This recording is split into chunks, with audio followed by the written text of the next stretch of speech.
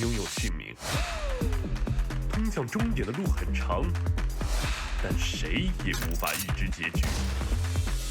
有人前倾暗影，谋而后动；有人拼尽全力，克敌机先。没有对与错，只有速度是唯一的答案。奔跑吧，在到达终点之前。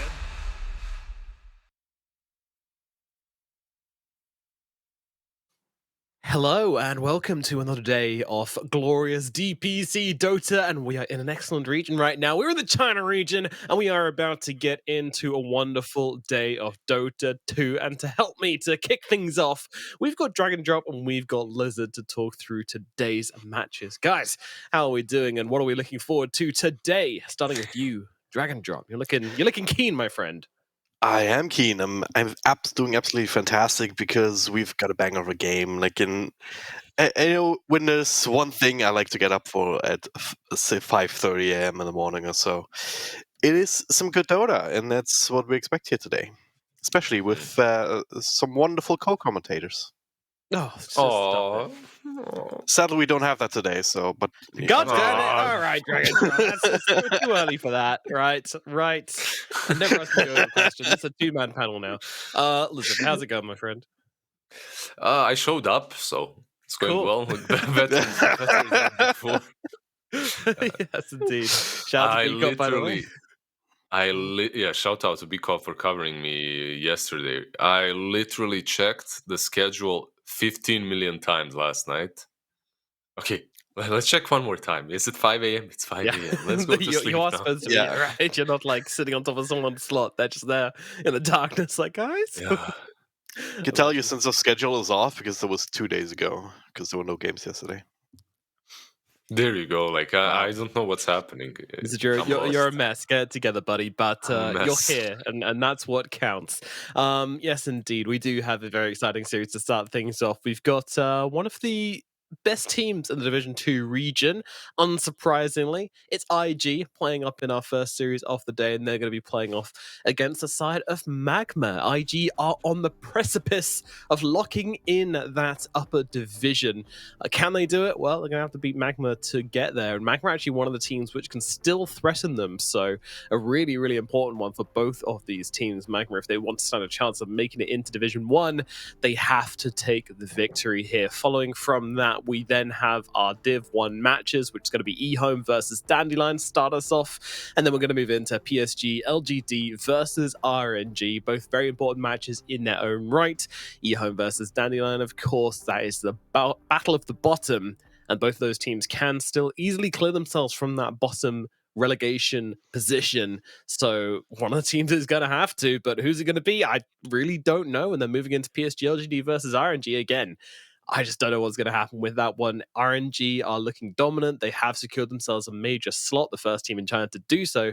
PSG.LGD, of course, looking to fight back and finally get themselves a win here. As you can see, incredibly far down the standings. Not what we expect from them at all, right, guys?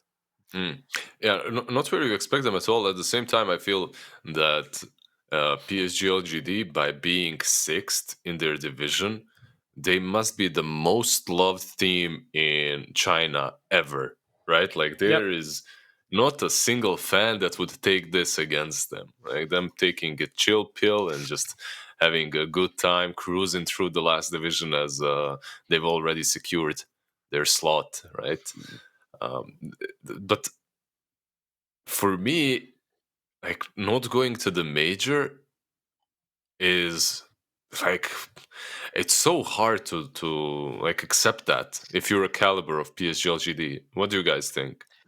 Yeah, I think so too. Because like, especially if you're a pro player, you must be craving lands after not going to them for so long, especially. Just as valuable experience as well, just to get back into the mindset before TI. You know, because that's an entirely different environment to playing from home or playing from a team house or hotel room. You know, maybe they will have Dota Pit again, and they can face off Team Spirit in it. Grand finals. But again, you know, like I agree with Clement's point though. Like it's really, really hard for them to like how do you go from playing TI to like having a break to then your next land being another TI? Like TI. that sounds that sounds a little bit scuffed to me. Us Thompson, I guess, but yeah, that's not. Yeah, I guess That sounds OG, man. That sounds very OG. it does sound very OG. But OG is a bit of an exception in that regard, right? It's not really the rule. Yeah, I guess. I mean, had Team Spirit played? I guess they had. Yeah, they played quite a few lands that year coming into TI. They played Animajor. They played. Yeah. So, yeah, who knows? Animajor was the first, I think. Was it? Okay. Yeah, I think you're right. so. Yeah, because we didn't have a lot of lands. It was still COVID and everything. Yeah. Did they go to the Singapore major? I'm not that's sure. what I'm trying to remember. I feel like they didn't, but that's just a hunch. I don't have the information in front of me. But anyway, let's talk about the series we've got coming up because it is pretty important. As I mentioned before, it is IG versus the side of Magma. Now, IG are very, very close to locking in that promotional spot and getting themselves into Division 1 for the next round of DPC action. However, in order to do so, they have to take down Team Magma. Now, Magma are one of the few teams which can still threaten that slot. It is them at the top, but Magma, this is their shot. This is their moment. Can they make it happen? Clemens, you've been watching Div 2, you've been casting Div 2, you've been the early bird every single time. So from what Magma has shown us, do they have the potential to take down IG? Could it happen? Absolutely, yeah. There's no doubt about that. The only question is whether they can bring that potential in today, and also what kind of IG we have today, because they've also been looking a bit shaky, perhaps less shakier than a lot of these other tier 2 teams, because the record speaks for itself, right? They're still sitting at 5-1, but they did lose against CDC, so that's I don't know how much of an indictment that is on IG, or how much of that is CDC just owning, because they've also been owning most other people after their first match that ended up losing against Magma, if I'm not mistaken. Yep. So yeah, that's the thing about this Division 2. Like, you can't really predict anything, but you can expect the unexpected, I suppose. Like Magma, I can definitely see them walking away with a 2-1 victory here or something like that. You can. I don't know in what simulation, Elon Musk's simulation we live in, but I still can't handle IG being in Division 2. I just want them to get out. Can they do 2-0 so that nature can finally heal? You just can't have all these players in Division 2, man. It's like, I don't know. It's like having Secret in Division 2 for 2 seasons in a row, right? Like, yeah. No, it's worse. I feel that it's worse. I mean, there's so much experience and so much potential, and these guys won a major last year. Like it's 2 years ago. It's ridiculous. It's a ridiculous position to be in, but alas, it's the position we are in. Yeah, does Emo look way more mature in this picture than last year? He does, doesn't he? Does he? Yeah, he does. All right. For me, at least, he does. Meanwhile, Magma looks as energized as ever. Literally have Magma on top of them and behind them. Yeah, they're hot. Just red, drawing the power straight from that. Who is that in the middle? They are born to. This is like the most natural esports photo I've ever seen, and we've been through like thousands of these, and no one has ever managed to look even remotely like comfortable. And this guy's just he's given it one of the worst ones as well. The come at me kind of finger lure, which usually looks awful. He's just pulling it out, dude. He's absolutely owning it. I didn't even see the finger. I thought that he's just chilling there with his hands in his pockets. Yeah, he's just natural, dude. It's so natural, yeah. I want to come over. That's how I feel. I was literally going through my Instagram pictures, right? Mm-hmm. And I scrolled down. I took a trip down memory lane, scrolled deep down, saw myself in a jersey. Archived that big boy real fast. I just noticed that the picture on the DPC website, they have a different lineup. Because that's one in the middle right here, and he's on the center left on the website. But yeah, conspiracy. What do you they think? also look great on the website though. Like okay. So I think they have that in common. Look at that average time to first rush kill. Well, that's crazy for Magma. Like 16 minutes 40 seconds. They've been playing quick, right? Dragging it up. Yeah. So when they're in the role, then they're pretty good about just taking that early game advantage, like especially like they're going back to the Myanmar Earth Spirits or the Mercy Earth Spirit, I suppose. And they really like to play this kind of pace, just pick us here and there and roll that into objectives, be it the Tier 1 towers or be it Roshan, if they have the lineup for it. Do you get the same problem, drag and drop? Like you said Earth Spirit, and then you're talking about rolling into the win condition and everything. Like you mentioned a hero, and then subconsciously the spells go into your brain and you start making puns that you don't intend to. Does it happen? Yes, but as I'm German, I do intend every single one of them, so it's different. Yeah, he's German. He's got this whole thing planned out. This is none of this is improvised. This is a full. I'm reading off the script. He's already done the prep. I don't know, man. I've seen German trains. He's telling me about their accuracy, punctuality. I haven't really experienced. Is there anything standing out besides this Warlock that's 7-1, or perhaps Golem? Yeah, the Golem. 7 on one side, 1 on the other. Just the Golem. I mean, that is accurate to what like Warlock players think of when they want to play Warlock. Not thinking like, oh boy, I can't wait to use Shadow Word on people. They want to drop that rock, baby. Let's go. Yeah. I'm looking at Dawnbreaker just being picked by Magma 4 times, and Treant Protector only picked by IG, and the other times those are some interesting ones. And then of course Death Prophet is another highly contested hero, 6 and 4. Guys, I'm sorry. I just remembered my dream last night. It has nothing to do with any of these heroes. Maybe. Yeah, it doesn't. I literally dreamed. You know how in Dota 1 we had hero names? Mm-hmm. So I just remembered the dream that I had before falling to deep sleep. It was about Dragon Knight. So I dreamt that I'm playing Dragon Knight, and every time I play it, it has a different name, right? It had the name that it usually had. I can't remember. And then I play it again, and it has the name The Rock, because he's strong as a stout, and I literally called Black to tell him, Black, it's your favorite actor, has a name in Dota. That's it. That's my story. I don't know. What an exciting dream! Thank you so much for sharing that with us. Yeah, no problem. I'm always there for sharing. Sharing is caring. I think it's important. Yeah. Panel was getting a bit too exciting. Let's just don't worry. I'll explain my my very mundane dream just to ground us again. I appreciate that.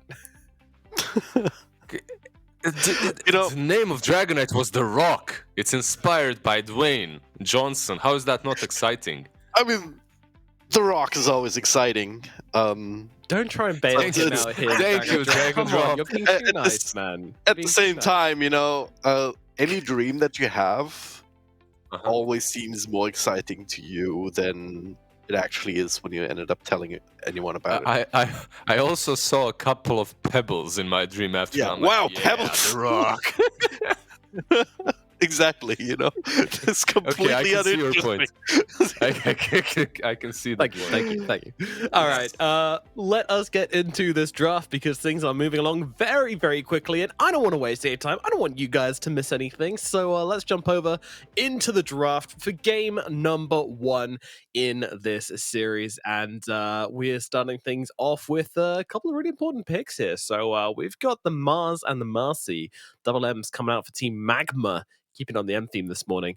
Meanwhile, IG, they're going to go for the Death Prophet and the Treant Protector as their opening duo. So very, very different here. Would you say we have Marcy on Team Magma? Nomad? I would say that, yes. Nice. It's a nice little combo there. It's a reach, but I picked up on it. What do you mean it's a reach? It's not a reach. Her name's already Marcy. You can't combine like Mars and E. Yeah, of course you can. Marcy. It's Oh, also look at this flexing Mercy going who's on. going to be Oh. playing Marsley, so Oh, yeah. yeah, Apologies. it just fits, it all aligns. Marcy on Magma. There we go. That's a good tongue IG's twister to gotta, start our morning off. yeah.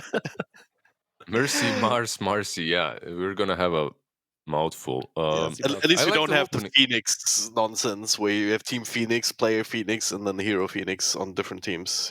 Yeah. Played by Storm. Yeah, play Yeah. Phoenix actually planned out. Whose opening do you like more, guys? It's a good question. You gotta love some Marcy, but DP Treant Protector, DP highly Stable. contested, very strong, gives you that push, that mid game push, stable lane. Treant Protector also able to extend the game, kind of give you more control about it. Like, this is a very strong opening, just strategically. Whereas Team Magma, they have very strong lane right off the bat as well. This classic, very strong offlane. With a lot of kill potential, so IG is gonna have to be careful about what kind of carry they want to put there. But Right.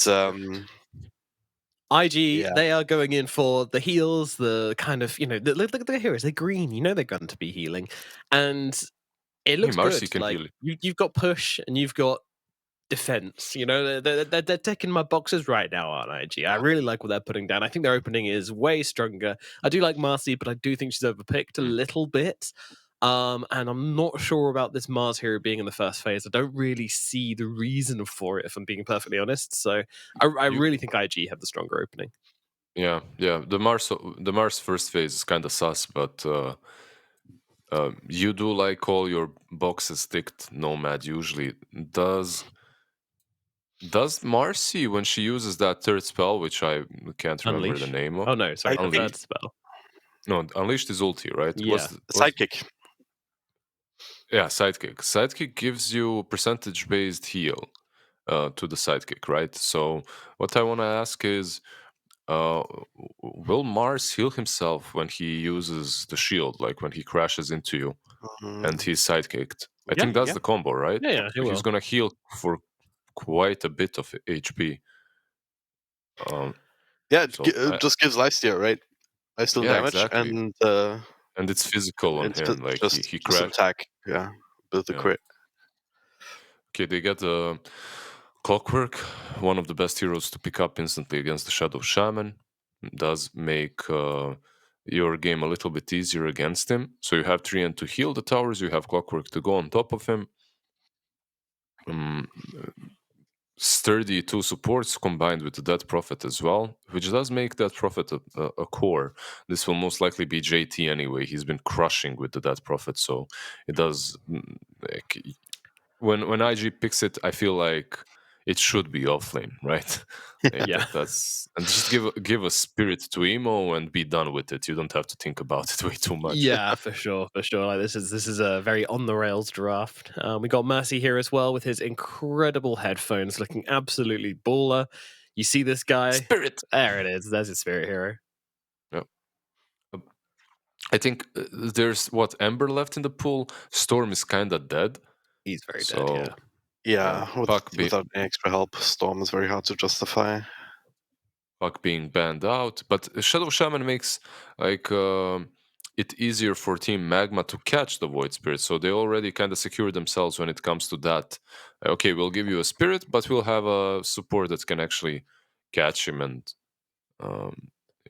just eliminate his presence from team fights. Yeah, Shaman was a call I actually wanted to make earlier, but I forgot. Trust me, guys. Okay. Because it's very contested between these two teams, and also when you're playing against IG, they're going to pick up the spirit hero. Like, you can just see this Shaman pick coming from a mile off, so it makes a lot of sense. And this lady draft from Team Magma actually looks scary. Like Mars the Protector, and then you have Lina unleashing full damage from distance. There's a lot of guns. Is that a snake behind him on the side of IG? Look at that. That's oh no! Someone tell them. He doesn't know. Oh no! We're gonna have a pause, and he's just gonna cut to his cam, and he's gonna be like, "What is that?" Yeah, could just be like a piece of clothes.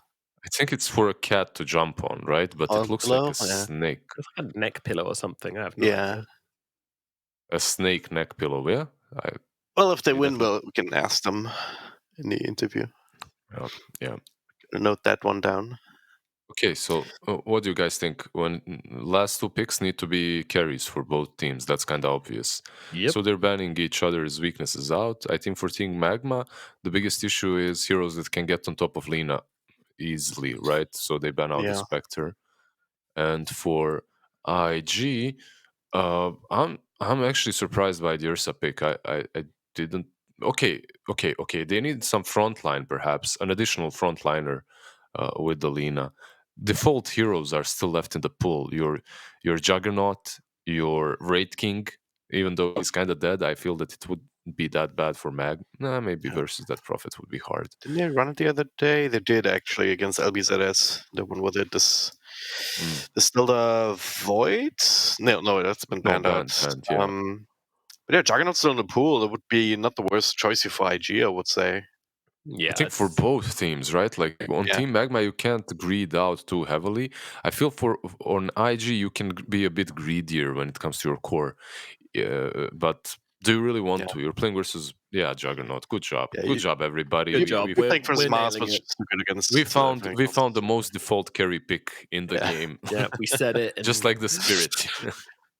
All right, let's go through. Let's do the easy things here. Yeah, exactly. So we got most picked heroes: TA banned, Ursa banned, Morphling still there. They play Ember on carry sometimes. Could be an opportunity there. Wraith King. I don't feel that. They could play Ember as well, I guess. Wouldn't be that bad because Lina is about to carry you anyway, right? Yeah, but it will fit into the color theme. Yeah. Very important. Thank you, Dragon Drop. I can also see him going for a tiny. Actually, I feel like a tiny carry looks kind of good here. You could go for a Slark, something that's been popping off recently. Yuck. But isn't like, in the Chinese region we've seen the Radiant Slark, right? Like it's very good versus Jug. But if there's ever a game where Slark could work, this might be one of them. You know. Yeah, you can get rid of the treant, silence everything. But the problem is, then your Lina really has to work hard. Yeah. Like, it's not like Lina is invulnerable in this Naga game. Siren here, right? Naga. Yeah. Yeah. Can you wake up, Nomad? The hell is this called? What's wrong with Naga? What is that? Tell me. No, I'm kidding. I just didn't see Naga ever in the last year. Maybe once she lost. It was played a couple of times. Not by Magma, I believe. Definitely not by Magma. No, they haven't touched it. But nice call anyway. Hey, I'm just fishing out here. If it comes up now, it's a yeah, exactly. You just throw out all the hero names that you know, and then one of them will get picked, and then you look like an amazing analyst. That's how it works. Yeah, I've said enough of the hero names at this point where we've probably got it covered. See? Oh my god damn it! No one called this. It's unusual to see that hero being picked up this late, but hey, yeah, we're all fired. Is it? Okay, TZY playing some good old. So who's the carry here? Is it the Marcy? What's happening? No, Kazi Marcy. No, it's not. Marcy is 5, right?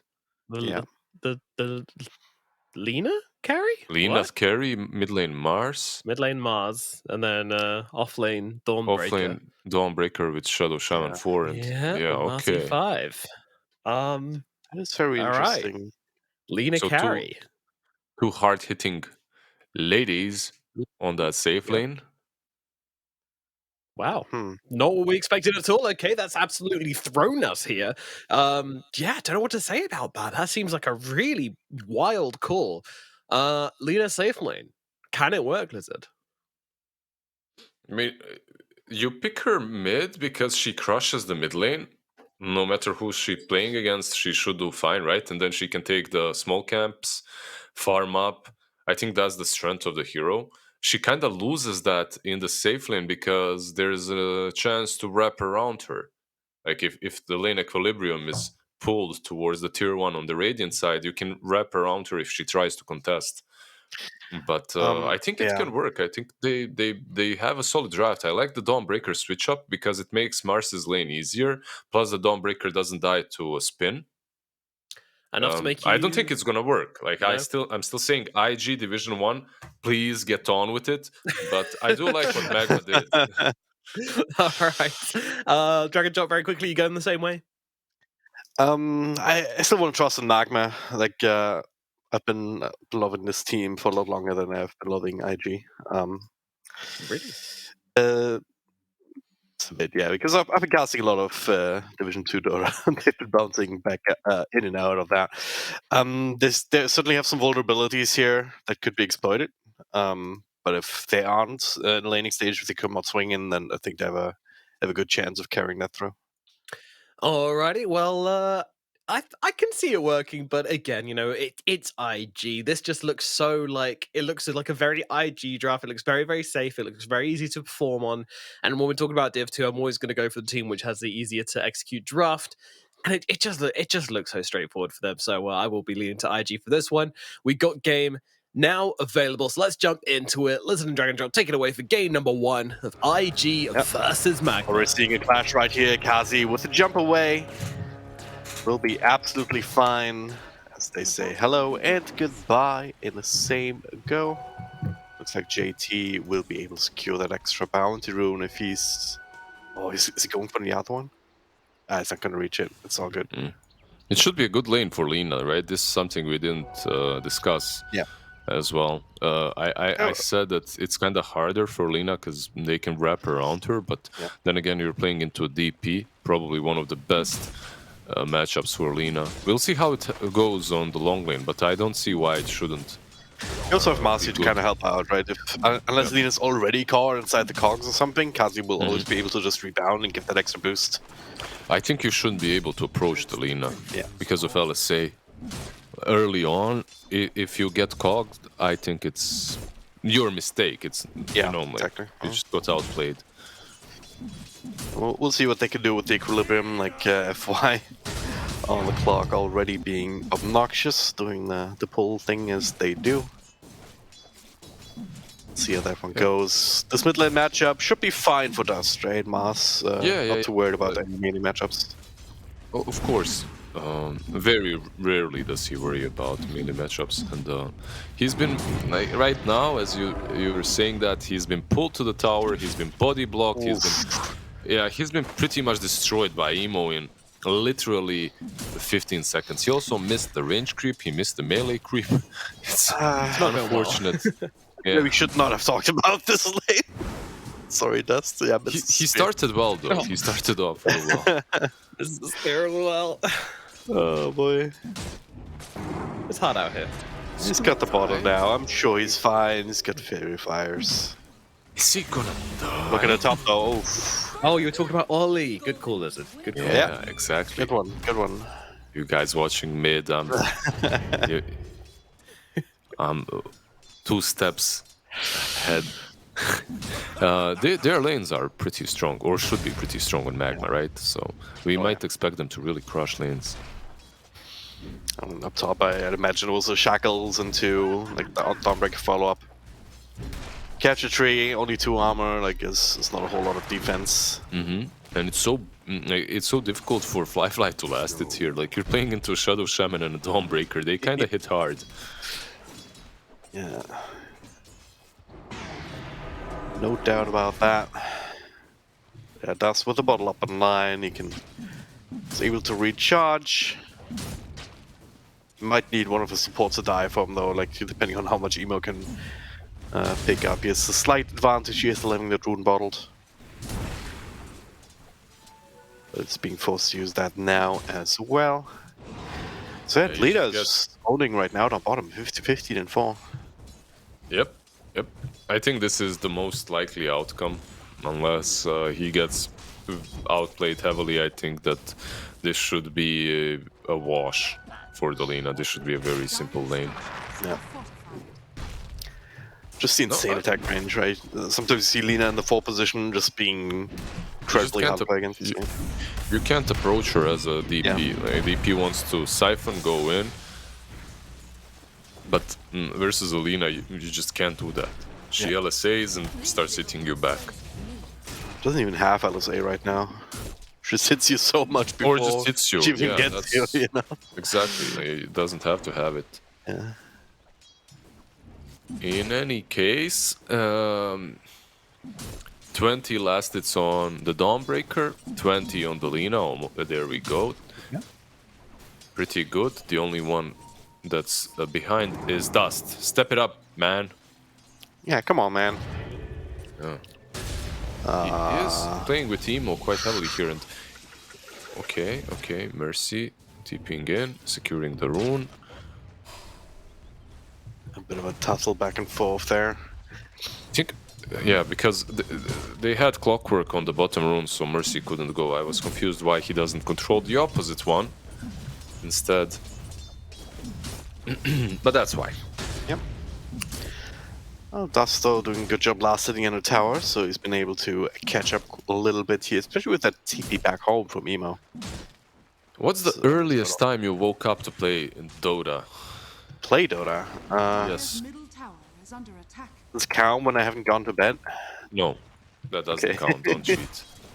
That's probably sometimes in the afternoon. In the afternoon.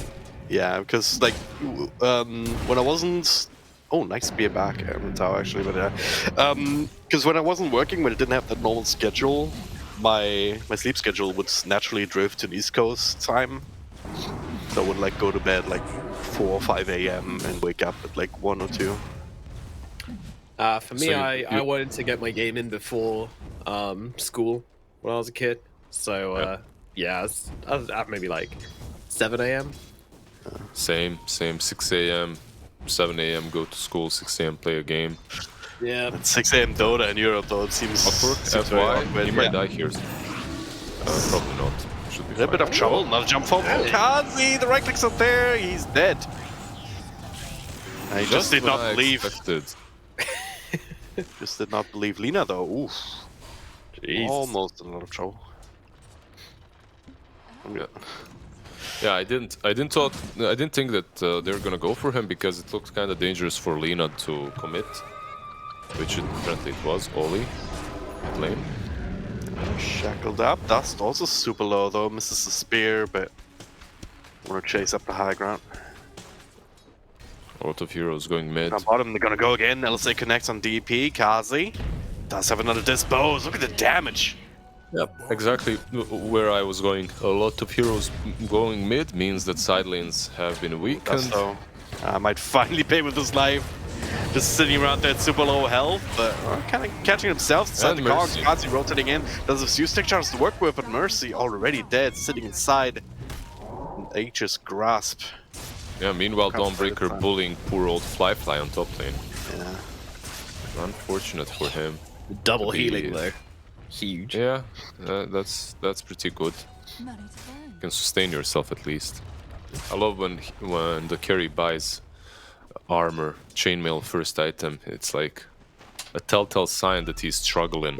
Seems very valuable, but Kazi finds a dispose and tree and protect him. Mercy is there to follow up, but FY. Enough of an interruption, perhaps, unless I want to commit the arena. Dust, and he does want to. Finds a spear. They do punish the old trained protector. Trained? The trained protector. Where did he train? Trained in with the rock, with the pebbles. Yeah, in tree school, you know. I see. There's actually a thing in Germany that we call Baumschule, which translates to tree school. Baumschule. Yeah. Really? Yeah, it's basically where they grow Christmas trees and whatnot. I don't know why it's called Baumschule. Wait, so you go to the school to No, grow no. Christmas trees? No, it's like a patch in the woods where they grow Christmas trees, and it's called. And there are kids there that school. grow them? No. Just child Why is it labor with the extra school steps, right? You just don't get it. Something We random. Good idea, though. Put the kids to work, Jesus. Child labor. Yeah, economy's struggling, right? Let's need to get them kids working. Yeah. How do they help a tree grow? Do they blow into the ground or do they sink to it? What do they do exactly? Yes, they dance around it in circles Uh-huh. and Okay, that chant sounds like a incantations. nightmare. Screw this. Yeah. I think I saw that horror movie actually. I'm not Yeah. sure. It's only the naughty kids who have to do that, though. So were you doing it? No, of course not. I was still supervising the other children. Oh, okay. That was Slave great driver. honor. Yeah. Great honor. Let's talk about so something like less that. depressing down bottom. JT pushing in this tower with the first exorcism. Is he FY gonna also get it hanging though, Dragon around. Drop? With all these people rotating in, I'm definitely sure that He's gonna get it. cancelled. He's gonna get it. Reveals himself. Marcy finds to jump away, so yeah, absolutely. The one's gonna go down up top though. Okay, Mercy, not quite dying. A lifeline though. Wi-Fi is almost gone. in. He's He so is dead. dead. Not get the memo that his team was not ready to help him out, so Magma, instead of trying desperately to hold on to bottom, they get a kill up top. They're not really in position. He to omni get slashed the that as upgrade. well. Like my guy was like, "Mum's not home. You know, no one's home. Home alone in the top lane. I'm going for it." Cheeky omni The slash. moment the eyes went. Oli can be caught here by Dust. He has the arena, so Oh, they see him now. yeah, he's caught. Oh, they What? didn't. They didn't see him? They didn't see him? No, they didn't. They didn't. Oh no. Well. Well, if he pops his head out, they will though. No, he's No, there. he's still. really playing on the edge. Very nicely done by him, because Arena obviously breaks trees and he can get caught here very easily. I think that's something that Mars does well. He catches all these tree miscreants like Hoodwink and Tree and Prophet and everyone that likes to hide. in Yeah, them all these trees. annoying creatures of the Monkey. forest. Just get a bit of deforestation in, you know, cut them down, Yeah. destroy their natural Yeah, habitat. Exactly. Nothing that satisfies me more like some global warming. That's more American than I expected from you, honestly. The full Euro panel, you know. Hey, what can you do? I There's always smoke felt that rotation way, here yeah. now is Dust still holding onto that arena. They also have man. level 6 now Shadow Shaman, so might be looking to set up for this mid tower here straight afterwards. I've been thinking about that Dragon Drop, and I believe that Slavs, we're the Southerners of Europe. Oh god, no. Yeah. Yeah, boy. Feels Batman. Yep. But the smoke's still not revealed until just now, and that's the 7 watts committed. Also have a catapult wave. Emo, FY. Don't really want to let go of this tower immediately, so starting to flick away. The spear off to the side. No Rita committed just yet. Not feeling great about actually fighting for this tower.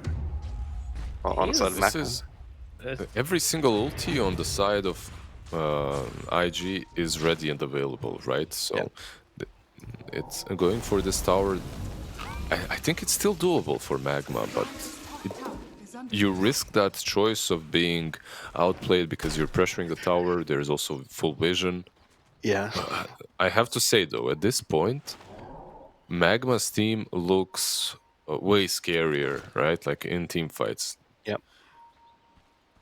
Well, if Lina gets to operate freely, right? Maybe that was the concern there with Dawnbreaker coming in, looking for the fight. Your Void Spirit controlled up. Now the Overgrowth wants one place inside the arena. Does his bed, but he starts to get the spells out. They're all sitting inside of it. FY so low. Now Lina gets the right click away, trying to burst down JT. A couple more right clicks needed, but they don't have it. Emo also still ready to go. Jumps up, gets 2. Oh no, full 5-man wipe here. So do get the remnants and another spell.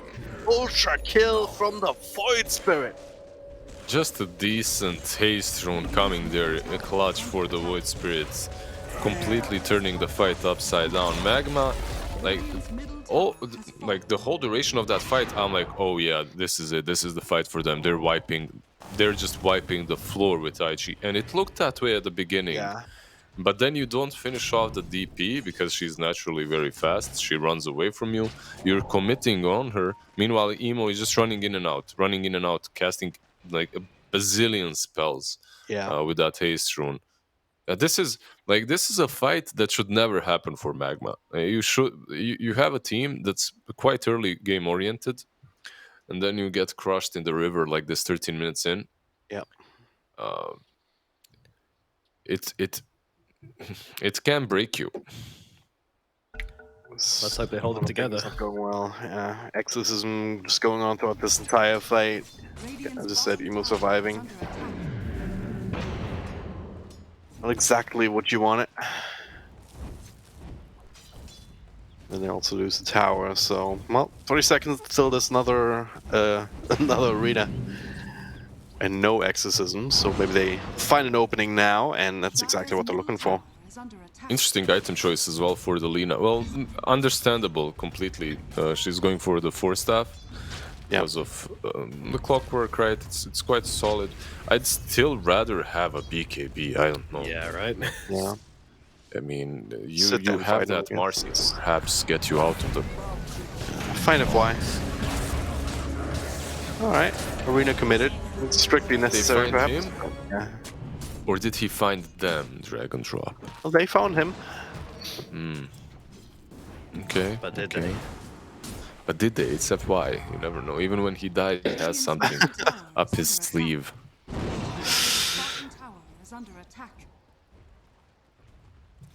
It was all a plan. It's long term. You need to think long term. Yeah. It's the same we use a lot. Like, what did he have up his sleeve? But the amount of people that actually have Why? label. He's in trouble, silenced up, but no, still a follow from JT. Trying to run him down. Yes, he's... Yeah, Oh, some man. of these kills are definitely coming a little bit too easily for IG. And Magma can't really find that foothold back again in the game. What are they waiting for? They have a 4-staff now on Lina. It's not like this massive item that changes everything, right? A BKB, I consider that to be a massive item that changes the way the game's played. 4-staff? That's not real. They figured that out now, I think. No, they On the didn't really foray, get anything. yeah. Well, the foray into the woods, just trying to get something done. But there's a Blink Dagger Mask now that might have been scouted out here if I clicked it properly. So is that the massive item? D-drop? It's pretty good timing, right? But it's not really necessarily going to help the Lina if they do get on top of her, right? That's you're right on that. There was also BKB now on Death Prophet, so killing off JT in these fights just got a lot harder too. Smoke up? Will you? No? Okay. Every time I see a team huddle the way they did, I'm like, okay. They just wanted a quick chat, you know? So who whisper does to each have other. things up their sleeves other than wizards and old people? You mean like heroes in the game, or...? No, like in real life. We use the term so much. What does he have up his sleeve? But like, people don't carry things in their sleeves except It's a magicians poker. and It's no like, upstanding and law-abiding people now. No, it's about card games, right? Like you have an ace up your sleeve, right? But oh yeah, you're cheating, right? Is he cheating? yeah, you're cheating. Wait, was that a serious question, or I can't believe you? I shouldn't have explained that, right? Like, I mean, I was trying to start a light-hearted conversation about it. Okay, yeah, sure. What do you think? What hero has it then? Shadow Shaman, I think he has a card up Warlock his as sleeve. well. No, so I think Shaman's Rubik? pretty scantily clad, right? Does Rubik have like a card game skin and whatnot? Is okay, TZY being gone on again. And there's no way out. He also used ulti. That's 2 minutes cooldown. That's problematic. If we were to make a hero tier list of look at Shaman, he's got his arms out, he's got nothing up his sleeve, he doesn't even have sleeves. Doesn't he have a set in which he has like a card? No? Maybe it's Rubik. That's like- Rubik. Rubik for sure, that's what I meant. Warlock is definitely top on my list of heroes with things up their sleeve. He's old and he's a wizard. I don't trust Shadow Shaman, that's all I'm saying. He'd be the first one that I look at and I'm like, yeah, I'm not playing any poker with you. I know you're cheating. Looking to fly, but he's just TPing out, so the rotation down bottom will not get anything done. Like, who would you rather play against, Dragon Drop and Nomad? Would you rather play against Jug or against Shadow Shaman? That's tricky because Jug has the mask. poker. Can't read him. Yeah, but I don't know. He just strikes me as okay. I can't read him, but he won't cheat. You know, like I can feel that he's honest. Meanwhile, Shadow Shaman, he's gonna hex me, shackle me. His serpents will arise. Oh. Is it still a card game at that point? You know? Sounded kind of kinky here. Oh, yeah, it's just gonna hex me and shackle me and just zap me with this electricity. It's like, yeah, no, that's not poke anymore. It's just a straight up team fight. This is Bosnian poker, And, drag and drop. It's very different. Yeah, it's just... I don't know. I'm just saying. There's no poker rules that I Card saw. batteries involved. I'm just saying that was a very simple rush. Guys, back on topic. Sorry, They get it. Yeah, I kept trying to bring it back to Dota and you guys just ignored me, so I... Who, you? It is what it is. BKB comes out on Dawnbreaker. Dire's bottom Drag and drop, you've only been talking about poker this whole game. I'm not gonna let you gaslight me, come on. Why do you keep going back to sleeves, drag and drop? Come on, bro. The BKB popped. That's another victory for IG, as it's a pretty long cooldown. They get that Aegis. They Wrap around catch. Mercy, and gone on. Let's see. Outbreak Gold coming in, but that's just... Jesus. that was questionable. And the best here is another fight up top. They get the Treant. They need to get out. TP out, TP out, TP out. The hook shot blocked by JT. Mistakes were made. Dire's Secret Some agent. is under attack. Some teammates will be reported. Yeah, if you've got an Overwatch case later, and it is this. Alright. So, slash up top. All that effective against us, so he'll be absolutely fine. The spin TP, though, is still available. Flyfly just wants to show that he's a big boy as well, and that he can deal damage. This game has been rough for him. Like, out of the core, he's the lowest net worth, so... Yep.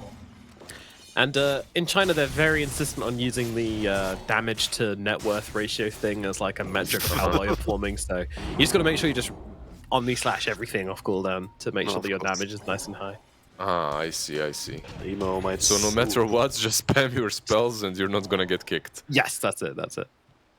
I remember, like, actually, when it comes to Flyfly, looking at this IG coming into season 1, like season 1 of the DPC leagues, even, right, when we started doing the leagues, he felt like the weakest link in IG, but steadily has improved, I would say, like looking much better. And look at that, Dust just healing up so heavily with side. Yeah, gotta be very careful. Here's Emo coming in right on top of him. There's so much control.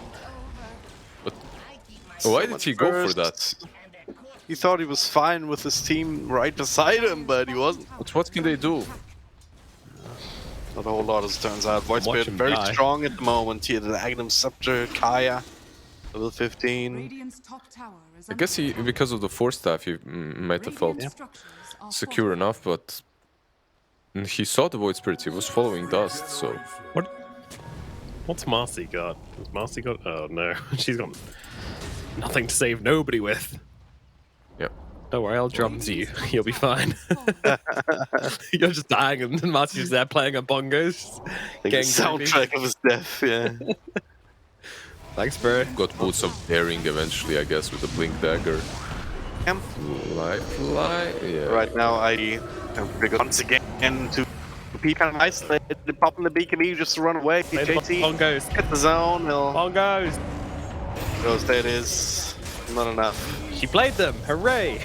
Radiant's top tower is under attack. Magma just keep getting picked off one by one, right? They never really find a proper team fight.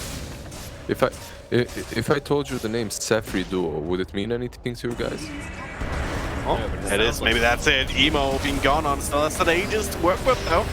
Shackles over on the side on Clockwork. Emo is still alive. They don't even trigger the Aegis. Now the overgrowth is from all place. Lena is down for the counter. Omni-slash bouncing.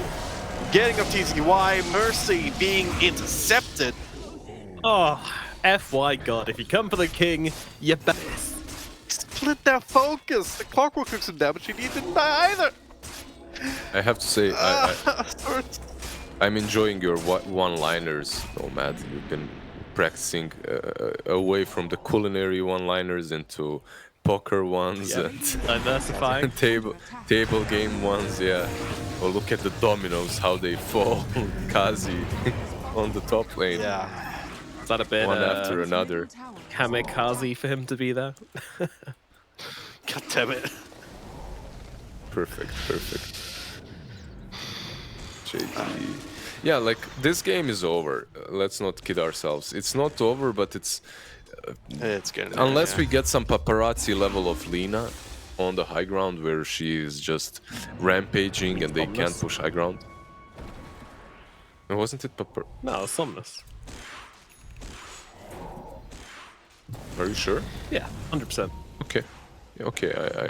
Okay, Nomad. Somnus.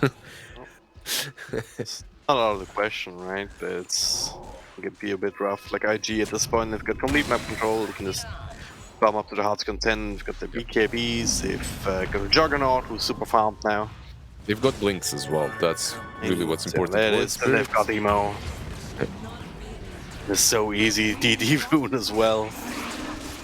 Yeah. That's really what it is. It's Emo being ultra fed, plus JT having a blink dagger. So you have these 1 and 2 and 3s that can jump the backlines and also can be followed up.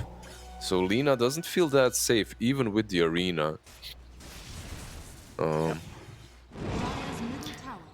Yeah, they did get out of the base at least. Do you like the fact that he doesn't even have the BKB? He just went Silver Edge.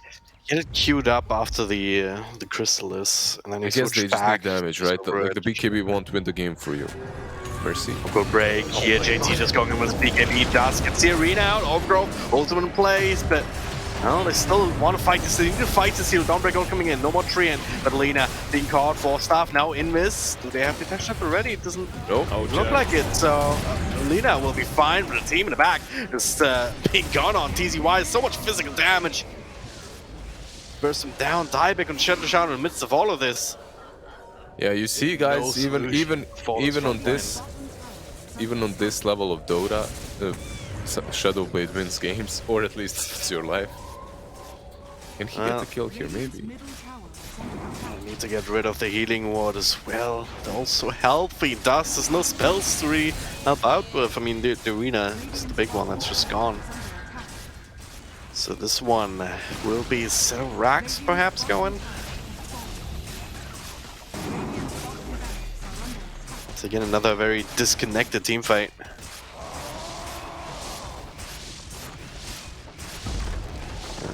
Rex will go down and they will leave.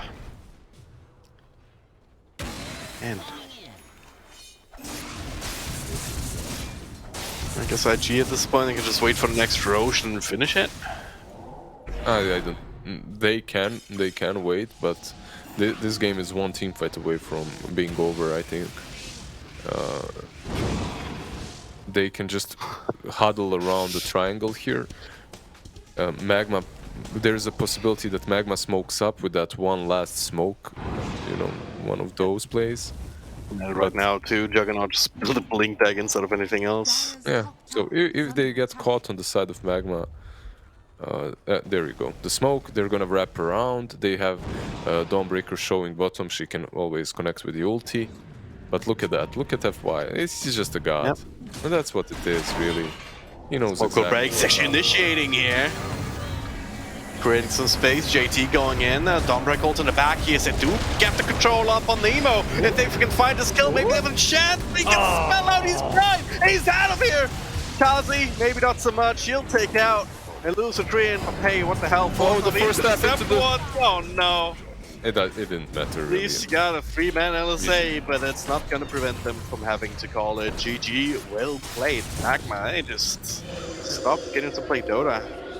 I felt bad having, like, calling this play in which... It's always like that, though, right? Like, there is this one play that you know is gonna happen. You also know that the possibility of it working out is really slim, but there is a chance, so you do it. They attempted, they went through the river, they try to wrap around. Basically what you're trying to do is you're trying to approach the triangle from the Roche entrance, right? Or to take the enemy jungle, one or two things. But FY, just on point, knowing exactly what's going to happen, standing there, breaking the smoke, breaking them in half, and securing this W for IG.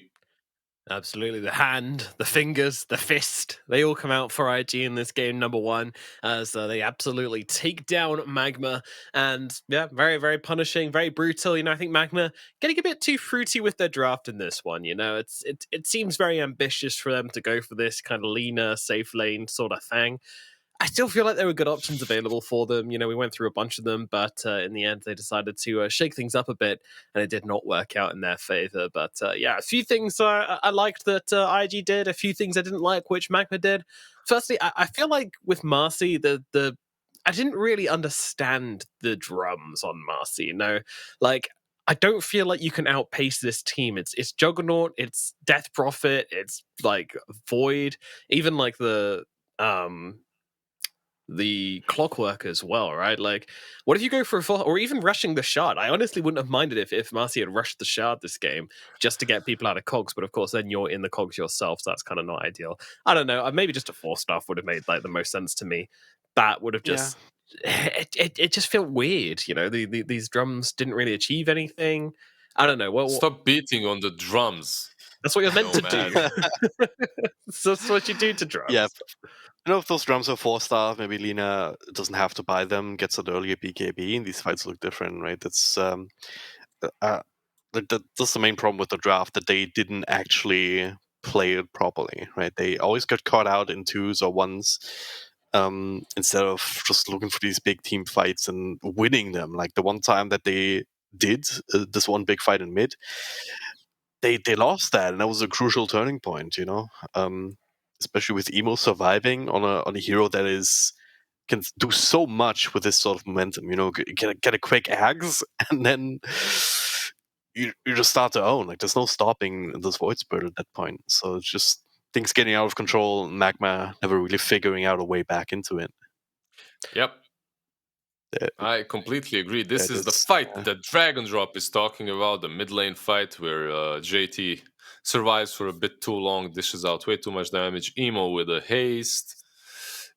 hasty little spirit, and then it doesn't matter. Plus, okay, you were beating on the drums. I'm gonna say the TZY really didn't have a good game as well. Yeah. Like none of them did, but Dawnbreaker really struggled to find anything done in this match. Like it wasn't great. Yeah, like the ultis as well. Yeah, some of them were solid, but in general, it all comes down to very good laning stage from Magma, a one laning stage, I would say. That turned into that disaster in the river, after which it's kind of difficult to play Dawnbreaker if you're not up front. I think this hero really loves being in the leading position, controlling the ball. If you aren't, it's like they go on you kind of don't want to use your ulti to save yourself because it's such a long cooldown. Yeah, they go on someone else, you don't really want to use that ulti because you won't be able to save them. You really have to play a good compact team game for the hero to work. No, you're absolutely right. And one thing I love about like so many of these clips, and we see this a lot when Marcy teams are losing, I just love watching someone die and then Marcy just running in and then just like doing that little kickflip off them and just like achieving, like, I know it's good. I know it gives them a huge speed boost, like 60%. I'm helping. It just looks so funny, She's like, don't worry, I'll help you. Just does like a sick little kickflip and just runs away. Like, oh, great. Thanks, Marcy. Appreciate it, bro. Yeah. It's an old classic, same as Dawnbreaker saying, "Oh, I've got my ultimate, I got your back," and then hero dies anyway, and Dawnbreaker obviously can't cancel and stay behind, Like, so you just jump in and die into the blender I go. Wish me luck. Strap on the speedos, I'm diving in.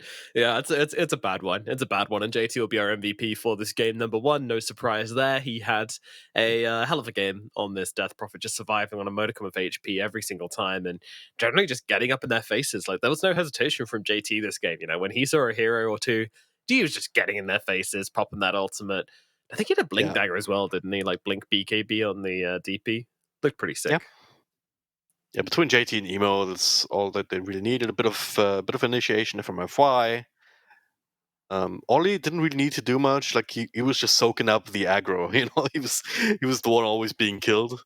And Fly was kind of there. He had the highest net worth in the end, but the lowest hero damage from the cores, even less than FY actually. FY had 1,000 more hero damage, but that's also a sign of a game that went exceptionally well, right? When your carry doesn't even need to do anything really. What does Invictus actually mean? Because obviously we know what Magma means. What does a word Invictus mean? Don't you know that? No. Do you?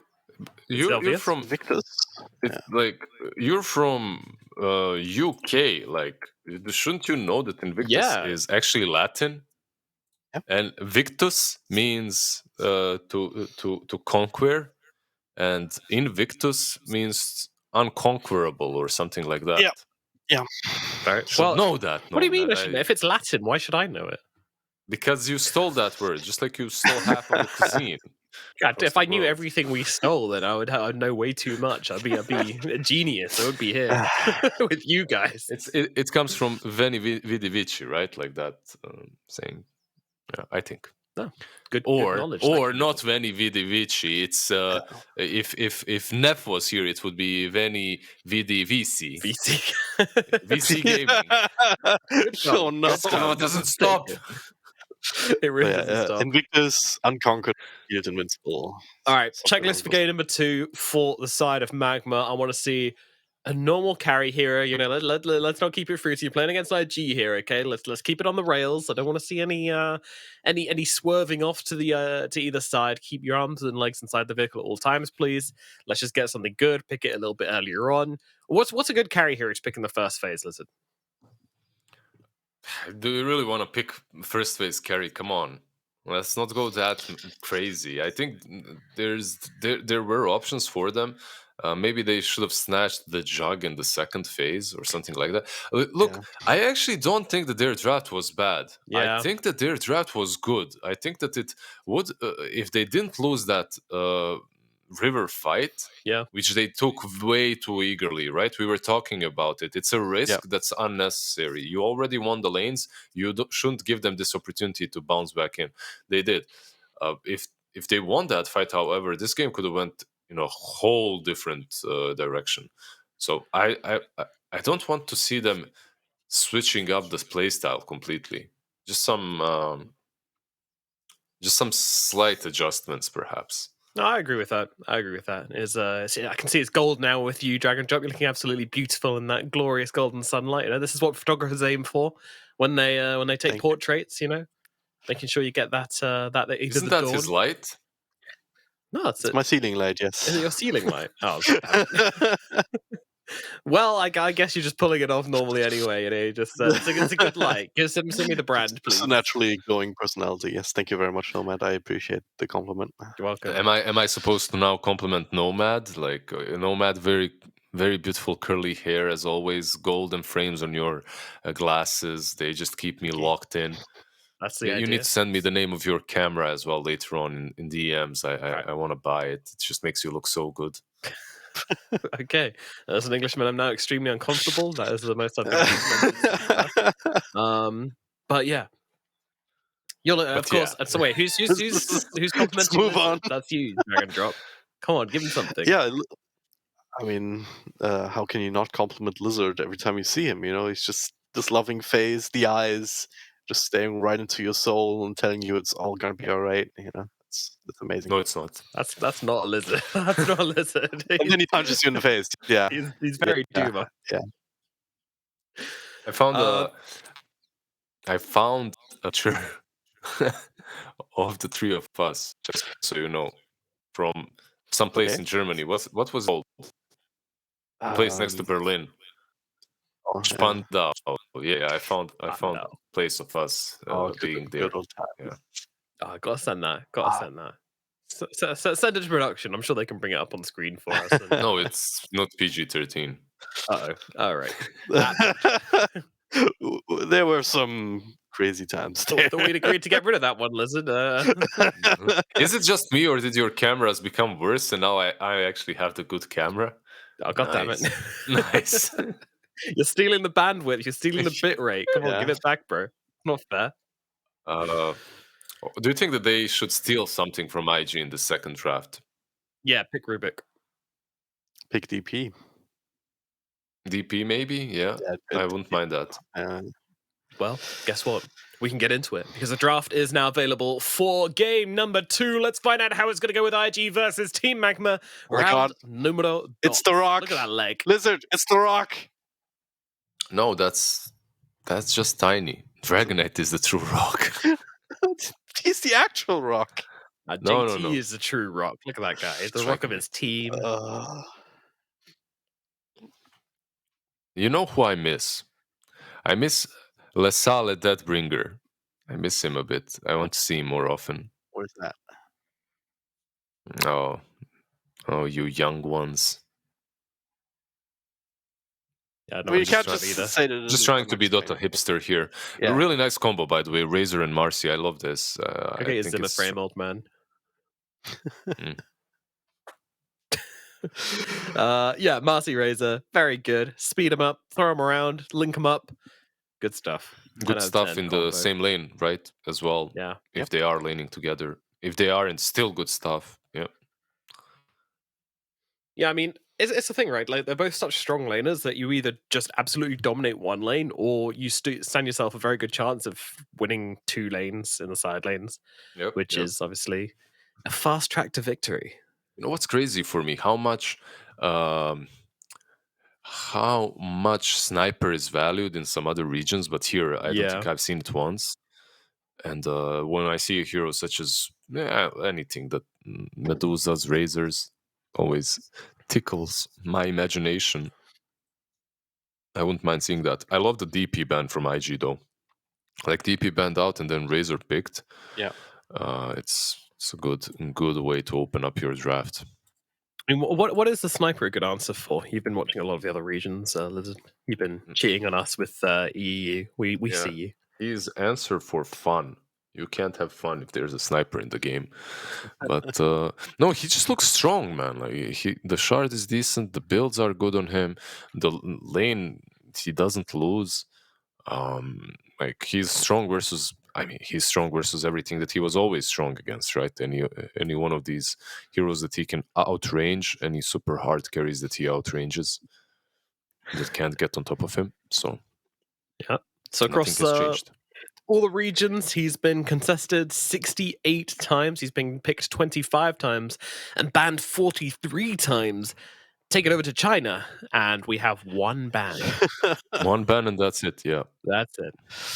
Literally, do not give a shit about Sniper. Major is gonna be fun. Like Major is not going to have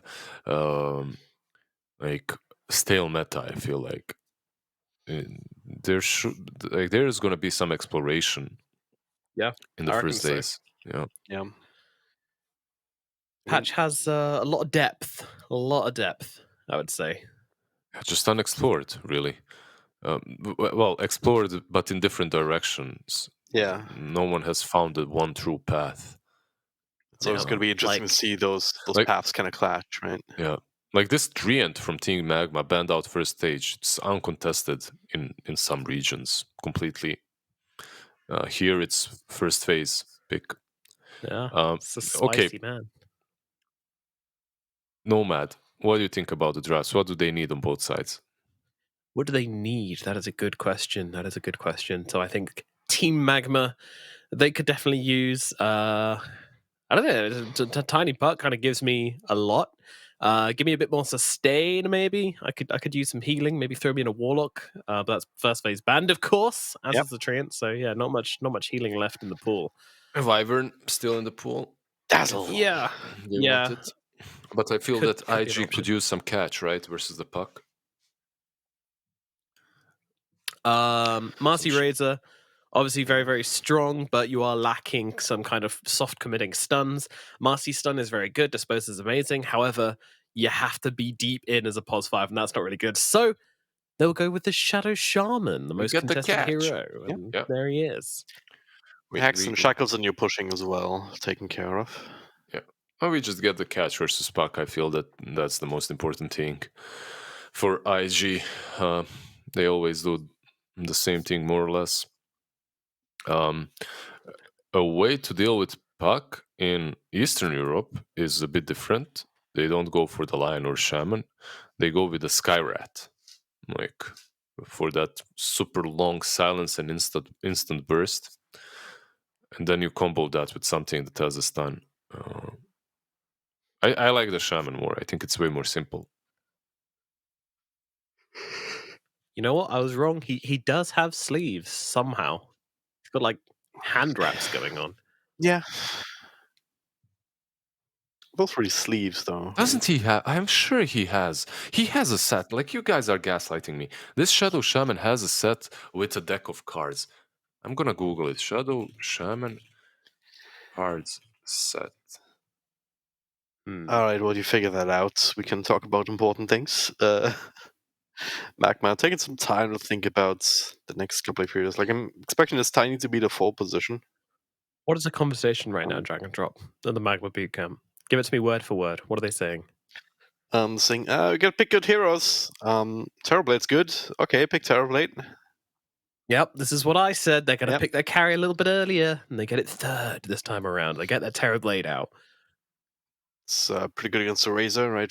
Based on physical damage, that hero mostly. So Terrorblade, with the high armor, doesn't really worry about that at all. It gives you the late game insurance, you know? Late game Scary insurance. carry. You trying to sell me something here, Drag and Drop? Yeah, I'm selling you a lineup with excellent late game insurance, powerful tower pushing potential. You know, some frontline. Well, damn, I'm sold. Hook me up. Good initiation, team fights, very warm team fights with the big AoE with the Phoenix. Oh, yes, and they pick Phoenix. Team Magma pick Phoenix. You've got the dragon combo, you know, I've got the Phoenix and the Puck. Okay, so I have found scrolls. Either of those are a dragon. I have found scrolls on him. I have not found. You're still on that, okay. Yeah, I have not found any cards, but I have found scrolls on the Shadow Shaman. All right, buddy, you keep looking for us, okay? Yeah. Try. I'm giving my all, my best. That's a list of brain, So- you know. If he finds something that he needs an answer to, he's just stuck on that. It's like when your kid's being annoying, you just go, oh, why don't you go and find a frog in the garden? They're just like, oh, there's frogs in the garden? Okay, I'll go find it. You're like, There's a frog in the garden. Where? Little does he know, we don't have a garden. You ever heard the term fight fire with fire? Well, that is what IG are doing right here. The answer to the Phoenix is, of course, the Ember Spirit, but not really. Those heroes don't really interact with each other much. No. But Ember Spirit's still very good. I love it against TB. I really do. I think this is a great answer. Always has been, right? Like one of these heroes that can dish out a ton of damage against the TB, all his illusions. Yep. Can get on Stay top away very from the easily. fights. Yep. You can also do that from a distance if you need to, you know, just chip away at him. Yep. I do like Team Magma's draft though. Like, you have this toss combo to break the coil, you have Avalanche to protect the egg, you have Dream Coil to set up for the egg. When it comes to egg hitters on the side of IG, you don't have anyone. That's maybe one of the reasons Ursa has been banned out. I wouldn't mind Jug again for IG. No, Doesn't Marcy ult work against the egg? that's true, actually. I don't know. It should. Yeah, it does. It does. Of course it does. But it's very difficult for Marcy Pos 5 to run into a team fight and start hitting the egg. You're not going to survive through that. It's tricky. I mean, if you kill the egg, then you don't need to survive, right? Yeah, but like, you're not going to get it's only 3 hits in a burst, so you're not going to be able to take it down that quickly. It's not that good. I've played it quite a lot. It's not that good. Yeah, but that's because you played feel it as well. Well, yeah, I know garbage. There's also that factor as well. But me seeing that egg and just going, oh yeah, I'm gonna take that bad boy down, just sprinting into the fight and then getting my face burnt off. It's not a good look. No. Timbersaw going to be the final pickup for Team Magma here. Not sure about this one, actually. Well, they don't necessarily need anything on their side, right? When you look at these heroes, the first 4 kind of have it all handled. The pushing, the team fighting. You just get this big beast. That's a problem. The last pick of Magma is literally a problem. They're throwing it at IG. Here, deal with this. There's not a lot of magic bursts on IG. Like, there's some damage over time, but Timbersaw doesn't really care too much about that. Like, if he gets a hood, he'll be Gucci. quite a long time. Yeah, and this tiny Timbersaw lane, I mean, it's a little scary. There's kill threat there, for sure. Yeah. It does feel a bit greedy, perhaps. And they will answer with that Juggernaut once again. Yeah, the Back to default. Jug was the most obvious again. Not only because he's the default carry, but because you're playing into the Phoenix, you actually Yep. can lane versus TZY. Yeah, okay, I don't mind the Jug. I still feel that Team Magma has a pretty solid chance once again and a pretty solid draft. What I like about the Tiny is not that he is good in the lane with the Timber, but that he can leave the Timber and go mid. Perhaps make Emo's game a little bit harder because he crushed last time. If Tiny can make a difference here on the mid lane and the puck goes out of control, we might just go to game 3. Yeah, I think that's going to have to be the name of the game. Like Magma, they suddenly have a much superior team fight. They have a lot of beefy, sustainable heroes, like of course Dust on the puck. He's going to be running around, being very hard to catch. Timbersaw, very tanky. Terrorblade also. Once he gets a couple of items to buff up that health pool, he should be okay. And then all backed up by the Phoenix. Yeah, it's going to be down to Invictus Gaming and their individual skill really to try and find a way in these team fights to counter out the egg, counter out the coil, this kind of combo. Yeah, I mean, doesn't the Jug do all of that though? Like, you can't coil him really. Like, you're just gonna spin himself out of it. Yeah, but then and go and kill the egg. Like this, I'm not super worried about. it all kind of his comes down to points. positioning, right? It's Jug can do that, but he doesn't automatically do that, right? Yeah, and So- is he going to have a good lane versus the Terrorblade? Against the Timbersaw, I think he should, right? I think he should. So I'm happy to go IG for the 2-0 here, but I can definitely see how Magma can win this game. I think you guys are absolutely right. Like, it's a solid draft. Again, I think this team's one of their strengths has been their drafting. Did get a little wacky last time, but it still ended up, we didn't dislike the draft going into it, but yeah, let's find out what happens. We got game number 2, kick it off right now. So let's jump into the game to find out how this one's going to go. Can IG secure themselves Division 1 at long last after spending 2 brutal shifts down in Division 2? Or is Magma going to make a comeback and threaten them once again? Let's find out. Well, IG was certainly looking much more put together in that game number 1. So that's the one thing that makes me a bit worried about Magma, but I still believe that the draft is slightly better here. Lizard, are you still looking at Shadow Shaman sets, or what are your thoughts on this one? Hello? He's grabbing water. He's gone. He's grabbing water. Let's grab some water. Oh man. Use Alpha to everybody. Well, should have just gone into the river here. There's even a juicy bounty rune in there. Would you drink this river water? Would you drink the water from the Dota River? I was super thirsty, yeah. Yeah, it looks pretty clean. I'll be honest. It doesn't look dirty at all. You can see right through it, crystal clear. I'd be drinking that crap up all day. Hell yeah. I mean, up in the north, a few critters kind of flying about, but that's part of it, of course. There's a little bit of bug eggs never hurt anyone. Yeah, except people who've died from parasite infections. Healthcare is for. Exactly. And it's all free for us. I mean, there is a lot of walking in the river, though, so I guess there's that. And dying, I suppose, so... A couple of decomposing hero corpses in there might be a little bit... That's a bit more concerning, yeah. The walking maybe not so much because... Come on. Will he just live? had a... Oh! There is stuff happening! He's so fine right now. I don't know what your problem is. No, stop. Welcome back, Lizard. No, I was never gone. I was just listening to you two beautiful voices. Oh, of course, of course. You already revealed your secrets. Dragon dropped through to you or ask you a question. Really? You got out of it, yeah. I tried to cover for you, bro. I tried to cover for you. Yeah, I need to get some water, you know. Yeah. No, if you were I'm a prepared, thirsty you would boy. already have had water from the beginning, God. you know. Dragon drop, chill. It's just Poor a truth, guy. you know. Sorry for standing up. Yeah, Drag and drop. can't do that. You have work to do. Yeah. Top lane Oli. TP's out. Bye. Yeah, only to the tower though, so won't be gone for too long. Can salve right back up. I like how his reflection just like sprinted over to him to go and hit him again.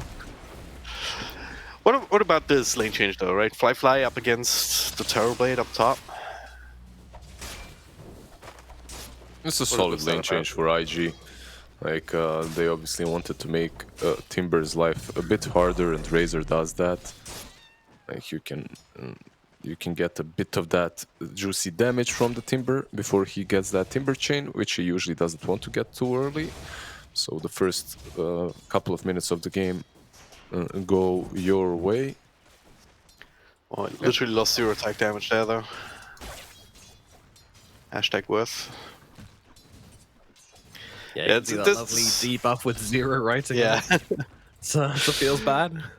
Those two different builds on Timber Saws, right? Of course, you get the extra points in reactive armor, like 2 or 3, eventually at least. And then you either go into the Whirling Death or the Timber Chain, one or the other. Kind of depends on what heroes you're up against, right? If you're up against strength heroes, you'd rather have the Whirling Death.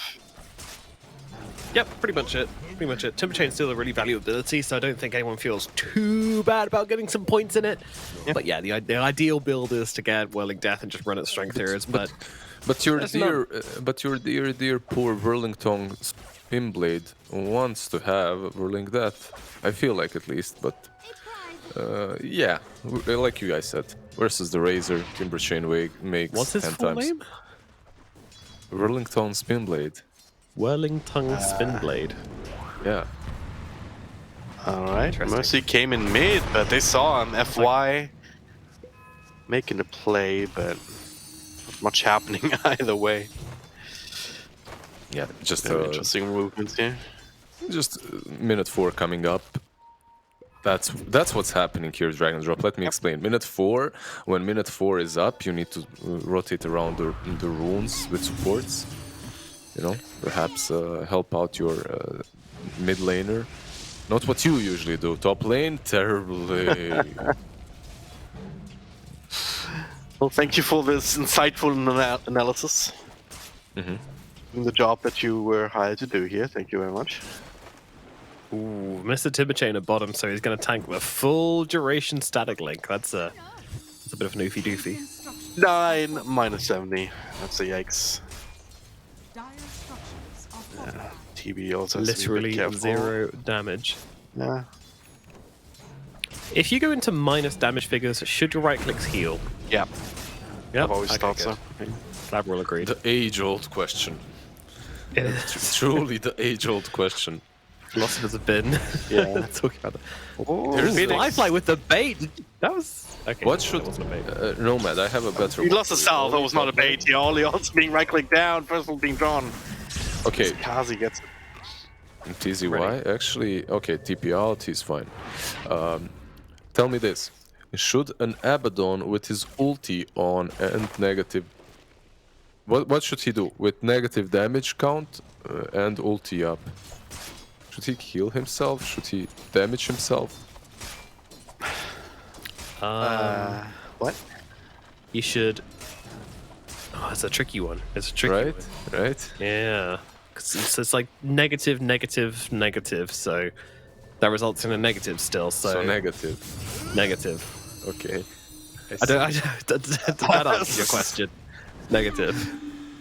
I'm not sure the premise of that would be correct in the first place, but Why not? It's very high IQ. I don't expect you to.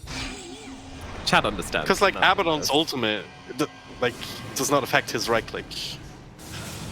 Holy be gone on mid, burned down. So goodbye. I don't think Dragon Drop understands Nomad. No, I don't understand what you are on He about. doesn't understand. He's trying to use his feeble German logic. Excuse me. Just say feeble. Yeah, because no one thinks the Germans are going for this. It's definitely their logic.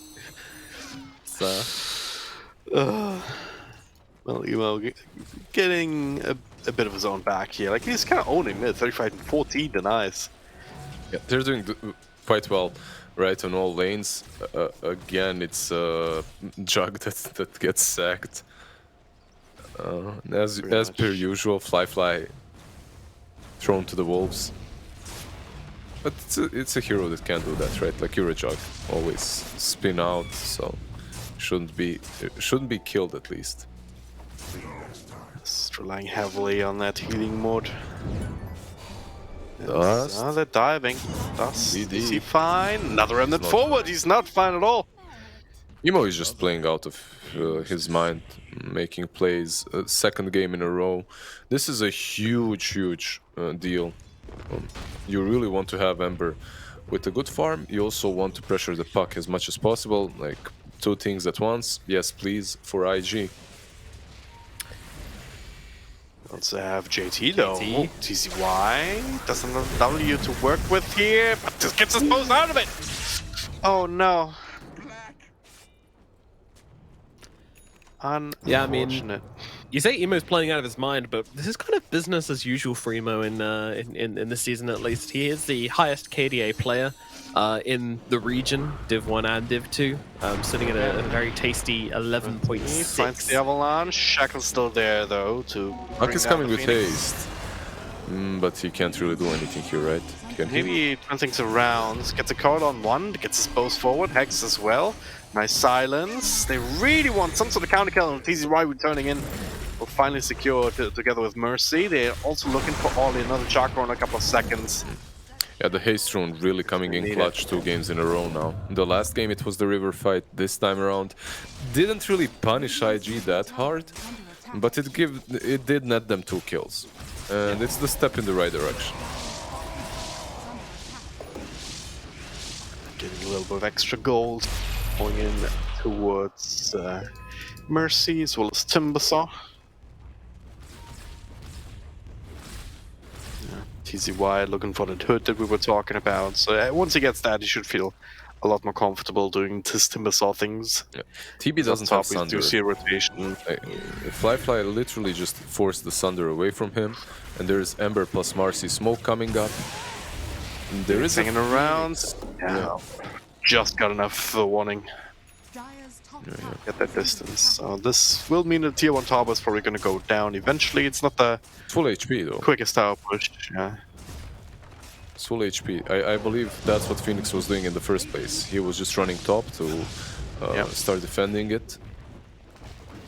But they can dive him. He should be fine. He can also dive though. Yeah, the problem is you're not defending, you're not pulling the creeps away, you're not doing what you came here to do. So you're kind of just stuck in the trees. But at least he's gonna get some exp. That's what you want, experience, right? Like you have... Tiny doesn't truly care about exp, so you can buy that tome. But still, it would be nicer to get one level 6 without the tome early on. It's even an XP range. Nope. Do you guys want to hear my idea for second Roche? Slightly. Second Roche? Yeah. Would it be pink? Sure, yeah, I can do pink. It's another Roshan, but this one upgrades towers when you fortify them instead, right? So you know how the tier 2 towers get multi-shot whenever you fortify them, same with tier 3 and everything. All of them have single shot, but when you kill this second Roche, the pink Roche, then when you fortify, they all gain split shot, and then when you kill them a second time, they gain something else, you know, like... Wait, Roshan gets split shot. No, Roshan doesn't get anything. Screw Roshan. But he's pink. Oh, he's pink, yeah. You don't mean the second Roche, but another... No, another Roche-like thing. Another Roche-like being, yes. On the other side of the river. And when you kill it... Sounds very League of Legends from you, so I'm very disappointed. No. I don't know what that game is. And when the tower... when he dies, the towers become pink as well? Yeah, they can do. And what else do they get? Split shot, when you fortify them. But they already get that. No, but they don't anymore in this update. It gets taken away, and then... It's a cool idea, right? I see. Else, so you would take it away and give it back. Yeah, the Ice Frog special. Okay. It's like, we got rid of open wounds. Just kidding. Here you go. We got it back with a shard again. Imagine if Nomad was actually Ice Frog, Dragon Drop. Oh, this game would be dead This and game would buried. be Oh, the dodge in the forever, middle yeah. lane. Oh no. They were setting. Unfortunate. Yeah, they were setting this up. Tiny was behind the tower. I don't think that Emo. I think he just went in for the sleight of fist, and it was an unfortunate attempt to catch him as he was slighting. Yeah. But nonetheless, That's not like a cooldown, but Dust Dire's top tower is under attack. chase out of his jungle right now is a bit awkward here. Mercy. No combo back out on Emo, but they're looking for something more here. JT coming in from the other side, Sims Ollie. But, alright, next up on the Phoenix. Supernova is available though whenever they want it. For now, it's a Sunray. JT inside the river. Fly barely gets a lift. It's EZY. He has other plans, trying to burst them down, going in very deep, perhaps too deep. Stunned up, takes a lot of damage. He's down for the count. While the Healing Wall just keeps IG ready to fight on. yeah, both teams going a bit too deep. Shadow Shaman first, then the Timber Saw afterwards, getting disposed, killed off. It was a nice attempt from IG to pressure, and they can do it again. Now the Shadow Shaman is up. You have the wards, you can drop them if you wish, which you will. Here's Coil and Supernova. They didn't use Egg. Best Coil. They did not use it, they use it now. As Too deep. they'll just run away from it. Yeah, it's just.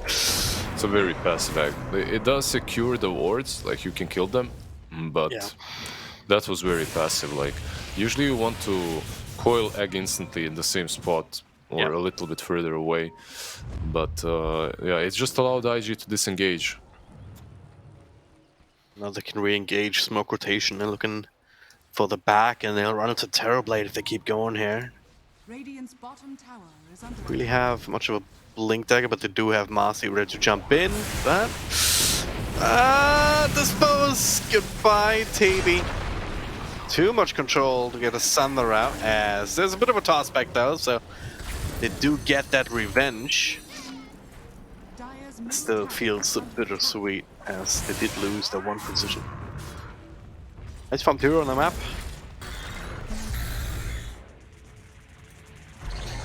They'll probably have to deny their mid tower. Holding on to it for now. For now. Yeah.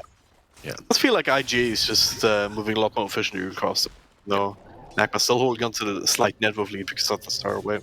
Yeah, TB is doing what he must, and that's carry this game.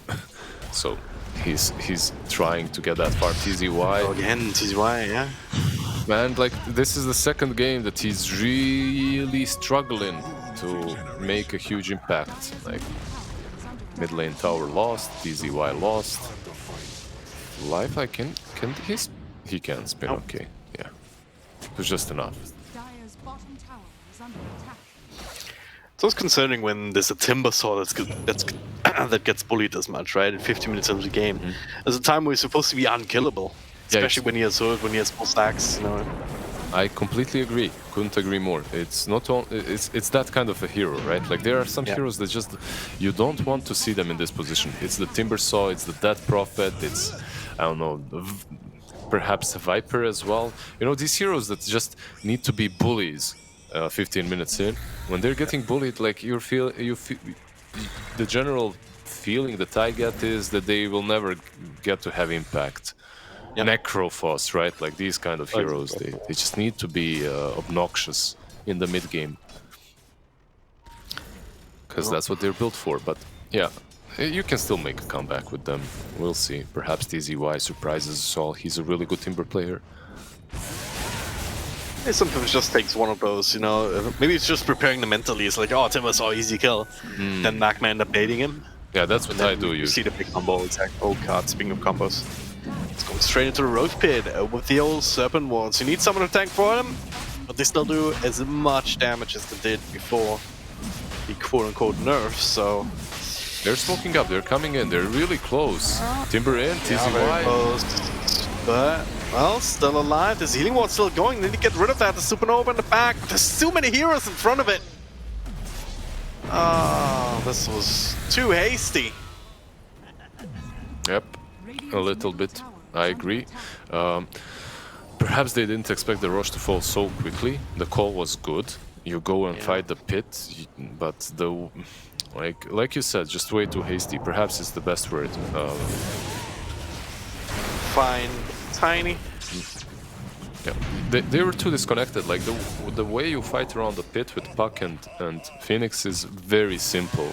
Like you have ways of scouting out. The egg should be always on the opposite side of the pit, away from the jug, so he can't just spin and kill it.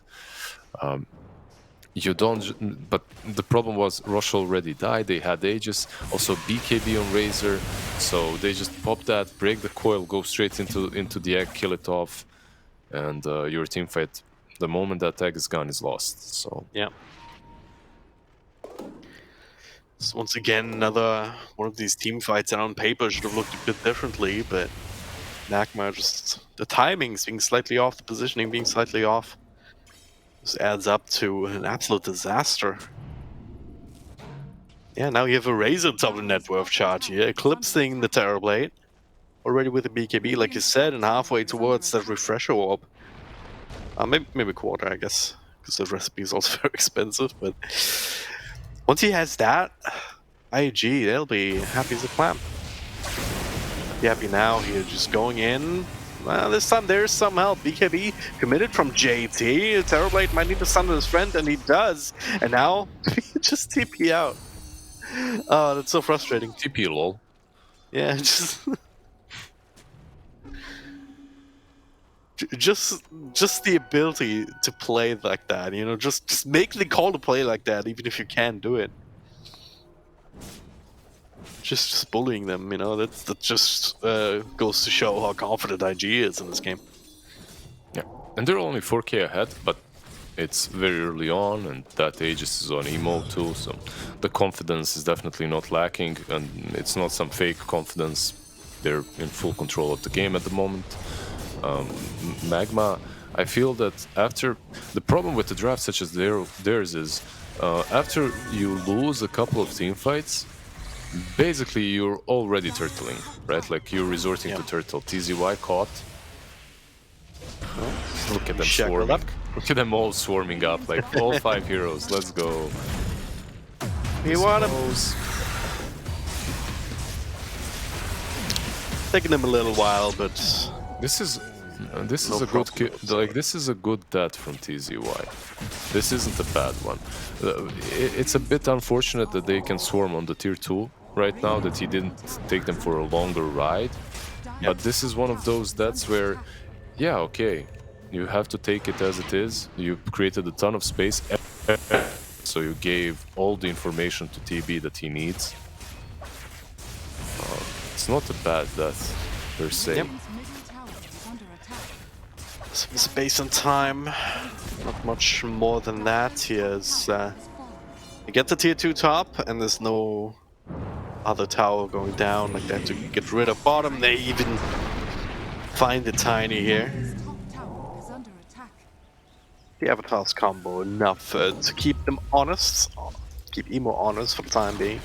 Still a minute left on the Aegis. They actually lose the tower with the help of the Terrorblade illusion, kind of keeping the pressure going. So there's something for Magma. Oh, definitely. Trickles coming in. He's got the Manta, he's got the BKB and 1000 gold on TB. He's still on top of the network charts. It is a TB. He obviously farms a bit faster than a Jug without Battle Fury, right? But it's they're on Tiny as well, though. Dust showing himself in mid.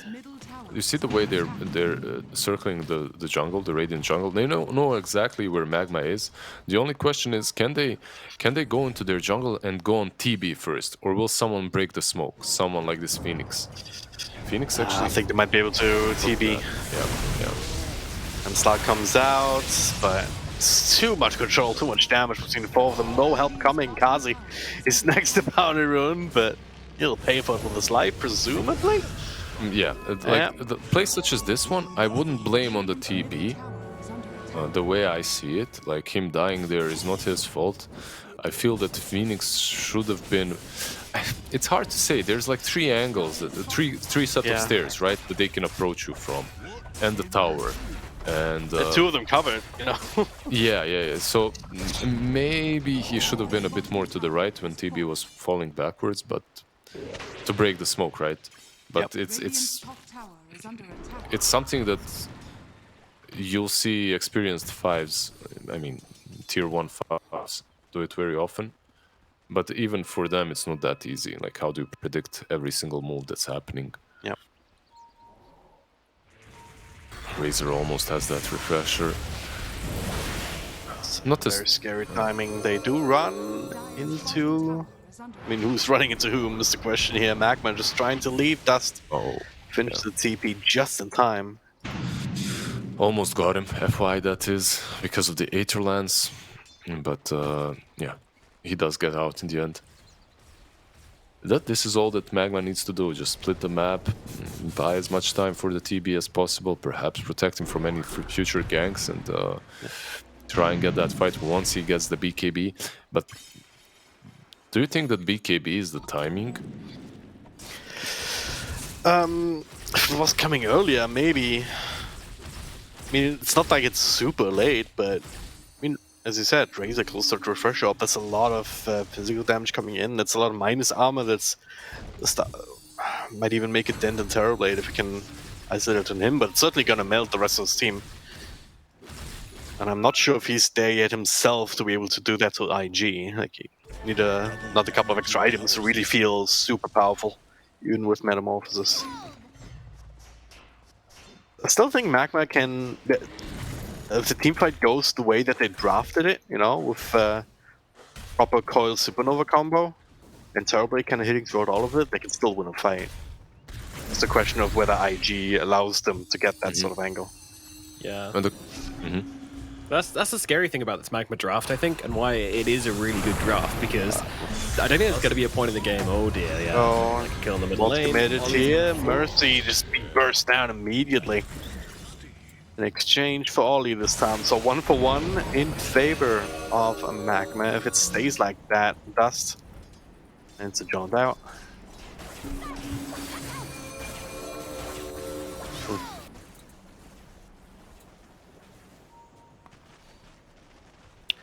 Man, JT is so farmed on this Razor though. He's just finished up his refresher orb. He's now got BKB refresher at 24 minutes into the game. That is insane. is that one of the fastest ones on Razor? I was hoping you wouldn't ask me that because I need to check. I mean, I'm asking you, and now you can check, and you can come back to us with this valuable I'll get back to you on that one, information. Lizard. Thank you. Meanwhile, I'll go and I'll search for the set that has cards on Shadow Shaman and Dragon Drop can cast. Yeah, I can cast this Black being absolutely murdered. So the mean timing for refresher orb on Razor is 28 minutes and 30 seconds. The minimum, the quickest one we've seen so far is 20 minutes. So it's pretty damn quick, but not quite as quick as the fastest. But this isn't filtered by offlane, so make of that what you will. Very respectable. Yeah. It's like late game coming early for this Razor, right? Like Christmas coming early for a child. Or something just realized Christmas. He's crazy, he's just going in, but he has some help. FY helping to secure the kill on Phoenix. Just, I don't know. Feels like Magma have no plan, no idea of how to respond to this sort of thing. Can't really blame them. Like, the only plan is to, alright, let's get farm into Terrorblade and then hope for the best in the high ground defense, I suppose.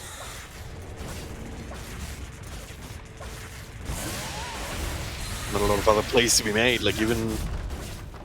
I don't often have to dunk on Mercy, but he didn't really feel like he's done anything this game on his Tiny before or after the blink. It's hard, right? Because who do you play with on Tiny in this game? You have only Puck, that's it. Yeah. Maybe a Timber, but Timber is too busy defending all the time. So you can't really... It's difficult to make plays for them. It's one of... Like always, it's much easier to play the Tiny and all these heroes that get that dagger if you're up front, if you're winning. Because like you have this beast of a mid laner to follow you up and make stuff happen, right? Timber, can we go gank? Sorry, I gotta defend, son. No, I'm busy. Oh, but I got this new ball. I want to go play catch outside, Dad. No, son, I've got to work. Go ask him. Go ask your brother. He's gonna play. There's a BKB coming in from JT. Refresher, second storm. Mercy's just already dead, and Supernova instantly killed off. So draw down to Terrorblade. Can't find the Thunder, but it's just too much. God. Way too much. Buying back, dying back here on one. Right. TCY, not long for the world either. He's desperately trying to make his way out of there. And they actually find Dust instead, but even the Eondus. Pretty rough here. Can they catch him? They can. To find the root. He's dead. Oh no. Oh, come on. Don't do it. It's going from bad to worse. Right, I'm clicking that fight recap and I'm looking at JT's damage from that fight because that was ridiculous. They did not melting them. Yeah. 5,000. 5,100. Second place damage dealer was actually the Ember Spirit, doing less than half on 2,500. So yeah, JT, king of the fight, absolutely owning on this Razor. That's my kids. That's why Refresher Razor is so strong. Especially if you get it early. Even with that on disc, puck falls in the end. Yeah.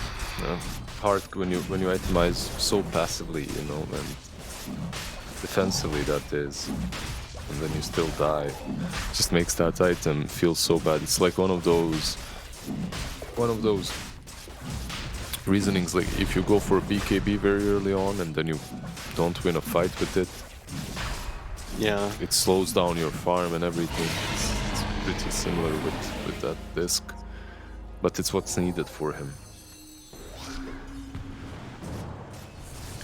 It's a bit rough when the fight's already lost, you know, and then it gets triggered.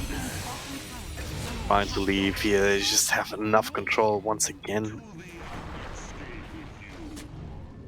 And this game's the IUG show again. Like, it's the only ones who can play, and they are playing.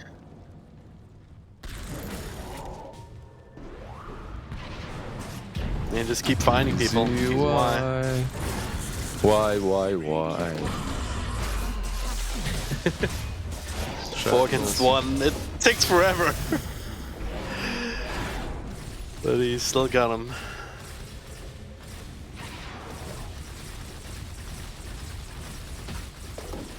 You still believe in a Terrorblade, though.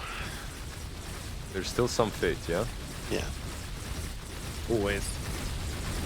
It's once again a fight where Phoenix got instantly killed. It was only a level 1 Supernova 2, and it was once again kind of forced to use it in the middle of the entire team. I'm also scared because his Puck is horrifically underleveled, and I feel like Puck at the moment, he needs to have good levels, otherwise it feels really difficult to play. Like, yep. Talents feel important. I'm not sure if they're gonna have much chance to get more levels here. As IG, they're kind of itching for a fight in mid. They have Aegis. He's trying to split at least. You see, like, creep skips. Yeah. That's pretty smart. Kill the courier as well. Good stuff. TB has his Skadi. That's a difference maker. It is a difference maker. Oh yeah. Yeah, she is. I mean, it's a bit more. A few more ways to just kind of counteract that healing mode before I can get to it. Definitely some more damage as well versus the Jug. The only problem is, like, look at this beast of a Jug with Mjolnir, with Blink Dagger, Mage Slayer. He's gonna jump you, and you might use Thunder, but he has Aegis, right? How do you fight twice against him, as they're already coming up high ground? It's not a game in which IG needs to wait and catch you. They can just storm the hill. Is he coming in? Bit of a toss forward. The Shadow Shaman kind of low, but what Phoenix? What happened to him? He's dead already. He sits down to bash up on Terrorblade. He just has to run. There's the Thunder. Where is it? There's Thunder coming up now. He doesn't have a target. Go BKB. The game's just over. Oh my god. All right. That's it. I'm so sad. But damn, IG, yeah. They were not playing this match. Not playing. Yeah, they were just like, nope. We're taking this win. They were like, we were in Division 2 for 2 seasons too long. It's time to leave. It's time to leave. Yeah, they were just poor Magma. You know, some games, you know, it feels like they're gonna test things out on you. IG, look at that background. Look at that trophy case on IG as well here. Like they are flexing now. They've got that in the shot. Jesus, those are some big ass trophies. Yeah, Wow. they have big ass trophies on such a small desk. You know, they're like, okay, we might be kicked out of the Division 1, the premium hotel room, but we're taking our trophies with us. Yeah, absolutely. And you know, you always gotta make sure it's the juxtaposition, right? You know, big trophy, small table makes it look even bigger. But anyway, the main headline here: IG, they finally made it back to Division 1. This win secures them, and incidentally, also secures CDEC, the top 2 teams of the region. They will be the ones making it through to Division 1 for the next season. So congratulations to them. That's pretty big news and a huge win here. And yeah, some games feels like a close game, feels like a battle, feels like IG are going to try some new things against you. But this game, unfortunately, Magma, they were literally just the doormat to the temple of Division 1, and they got trod over accordingly by IG. It was absolutely brutal. But man, what a flawless game from them. Super, super smooth. All 3 cores just firing all cylinders. Usually, IG, it's the emo show, but not this time. Flyfire was doing well. JT absolutely hammering it in. I mean, what a performance from them. Yeah, it was certainly not much of a fault that you can find on anyone, even if you looked very hard. So it's just not much more to add. A flawless performance from them. Even though the drafts, like, we didn't really like them all that much. Like, we didn't think, I don't think we thought they were super bad, but Magma had a bit of an edge if they just got to play the game that they wanted to play. But IG just realized, hey, if we just keep them pulled apart, if we never let them consolidate and have like all the heroes alive and running into them and giving them the opportunity to find that team fight that they drafted, then it doesn't matter how good their draft is on paper. You know, it's Just if we play our game, just outplay them. Outplay them no matter what, and they outplayed them. They did. TZY really struggled. I think they identified that. In both games, Yeah, if they shut him down, Magma struggles, and they definitely did shut him down. They made his life hell in both of the games. Plus, rotated quite enough to secure Emo's lane. And they just played their hand perfectly. In the end, you could even see the decisiveness. They knew they can push that high ground. They pushed it, jump on top of the TB. He can't sunder anything. He dies. Game is over. Yeah, very easy. Exactly. The BKBs, the Omni Slash, just making sure there's no target there. And TZY is often the backbone of this Team Magma lineups. You know, he's usually the one playing on the front. You know, usually gets him. They draft him a good lane, and he usually kicks off from there to control the game. Dust is, you know, he likes his playmakers, but he's not usually this kind of hard hitting core hero in the mid lane like we see from other teams. Part of me wants to say that IG, you know, that they planned for that and they deliberately tried to shut down TZY, but honestly, I'm not sure IG even came into this series with that much of a plan. It really did just look like they were just here to play some neat, tasty Dota, and that's exactly what they delivered on every single account. So it really was the effect, though, right? Especially in this game too. Like you draft the Timbersaw, you expect him to be just sitting in the front line, kind of drawing the focus, and then kind of drawing IG in. So you can then counter-initiate, you know, with the coil, with the supernova. And him just having to play catch-up because he's gotten picked up a couple of times, he was never able to be that for them. You know, it's just a kind of dead weight. Also, the way IG set up the lanes, that's also it's not only him being caught, but the fact that he didn't really do well in the lane. They put a Razor against him. Yep. He even was forced to TP out a couple of times in that lane. So I think IG just adapted to the draft of Magma and the Timbersaw pick very nicely. You don't really see Jug on the offlane, but that's also something that they're really comfortable with, right? Like putting Fly in these harder spots just to secure the win. Yeah. Absolutely, absolutely. Fly is making things look very, very easy in this second game. That's for sure. Game one, as you say, struggling a little bit, but game two looking good, and a really nice jug pick as well. I mean, it was the obvious one, but it worked really well. There was one fight where the Phoenix tries to get off the egg, and Fly just beelines it straight for him, gets the spin off, takes them down super, super quickly, and nothing that could really be done. Team Magma, this team, it's always bittersweet for me because I want to see them do well, and I feel like in other regions, they would definitely be the strongest team in Division 2, but unfortunately, we're in China, and this has a very, very strong scene all the way down, and this has just been a really tough journey for them. I love watching them perform. I like watching them improve, but it is a tough, tough ask. Do you think that they would be the strongest team in Eastern Europe, Division 2? Because there are some pretty strong teams there as well. Oh, are there? I haven't watched much of the other Division 2 regions. A little bit of EU, a little bit of NA, weirdly. But yeah, that's why you would think that they would own anyone. You've been watching any Division 2. It's fun. It's a Wild West. It's an absolute mess, but it's enjoyable. That's for sure. But yeah, it's. I don't know. I feel like Magma, there's some key things they need to improve on before they can really take it up to the next level. I think they just need to play to their timings a bit better. You see them make these plays where they go for rotations or they try and take fights when they're just 500 gold off a big game-changing item. Mm-hmm.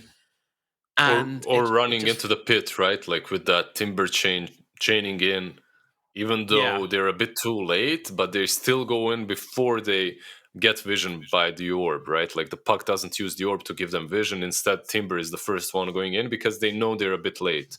Like they have all the right tools and all the right skill sets. They're just not fast enough for a team such as IG, right? Yeah. Who operates just a bit faster, and that's it.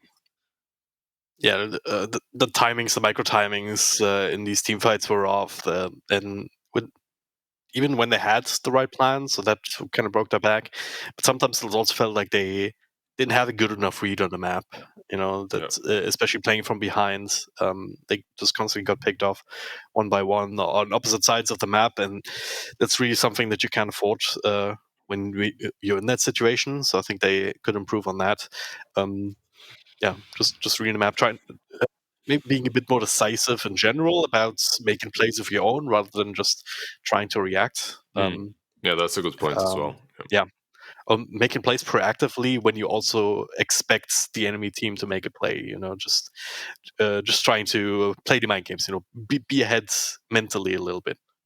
Yeah. And the final thing kind of carrying on from that point as well, which I think is something we see in Division 1 a lot, is with certain drafts, you don't need to go for 5-man smokes. You can go for 2-man smokes, 3-man smokes, get the kill, get out. If you have the burst power to do that, you find the right place on the map to make that play, you have the vision to support it because you've already planned in advance, you can do that. And you're playing with Tiny on support, right? That's always possible. And that isn't something we ever saw from them. We were lamenting that a little bit in the cast when we were like, you want this Tiny with the Blink Dagger to go do some stuff, but it feels like the puck and the timber are always busy, like a dad when you're a kid, when you want to play outside.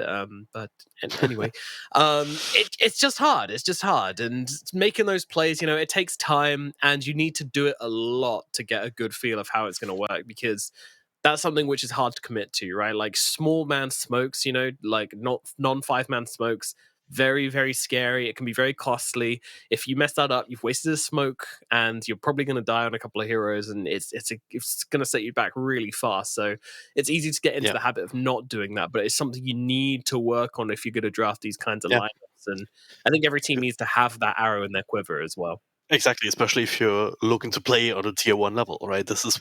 All of what we're talking about is the difference between a good team and a tier 1 team, right? Absolutely. And that's what they've been looking for. That's why they haven't been able to stay in Division 1 even when they got there.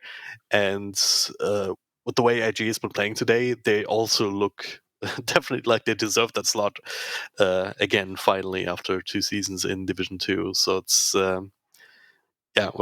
high level criticism, but it's the kind of things that they need to work on if they want to get there and stay there next time around. Yeah, and I think we always have to look the way of FY as well. You know, the newcomer on the team, that fresh blood coming back, and all the experience he brings with it as well. And in fact, we have the man himself here to talk to us about this series and about Dota and life in general. So, FY on the interview. Firstly, thank you for joining us. Congratulations on your win. And I want to know, did you guys have any specific plan for this series, or were you just going to come in and play the best Dota you can? 首先，恭喜你们拿下这场比赛的胜利。想问一下，赛前IG做了什么准备，还是你们就是打好自己的拿下这场比赛？听得见吗？听得见，听得见。您说。就是队员我们就想让他们打好自己的吧，然后教练做的准备会多一点。I think as players focused on what we can do, bring out the best of our performance, and coach does all the preparation for us. Cool, definitely worked. So you finally locked in Division 1 at last. Does this feel like a big win for the team, or is this just something you expected for yourselves? 拿下这场比赛之后，也是锁定了这个晋级的名额嘛。对你们来说的话，这是一场这个期待已久的获胜，还是对你们来说，觉得这是理所应当的？我觉得我们应该胜算会高一点吧。I knew we always have the highest possibility to promote to the Division 1 all along. Business as usual then. So I noticed you were having a lot of fun with Marcy in this game. They didn't have quite the same success with it on Magma the game before. Do you feel like you had a better understanding of the hero than them? 你这场比赛的马戏发挥的也非常好，然后对手的马戏的话，就是没有你的这发挥的这么漂亮。你觉得是你的这个理解比他们要稍微好一些吗？那倒也不是吧，觉得英雄的发挥跟整体都有关系吧。可能他们状态不太好，所以导致马西没有发挥出太大作用嘛。而且5号位跟4号位的马西打法也不一样。Not really. I think it also depends on the draft, depends on the condition you have that day. I think and also there's a big difference between a position 4 Marcy and a position 5 Marcy. Indeed. All righty, I'm going to open it up to Dragon Drop and Lizard. You guys got any questions to ask FY God here? Yeah, FY once again from me as well. Congratulations. I have a question just in more general terms. Like you haven't been dropping too many games in this season, but you have lost a couple. I was wondering what you think your biggest weaknesses, but also your biggest strengths are, and how you plan to address those in Division 1. 想问一下，就是这赛季你们队也没有输太多比赛，但是还是丢了一些分的。就是你觉得包括那些丢分的场次，你觉得现在队伍的弱点是什么？然后队伍的强处又是什么？到了这个更强的 S 级别之后，你会怎么样去加强和改进这些问题和这已经有的这个优势？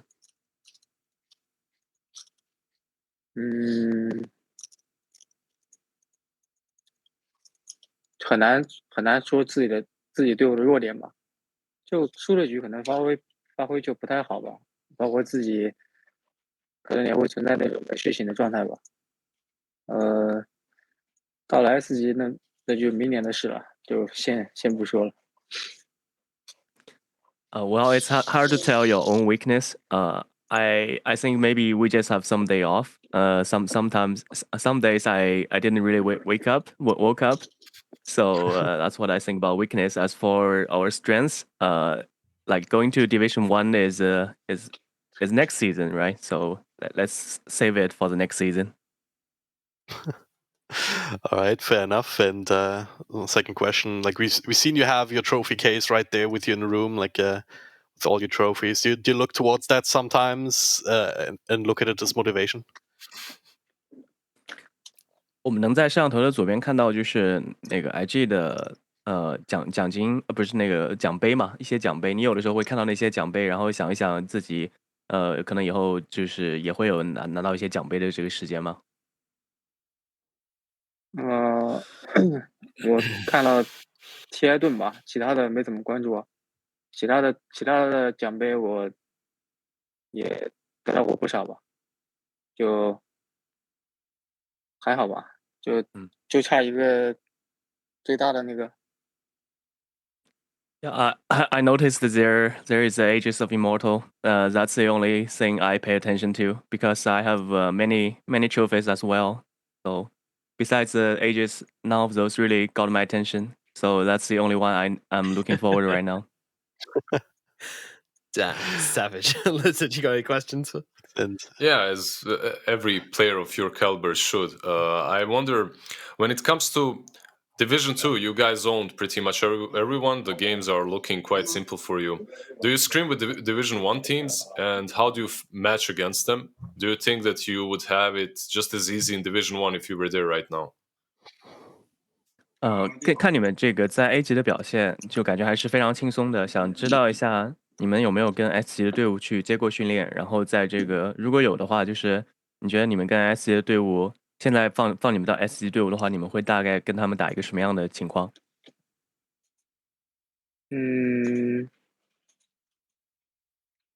就互有胜负吧。然后最近状态可能会好一点，最近胜率还挺高的。然后之前可能磨合还不到位吧，然后加上中单生病，可能输的会多一点。There's win and losses, and I think we are on the better condition right now. We have better win rate right now. Previously, we're still a new team. We're still trying to play together, figure each other out, and also Emo had some injury. That's why we weren't in a good shape. So right now, we're definitely getting better. Okay. That's the only question I had. I'm looking forward to doing this interview once you're in Division 1 again. All right. I've got one last question actually regarding Emo. He's been owning it this season. You know, he's been destroying people left, right, and center. What does he have to say about the other mid laners in Division 2? And is he hungry for tougher competition down the line? 最近也是看到 emo 状态非常好嘛，就是 emo 对自己现在这个同一级别的中单对手有什么看法吗？还是他已经等不及想要去这个 S 级联赛大展身手了？这个他倒没有怎么提过吧。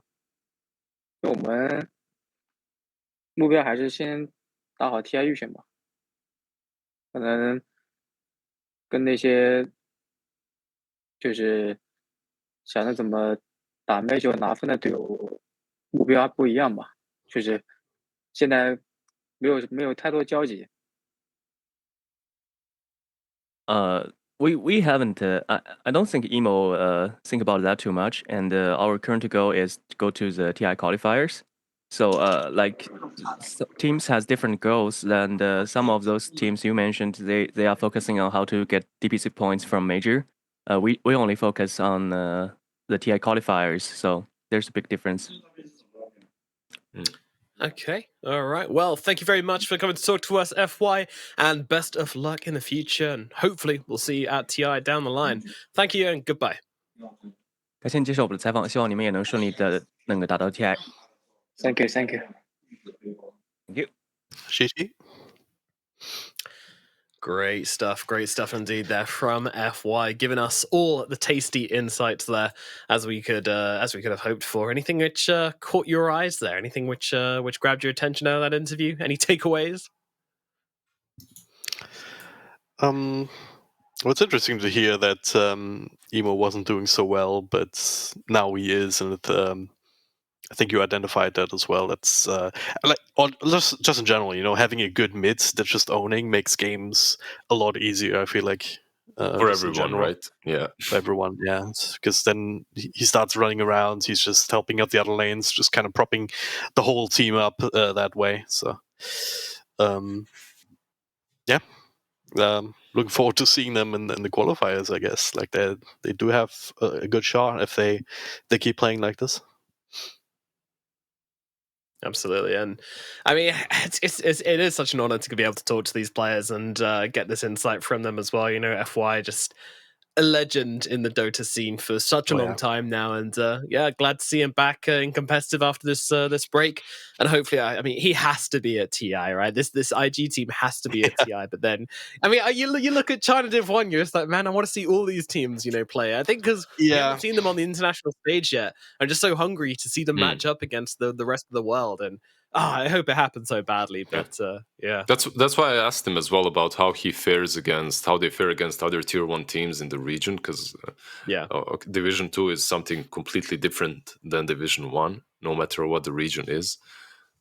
But he said they have a nice win rate, so perhaps they can translate that win rate into the qualifiers and actually get to TI. Yeah, I do hope so. That's the only thing that they're thinking about as well. Like the only thing they're thinking about is that Aegis. That's gonna have to be necessary.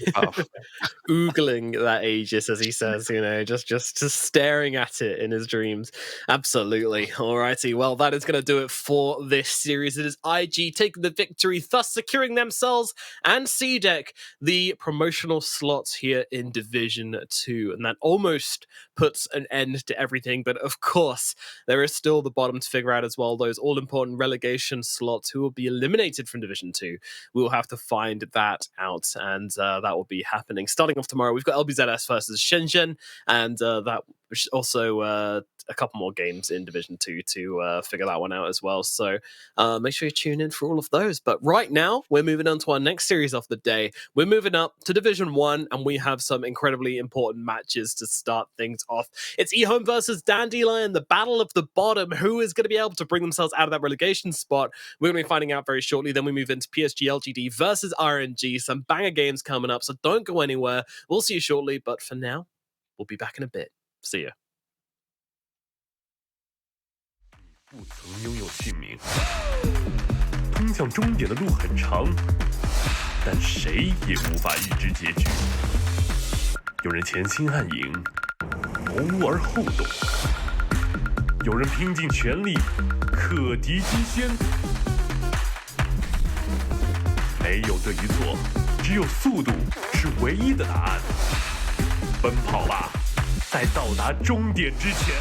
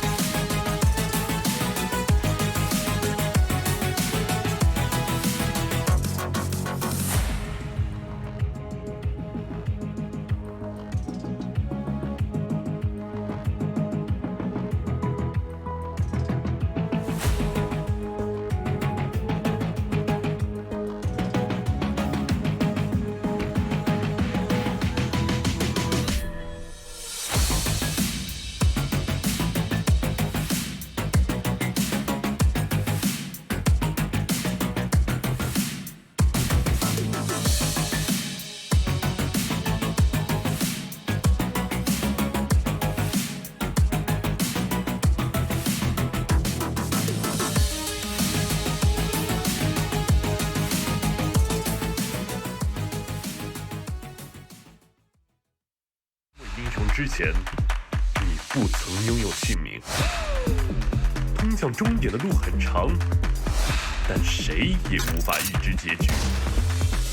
有人前倾暗影，谋而后动；有人拼尽全力，克敌机先。没有对与错，只有速度是唯一的答案。奔跑吧，在到达终点之前。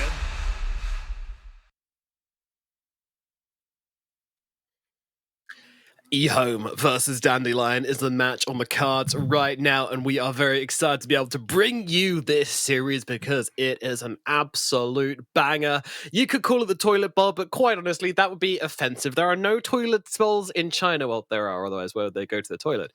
But there is no bottom team in China, in my humble opinion. But of course, it has to be one. So we're going to find out who it will be in this series. We have got EHOME versus Dandelion, two teams which have been struggling, but have also shown a lot of promise throughout the season, and they're going to be battling it out. Now, the winning team will be able to briefly break free of relegation and move into tiebreakers, but there's still a few more cards which need to be laid out on the table before you find out exactly what's going to be happening here. And joining me to get into the action, we have Neff and Ricky. Guys, what are your expectations for this series? Starting with you, Mr. Neff. Well, hold on. Before we get started, I have words from a very special Dandelion fan. All right. He says, I hecking love Dandelion. I can't wait to see them at TI. But with that said, the loser of this match will be knocked down into Division 2, and it's very unlikely that this team will end up making the International, as they will have no DPC points on their side. So yeah, bold claim by this person. I wish Dandelion the best of luck in the matches to come, but it is very surprising that Dandelion ended up in this position, because you know who they ended up beating to start off the season, their first game here in Division 1? Ricky, why don't you tell the people who the first team they beat was? Are you talking about Dandelions? Was RNG, who is currently seeded number currently one in first place, Ricky. First place, everybody. All right, that's all I got. The only team to have beaten them, nonetheless. Nonetheless, that's the surprising part about RNG, right? Is the fact that they are 5-1, but their only loss is to Dandelion. You would expect it to be something like LGD or Aster, maybe Extreme, and they're just like, nah, we just 2-0'd all those teams. We don't even care. You know, it doesn't matter. But EHOME's kind of in a similar predicament, right? Like the one series that they did win is up against PSG.LGD, and then they lose everything else. So it is. PSG.LGD, isn't it like a 6th place team, Ricky? Potentially. I do want to point out they're going to be tied for 7th after this series. Yeah, exactly.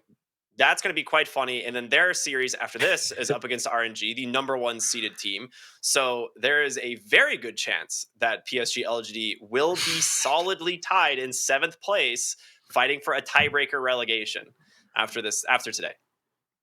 Yeah, LGD fans getting a little hot under the collar at the moment, you know. Yeah. The copium is. Have you seen the grade of copium that B Cup's been huffing lately? You seen him on Twitter and like during the panel. I think we need to get him into rehab. I think we need to get him into copium rehab. Honestly, like he's going to need it. If LGD go down to Div 2, then we're going to have to get him committed. I'm afraid, and that's not going to be pretty, and it's going to be expensive. I hope we're ready to foot the costs. Let's hope. The scary thing about that too is I saw him pull the Vici gaming jacket out the other day, and then even those hope got crushed when like FY canceled the interview. So he's been struggling, man. His favorite team is out, you know, like in last place basically. He's one of his favorite players avoiding him. Yeah, we need to look out for our boy. Put it bluntly there, he's watching, his heart's gonna be broken. My God. No, I love BCom. I love BCom. It's just funny. Yeah, FY doesn't. All right, EHOME versus Dandelion. How's this one gonna go down? I mean, we've got the Div 2 Slayers versus EHOME, who have been kind of limping through in Division 1 for a while now. I want to talk about EHOME first very quickly, because this is a team very close to your heart, Ricky, and you've been preaching them for a while, but have they failed to maybe make your expectations for this season, or has it just been a harder playing field? Yeah, I mean, they've been struggling a lot. This time around, obviously, they had a little bit of a roster change going to this season. 7E no longer filling out the mid lane for them. But I thought like the roster would still be solid enough to still play pretty consistently. But man, they're struggling when it comes to like closing out games. I'm not sure if it's the patch. I'm not sure if it's like team fight, like communication. But for the most part, their drafts are solid. But it's the execution side of things that EHOME's been struggling with, and that's surprising to me because I think individually, skill wise, these players are all very good. Yeah, meanwhile, on the other side of the coin, we've got Dandelion, and as you can see here, got some stats on the screen, but that 33% win rate is the one which should be standing out to you.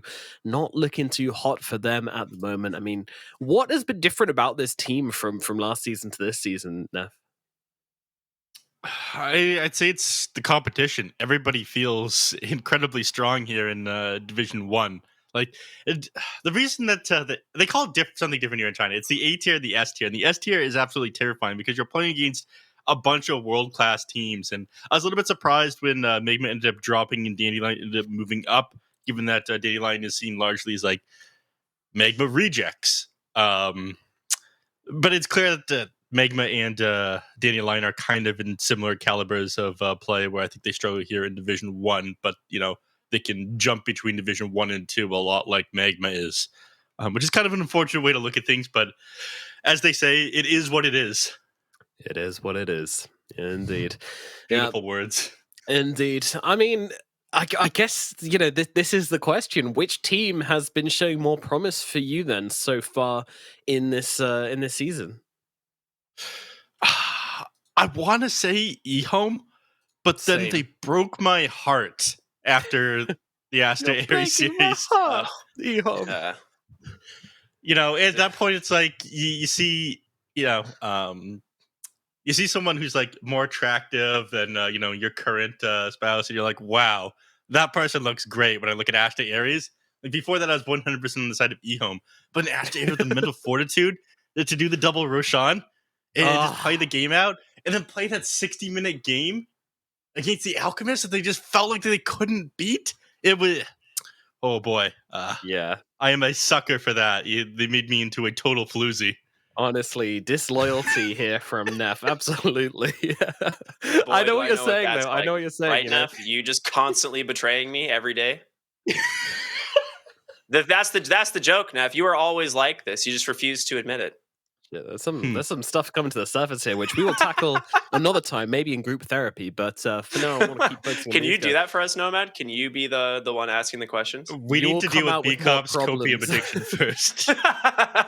Yeah, one thing at a time here, guys. We got a lot of issues in this region, but no, I absolutely know what you mean. Like, Dandelion were like set to be the golden children, and I think EHOME were also kind of set to be the dark horse of the region. I think coming into it, we were all like, maybe they can do it. And everyone was just like, Aster Aries, nah, these guys suck. They were second in Div 2. Who cares about them? They suck.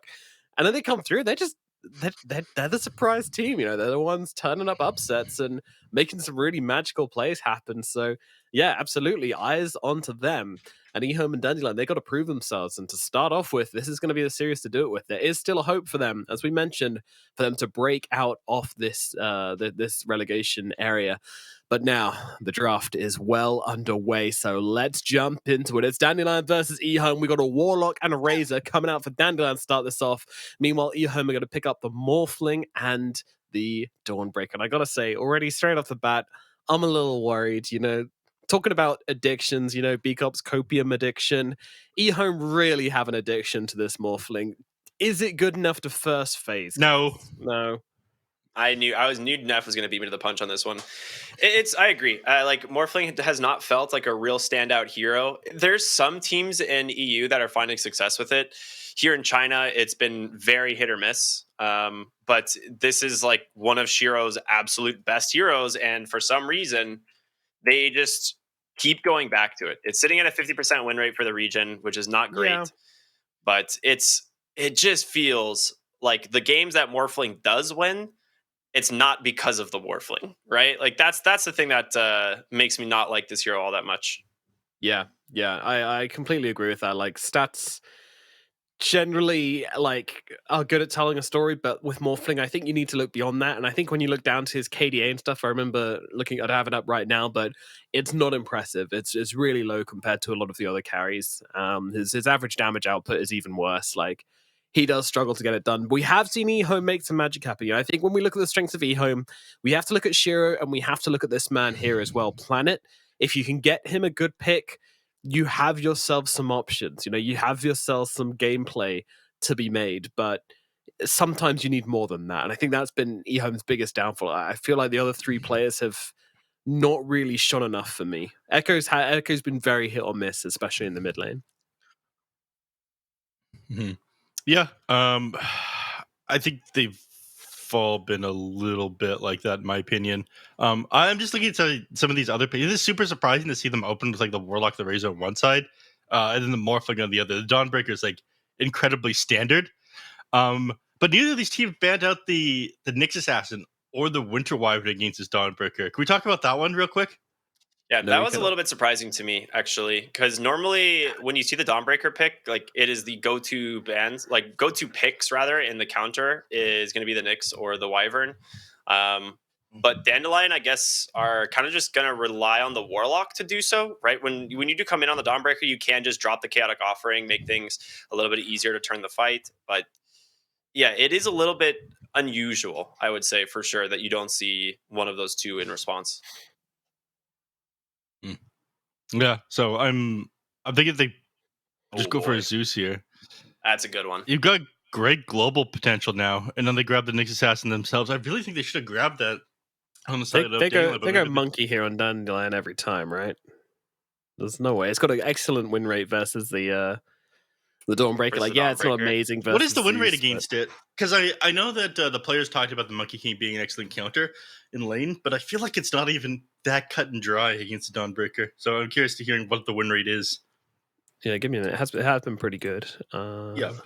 One thing I will say though is if you pick the Monkey King, assuming this is a Dawnbreaker, they can just shift it to 5 and then pick a better 3 that just crushes you in lane because you already have a Zeus, which makes Monkey King's game actually really difficult. Like this hero does so much damage, and until you have like a decently timed BKB, like you're pretty much just going to die to the Zeus +1 on cooldown. You get rid of the Bristleback. It's a good tempo hero for sure. The Monkey I is think that's what EHOME's looking for. in the China region. Monkey is 7-2 versus Dawnbreaker. Wow. So That is really very, high. very high.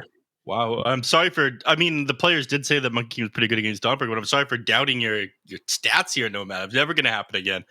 That's I guess right. you just drop the Wukong's command, right? Like as soon as you see the ult, you just Wukong's No, it's the command, and laning then- phase. Yeah, it's the lane. Is that what it is? Okay, I was like, I knew the lane was bad, but I guess like what I was thinking is like as the game goes on, like Dawnbreaker can't really join the fight because if it's into a Wukong's command, you're just gonna die. But yeah, the lane I is am going to miserable. absolutely lose. As a stats person, I'm going to absolutely lose my mind if they don't ban the Monkey King and they don't pick it on Dandelion. I'm just leaving, so yeah. You're like a young You're gonna Nahaz. abandon? What do we do without you, Nomad? You're like a young Nahaz. I hope you go down the same character arc as Nahaz, where you start Oh, watching and posting about weird anime stuff. Oh. Good. Anyways, let's talk about the Earth Spirit pickup here on the side of Dandelion. I mean, this is a very aggressive hero, which makes sense with the puck, and you can set up a lot with the Razor. Unfortunately, your support duo doesn't do a lot together. You don't have like the Warlock and the Earth Spirit moving around the map together finding kills. You definitely have to you have to set up things with your cores, assuming, of course, that this is going to be a position for Earth Spirit, but based on the other heroes in the draft, it's looking like it. Sometimes we're in the mid lane at the moment, but I don't think that'll be the case this game, given that you already have a puck on your side. This is one of the strongest mid heroes of the current patch. Rap God This is definitely a mid Zeus now, based on the bans. Like you see the Spectre ban here. This is definitely just protect the Zeus. They don't really have like an alternative, I guess. If they wanted to pick a mid hero here, you'd have to run like Dawnbreaker off lane, Morphling in the safe lane, and a 5 Nyx, which doesn't sound And also, fantastic. So they're looking at Zeus mid.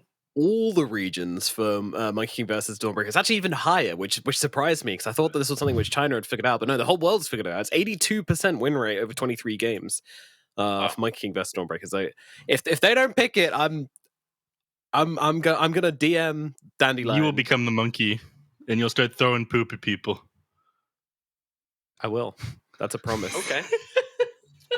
I'm gonna hold you to that.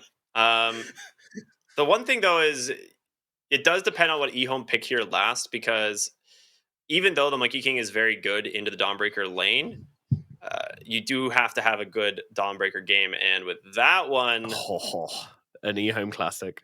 Yeah, this changes thing. The Faceless Void. Okay, this is actually a really good Void game. Is it? It's a very good Void game. Why? Show your work. Show your work out. God damn it! I hate when the teacher asks me to show work.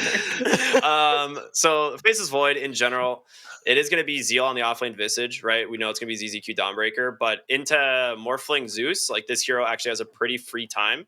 If you can actually land the Chrono, they do have a decent amount of damage they can follow it up with. Magnetize, obviously, you have the Puck Coil, you have Razor, you have the Chaotic Offering, Fatal Bonds. Like there is a lot of stuff that you can drop to follow the Chrono with, but. All right, but consider this. The Faceless Void comes in, he lands a 4-man Chrono, the crowd goes wild, you can hear them in the stands losing their mind. But then ZZQ, he presses the R button. It negates all damage. Wow. That is true. Yeah, He's that a is one of 4 the as well, one of so the he can get one of an the real counters.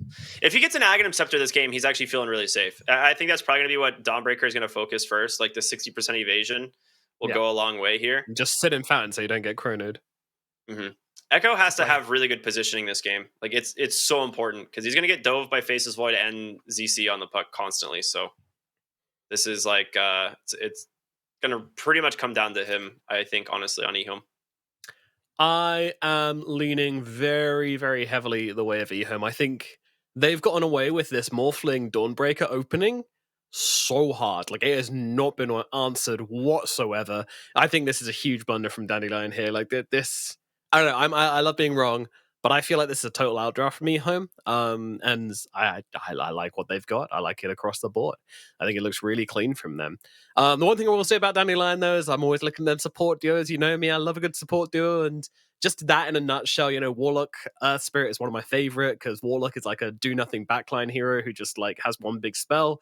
Earth Spirit just has like loads of spells, very brawly, so yeah, very nice in that regard. But yeah, I'm going EHOME. Left very quickly, what's your prediction? I'm going EHOME. Dandelion draft, too bad. EHOME draft, too good. Thank you. Glad you agree. Let's see how wrong we are as we get into game number 1, as these things usually go down. Let's find out what's going to happen. Game number 1, this very important decider matchup for the bottom of the group. It is EHOME versus Dandelion here in the best of 3 in the chat of DPC. Throw it over to you, Ricky and Neff, and I'll be dropping in the stats here and again. Thanks, buddy. Appreciate that one. Neff, ready to go? How you feeling? Excellent. I was just banning someone from the chat real quick. Oh, God. Do I even want to know why? Oh, they did very little. It's just a power thing with me. You know me.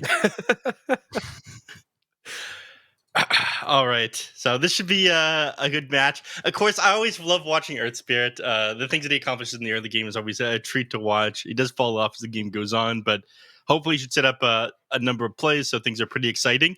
The only issue is that the beginning of the laning phase on Spirit Heroes not Spirit Heroes, like melee strength heroes, pause 4s specifically, is super annoying. Like, most people just like trade harass with people or like plant wards and whatnot for like Earth Spirit and Earthshaker. It's like you need to write your PhD thesis on the beginning of your game. Like, you go behind the tower, you pull the second wave. With the ranged creep on the second wave, you block the small camp as you're going. You bring it between the tier 1 and 2 tower. You get like several clicks off of the enemy as they're trying to trade with you.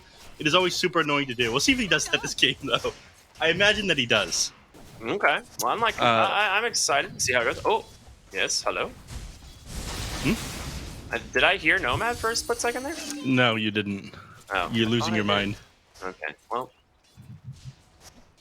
the man invades my thoughts. What can I say? You're going crazy, Ricky, but that's I told you he was here. I knew it. I heard it. He's not. Mm-hmm. That being said, let's talk about the mid lane. We got Echo versus ZC on the puck. So, wait a minute. Earth Spirit top? Okay, never mind. He's fine. Yeah, he's just sitting inside the lane here, and I have absolutely no idea why. He's never going to win trades with like the Dawnbreaker plus Morphling. Raze is pretty good here, but he needs to be doing weird shit with the creep wave. It's possible he's just afraid of like ZZQ hitting him with the Celestial Hammer plus Starbreaker, but at level 2, this gets even harder. It does not get easier.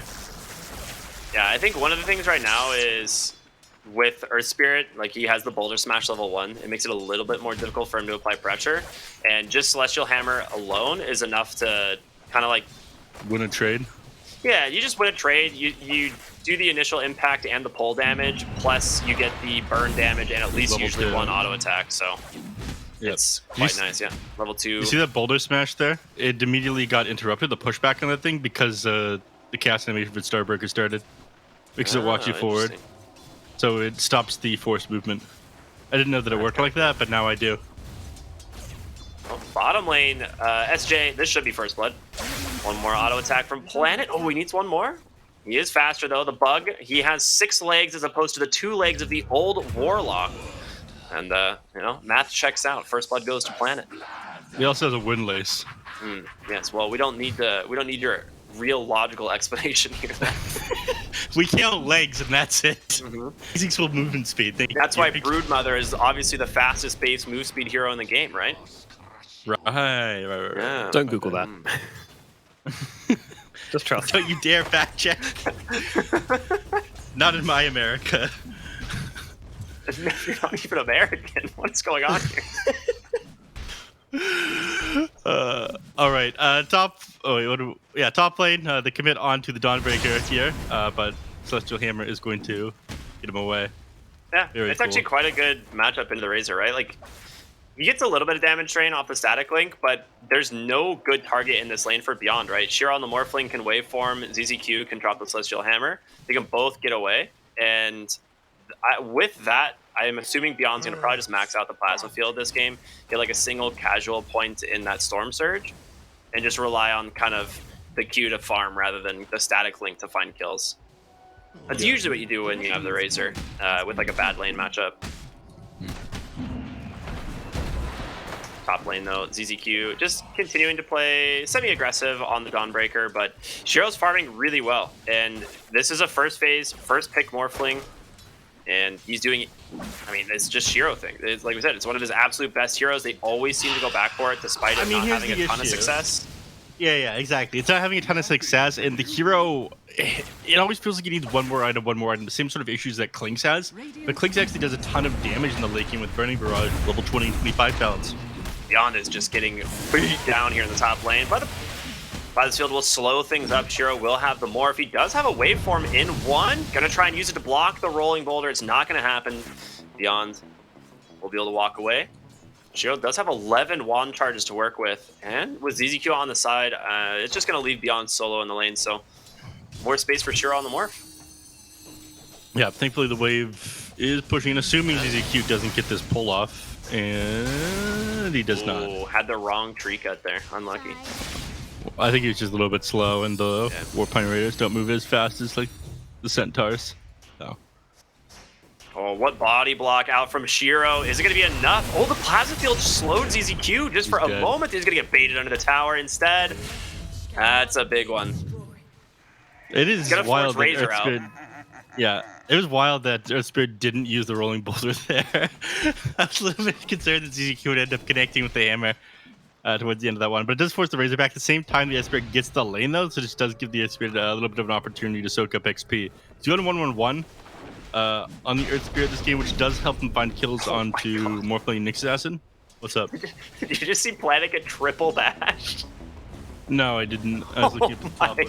Summer clicked him once, and it was bash, bash, bash with the extra auto. It went from 620 health down to 300. It's rough out here. Low odds on that. Yeah, it's like less than 1%. Yeah. He's maxing out the time lock, though. So we're approaching the 6-minute mark, which means we'll probably see a rotation for the power runes. Puck is very likely going to be looking for a kill once he's got this one. Looks like Spirit's chasing ZZQ up to the top line, though, so no supports rotating. This is very bizarre considering the things we normally see here in Div 1. Okay, Nyx Assassin is coming in. Oh, Shiro's been caught! He gets the silence off, but Shiro will get the morph for the last second. He's got a little bit of stats to work with here in Earth Spirit. Looks like he's going to be fine. Oh, Wrath. I don't know why I said Wrath. Thunder God's Wrath comes out. Almost finds a kill, but again, just slightly too short in the top lane. And Wrath of bottom, Nature, Thunder God's Wrath. They did force Zeal out as well. Yeah, Zeal. Though. Oh, again. He's done a couple of these things. He just keeps shadow worded by SJ and he can't do anything. Yeah. He's got no regen. I mean, certainly, okay, he buys himself a salve. I'm like, what do you even build in this lane in order to deal with the shadow word spam coming up from the Warlock? I just think actually that's pretty crazy cast range. Yeah. You just try and like kill him when he's out of position. You have the ward sentry here on the side of the lane, and Zeal will have that kill threat once he hits level 6, obviously, right? So that's something to look out for, and SJ is pretty much just food for those heroes, so. Yeah. Planet's doing a pretty decent job at trying to give the solo XP. It's cost Zeal a lot of health and a lot of regen, and as a result, you know, his net worth is struggling, but XP is the most important thing on the Visage. And SJ, he's come very far forward, but it's kind of a bait here. His rotation in from the backside is going to be the Earth Spirit. They'll be able to close the gap. The Chronosphere comes out from Summer, and an easy pick off there onto one Planet trying to hobble away, but the bash one after another. They're going to eventually clean him up here. Yeah, he's going to die. If he doesn't get killed, oh, there's the bash. So many bashes from Summer. Yeah, he's powerful. It's a powerful Faces Void. He's maxing this one out, though. He's got 3 points to the time lock, which is interesting that he's not going extra points into the time walk. Yeah. Time lock. You all right there? Why that never clicked with me until now? I'm going to use that one to jump in here. Yeah, hit us with some facts, Nomad. Sure. Please. So, I've been kind of Pepe Silvering this thing with Summer not picking the Monkey King. Turns out he just doesn't really play the hero. He's had 5 competitive games on the hero and only won once with it. And one of the games wasn't even a real game. It was like some weird league thing which didn't really count. It was like 0-2 GG out at like 12 minutes, so I don't know what that was. So basically just doesn't play Monkey King, so that's why they didn't pick it. The other interesting thing to mention here as well, I'm a little bit worried because ZZQ needs to get a decent time on his Aghanim Scepter this game to counter out the Faceless Void. However, he is famously pretty poor when he plays the position 4. He's one of the lowest net worth position 4 players. He's also the 4th highest death hero in the China DPC, the 4th highest death player by averages on the China DPC. So, oh wow, Nomad, he connects low net worth with high depths. This is impressive stuff. Indeed, indeed. So, got to be careful, ZZQ. This can't be a game where he's doing a lot of dying because they need that axe. No. He does, yeah. The Dawnbreaker Axe, obviously, we talked about it. The fact that it gives you that 60% evasion pretty much saves your chrono target. There's nothing like a Mortimer Kisses or like your standard chrono follow-ups. Like this game, there are spells that come as the chrono expires, but at that point, it does give EHOME that opportunity to try and turn a fight, so. How come you didn't tease him along with me there? That was like the perfect opportunity for us to gang up on Nomad. Nah.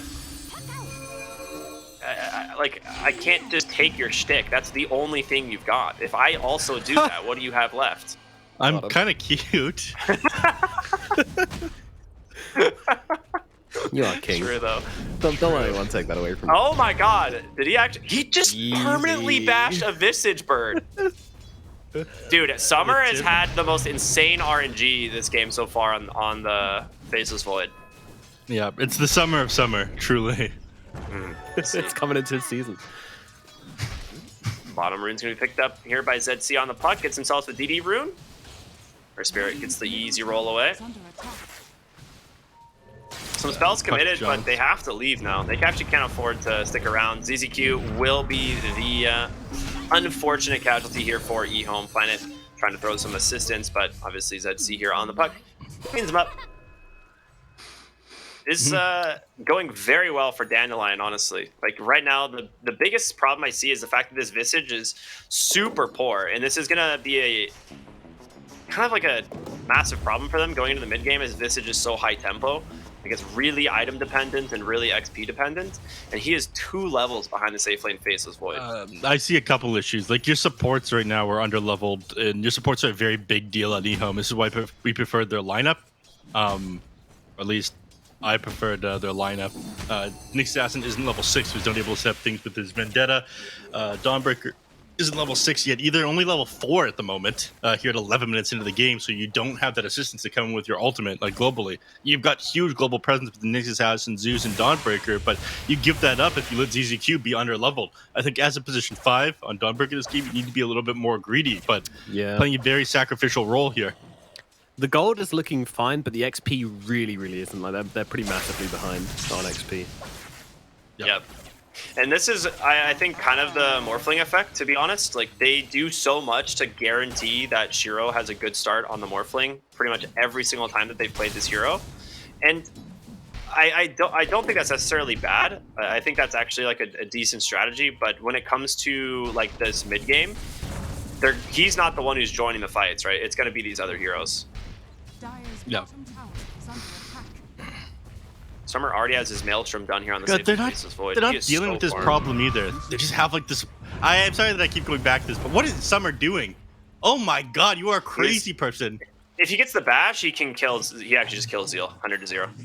He just needed one bash. If he got it, he chronos him. That's kind of like when you play the Faceless Void, like you just play around getting a bash and it just guarantees a chrono kill. So. But like they're punishing the fact that this Dawnbreaker is only level 4 even still. And the reason I was upset a second ago is because Zeus, Nyx Assassin, and Dawnbreaker were all just kind of sitting in the mid lane together.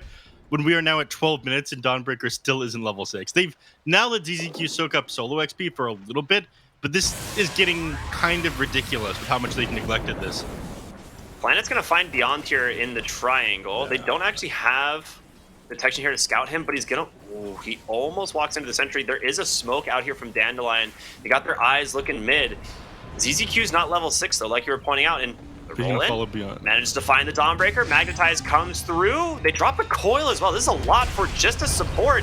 They even drop the Chaotic Offering, and Dawnbreaker, tanky but not immortal, will finally fall. Planet comes in, gets the Spike Carapace into the stun, onto the Razor, but in comes Summer, a huge chrono, holding down two. Did get the shift on the Morphling.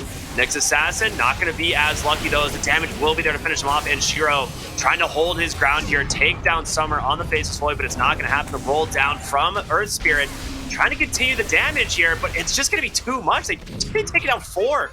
Where did the Faceless... when did Zeus die? Oh, you know. Dawnbreaker came back in, by the way. Very nice. Zeus did take him out there. I was looking like, also in that team fight, it looks like he ended up going down to the Earth Spirit, just catching him on the back. I guess it was just like Fatal Bond damage plus... it was a puck as well. Earth Spirit coming in. And the puck? Oh, yeah, thank you. Oh, good. Got our eyes peeled. Stats, man. It's the analyst supposed to be paying attention to these things. But yeah, I was looking at the front side of the fight, but Chronosphere did end up getting the Razor kill, catching Beyond on that one, but regardless of that, it ended up being a pretty solid fight. They committed so much to the Dawnbreaker at the start, but I think they know the Dawnbreaker is like a large amount of this damage output, being able to spin out Celestial Hammer. And like maybe if you get level 6 in the Dawnbreaker in that middle of the team fight, you're able to turn things around.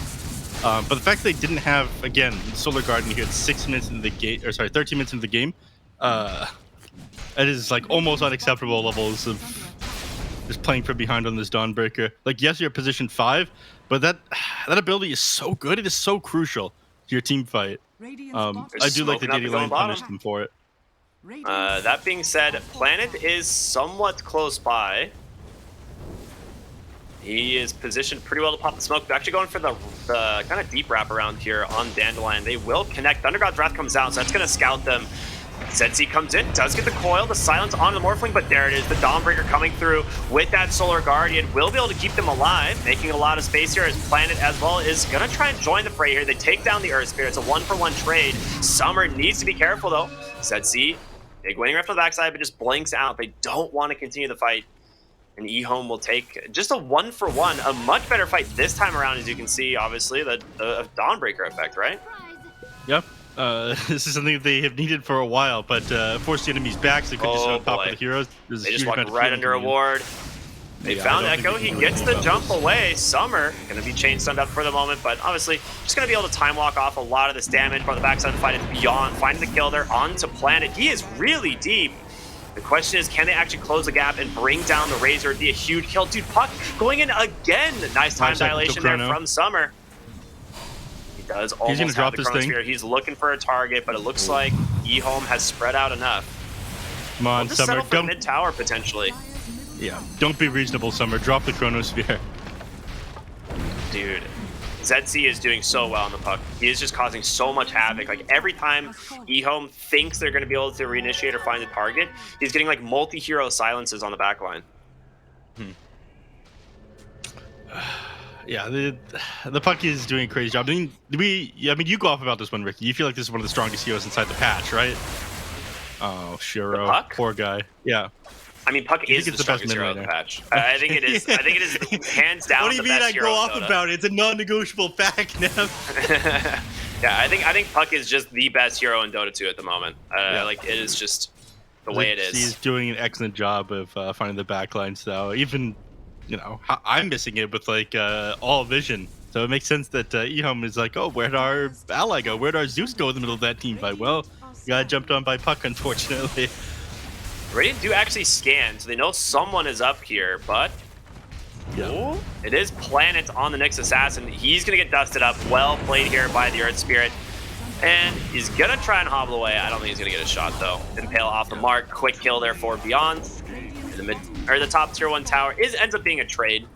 But you get the extra kill on the Nyx Assassin. 2k gold advantage, but again, the big deal is the XP, like you were talking about earlier. Yes, it continues to be that way. It's got like 15%. I have no idea how to read the XP graphs as they are now. It used to make a lot more sense to me. Now it's just like, I don't know, man. Nomad, how does this work? How do I read numbers? Please help. Well, you gotta read the sine wave and then versus that off the axis of the coaxial integer. Listen, I'm from the middle of nowhere, Canada. I don't know what a sine wave is. I mostly catch is based on feelings. All right, well, they're going to be able to get the coil here from ZC, and the Kanika offering to follow. They do manage to take down the Earth Spirit. Zeal trying to hold his ground, do what damage he can, but it's Beyond here with the BKB that just came through. They will be able to find the kill on the Razor. A nice trade as Shiro still has the Chrono ready to go, but doesn't want to drop it just on a Morphling. So far, a good fight here for EHOME, as they do get a favorable trade. But now ZZQ picks up the first component of that Agdam Scepter. That one is actually going to be very big for EHOME starting to turn these fights around. The Chronosphere is the big thing that they're worried about, which, like you mentioned, didn't get committed in that last team fight. I would say if the counter for that, these fights get a lot easier for them. They can play a lot more aggressive. Dawnbreaker held the Solar Guardian in that fight for a little bit. I think they wanted to use like the stun to hold the Razors. They were trying to wait out the BKB duration, but he just did way too much damage to the Zeus. They do have this ward that is going to scout Dandelion heading into their jungle, and they place another even deeper defensive ward here, so Planet should be all right. Yes, and we can also see Earth Spirit acting as a ward, sitting up on the cliff here. Impressive work here, Earth Spirit. I was a big fan when Ponlo did this in Division 2. He's just waiting up here. This is psychotic behavior. He's waiting for someone to stop by. Puck is here as well. Like, ZC is waiting for somebody to show themselves. During night, you don't have a ton of vision, though. He's just role-playing as a rock, man. Like, I don't... There's not much to... I think you're looking too far into it. Yeah, this is peak Earth Spirit performance. You might not like it, but this is what it looks like. This is what it looks like, yeah. We're gonna head into the jungle even further. Zeal will dodge out the roll. Maybe turn things around here onto the Earth Spirit, but he will instead just roll away. All 5 heroes positioning on the top half of the map, and it's just space for the Morphling. We've seen Shiro just farming on the bottom side for a while here as he's closing in on his Manta style. It's a big pickup for sure. He needs to be able to get out of the silence from either Earth Spirit or the Puck, right? Yeah. Those things can be pretty lengthy. I just don't feel like Morphling is that good of a carry. It's not what it used to be for sure. Like, it used to be this insane 1v5 hero that could, do anything. Blow one hero up immediately in a team fight. Oh, another good They Thunder God's scattered Wrath. the smoke. Yeah. So Yeah, the thing is with like Morph is they nerfed the like cheese build with Earthshaker, right? And then they're like, well, we need to nerf his other cheese build with an E-Blade. And now he's just a regular right-clicking carry. And people are like, well, what the heck? Like, how do we play this hero now? Yeah, but he's like worse than that because Adaptive Strike just does such a little damage. I mean, it's a good nuke still for sure. I think we might see Adaptive Strike get reworked slightly in terms of its numbers after the changes, but I suppose it's an okay nuke. God, why don't just like play something else though? Just play a different. it's just Shiro's hero, man. We saw this last season. This is what he plays, and he plays it exceptionally well. That being said, he's not that much farther ahead of the Faceless Void, who does have the BKB completed. He's queued up the Shard and the Mjolnir, so he'll have those available here fairly soon. Beyond working toward a Lincoln Sphere. Pretty good this game. I'm actually not entirely sure as the main reason behind it, but feels like it is important. I'm a little bit disappointed that not a single person has built Ethereal Blade on Morphling. I wanted to see if there was one idiot we could name in Shane, but no one has built Ethereal Blade on Morphling since the changes, sadly. Oh, Planet will scout through smoke. He gets the blink out too, so... Dude, this is the third smoke by Dandelion that has been forwarded by either Thunder God's Wrath or Planet on the Nyx. Like, they are not connecting on these, and it is space. Bottom lane, ZZQ, he does get a D ward, but he is getting chased down. He's going to go for the TP out. Will he make it? No, a coil from ZC will be able to stop it, so... They do find something at the end of the day. Yeah. And they will find the D ward as well. I think that's probably the worst part ZZQ about it. immediately pinged. He's like, there's got to be a ward here, by the way. Yeah. Heads up there by ZZQ. He's getting close to the Egg Scepter. He's 1,500 gold away from this one, and I think that's when EHOME is going to be more comfortable taking fights into Dandelion. Until... They found Razor in the top lane. He does have the BKB still. They're going to try and chain stun him up, do what damage you can, but there it is, the BKB in response. They're going to try and find a kill here onto the Nyx Assassin, and they should. Nice silence comes through.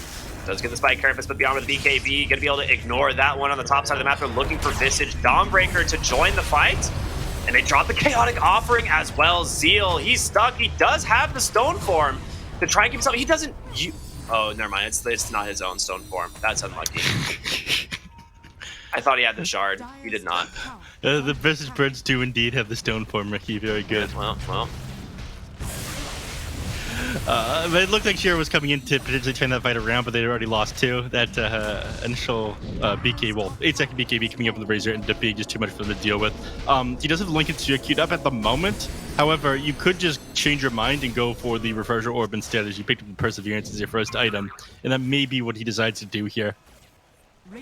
We will find out fairly shortly, I imagine.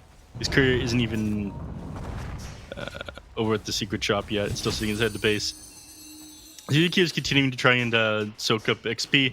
It's in waves. It looks like they're setting up something in the mid lane here, though. They rotate Silver Heroes in alongside the Nyx Assassin and they're smoking up. So, with these abilities on cooldown at the moment, everything except for Chronosphere. They get puck here. This is huge. There's a sentry that actually... Oh, no, he was under the cover of the smoke still. Yep. I didn't quite know where he was. Yep, they scanned them, though. His bottom? Yeah, you're right. They did scan him. Echo gets his Kaya Sanj delivered, so a little bit more damage output from the Zeus. Probably going to go back for the Ags at some point. God's Wrath will scout them here in the mid lane. They have to assume the smoke's coming. ZZQ did end up committing down for that D ward, and it's going to cost him his life once again. For that as Space Maid. It is weird that it is the Dawnbreaker doing this and not the Nyx Assassin. Like, making these super aggressive movements in the jungle, scouting out for information, trying to find wards. You'd think with Spike Carapace and the Blink Dagger, it would be a lot easier for Planet to get away with this. It's like Dawnbreaker, the thing is like she actually farms way faster than the Nyx, so I think they're just prioritizing Planet on not having these extra deaths and being able to like stay around and scout for his team. Whereas like ZZQ can just Celestial Hammer a wave or a camp and like still get his farm and his timings. Oh that my being said, god. Nyx Assassin's gonna get found for the moment. Foil does come out. But yeah, the damage from the puck, just too good. They do manage to get the silence on the Morphling as well, and ZZQ joins the fray here on the Dawnbreaker. He's going to regret that one big. The rest of the team's just not here to help.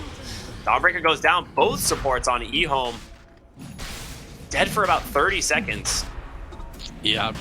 There's like, Network looks relatively even at the moment, but there's a huge advantage at the moment for the side of Dandelion. You're so close to like a couple important items on these heroes on EHOME.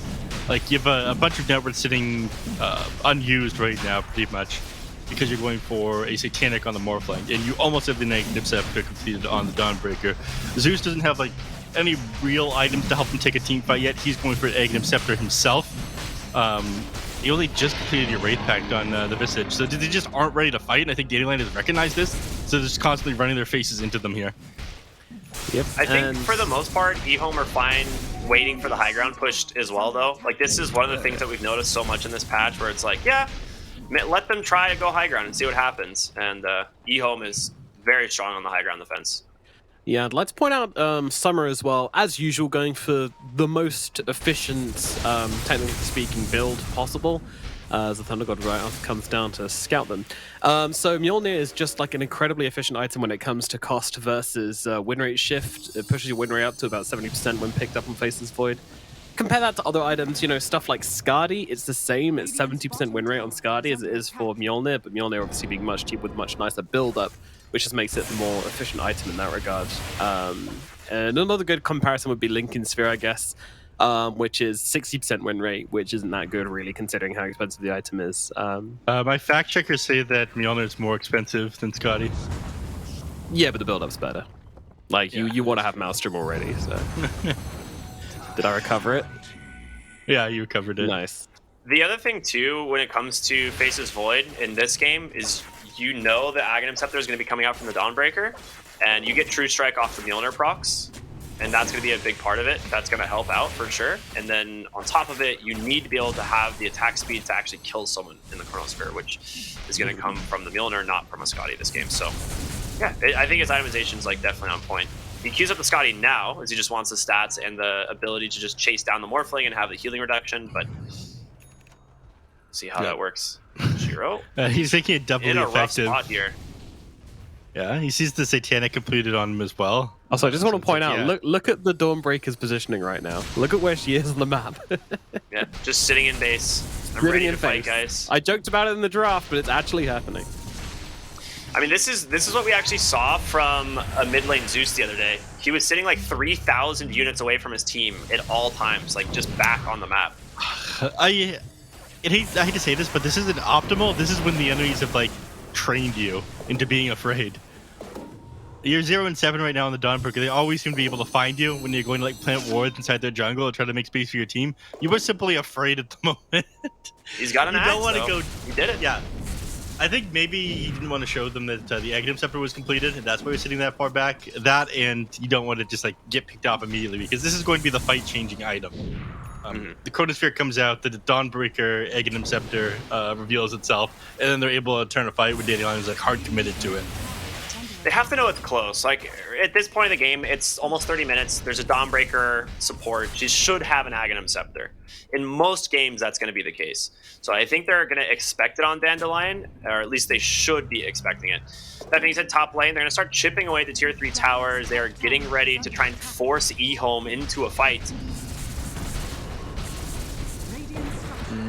They will have to respond to this one. Yeah, they're moving very slowly over here to the tier 3 tower. Planet's on the backside here. They do have a sentry down, so will actually scout him eventually. But God, they're so close to the eggs on Zeus. He does. He gets 2. They find the Razor. Is the damage there? Chaotic Offering does come through stuns, but beyond his low Summer, able to time walk. There's the Chrono, but there's your response. The Dawnbreaker ult. Nobody taking any damage at all. Beyond, though, that being said, stole almost 200 damage from Shiro. So fight completely reset. You drop the rock. You drop the Chrono. EHOME. They didn't really spend much of anything. Just a Dawnbreaker ult. Solar Guardian, 85 seconds. Yeah, Zeus was like 50 gold away from the Aghanim Scepter before that team fight started, so he had to sell his Magic Wand in order to get it, but it was incredibly effective. This is the time. Puck on the stun! Spike Carapace almost there to finish him up, but he gets the blink out of the backside. Earth Spirit, big silence, big roll in, but the damage is there. They get the kill. Summer jumping in aggressively, finds the kill there. On the planet for the chain stuns from Zeal. Will build a Braves that burst down the Aegis. They've got to get more here, though. Puck comes in, ZC doing good, finding the Zeus. The big Magnetize is going to do the damage. They take down the Zeus. No buyback from him. Zeal falling low, but does have that Gravekeeper's Poke to keep himself in this one, but they're finding Shiro, and that's the one you cannot afford. Big impale from Planet. They burst them down one by one. Shiro's still alive. Time walks the damage off. You're kidding me, Planet, dude. What a play. That was an illegal jump there. I mean, we talked about how often this guy clutches out plays. This is why we fell in love with this guy when he was on Phoenix and whatnot. Then he switched over to EHOME. He continues to make these massive plays. That fight, I feel like Puck had no business being alive that long, though.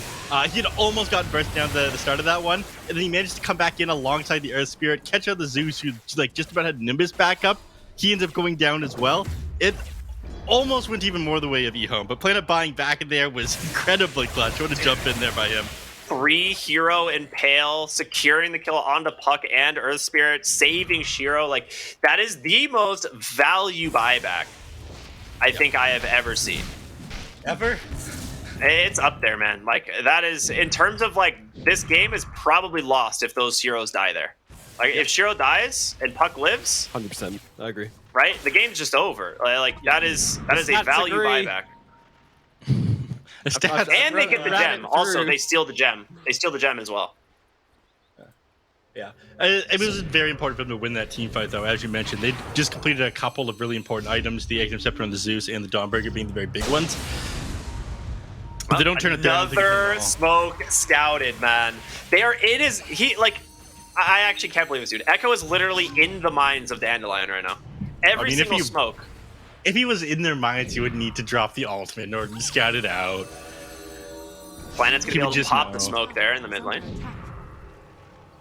But it is impressive that he keeps on getting these. Unfortunately, it means it's a lot of damage you're not doing to these heroes in the middle of team fights. Like, you've got Kaya-san plus static field. Too, though. That's true. But it's like, what, Thunder God's Wrath on top of the Kaya-san you have is much?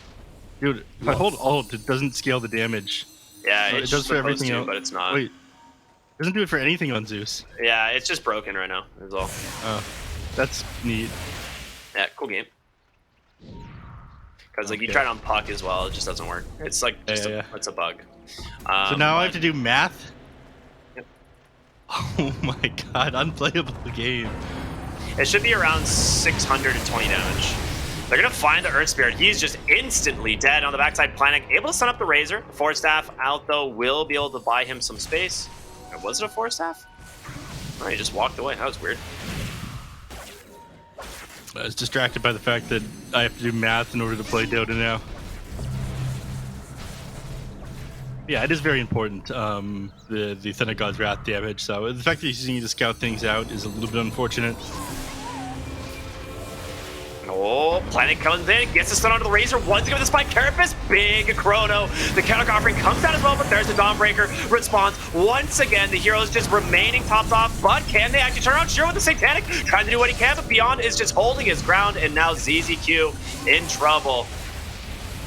They get 3-0, and they've got Shiro on the backside. He's gonna get that Nimbus to try and kill life, but the silence is there. He's just dead, blown apart by the side of Dandelion and Echo, trying to hobble away. The silence comes in, the boulder kick as well.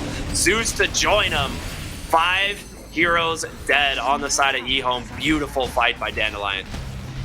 Yeah, Dawnbreaker has been not quite doing the trick anymore. One of the nice things about this, Mjolnir, is, you know, when you do proc Static Lightning, it ends up piercing evasion. So it's not an MKB. It's not going to have the same effect as that, but it does play a pretty big part in making sure that you can take down heroes when the Dawnbreaker ultimate comes down, especially when, you know, nobody's doing anything inside your Chronosphere. So some are itemizing for that as well this game, and I think that might be part of the reason why you're going for this Mjolnir. Yeah, absolutely. Yeah, I was talking about that earlier. Like, you get that accuracy bonus, right? 20%. It's quite good. 30%. Oh yeah, sorry, 30%. I don't know why I was saying 20. I was looking at static charge. But yeah, I mean, that's a huge fight. Okay, I got a question for you. Is Beyond the hero to target here? Because this is now the second or third time they've initiated onto the Razor, tried to burst him down, and then the fight backfires, right? Because it's so hard because the static link comes off on the Morphling. The Morphling just not doing any damage in these team fights, and he has to here. Like, it's him needing to do everything. Like, the magic damage comes out from some of these other heroes, but it is so slow. It's a Morphling who bursts people down. So if you don't immediately hop on this Razor and kill him, if he manages to get a full duration static link off of the Morphling in these team fights like he has, you're just not finishing anyone off. It's the thing too is like the Chrono was actually just so perfect from Summer in that fight. He gets 3 heroes on EHOME, barely misses his own Razor, so he's able to respond with his BKB, drop the static link like you're talking about, turn on that Eye of the Storm, and the fight is just completely different, right? If Summer clips the Razor even just a little bit, I think EHOME just run away with that fight. But the extra damage that Razor is able to do, huge setup there from the Faceless Void, and now a 14,000 gold advantage. Yeah. And it's gonna be tricky to get back into this game. Chronosphere's available again. You've got Dawnbreaker ultimate, but it just gets harder and harder. 13k net worth advantage now for the side of Dandelion. I'm looking at this, thinking how they managed to clutch out these team fights. Look what Beyond has now. Beyond. He's got, Aeon Disc ready to be like assemble in the middle of fights because they know how important. He knows how important it is for EHOME to be able to jump him, and this is what they've been trying to do. As long as you get the static links off of the Morphling for the full duration, then dropping a Chronosphere onto him afterwards, there's no way for EHOME to fight into them. I just want to say as well, I love how well they're using the Warlock shard as well. They're making complete use out of it and proving why Warlock is the highest heal per minute hero in the game at the moment. He's averaging 350 heals per minute, and the fight breaks out.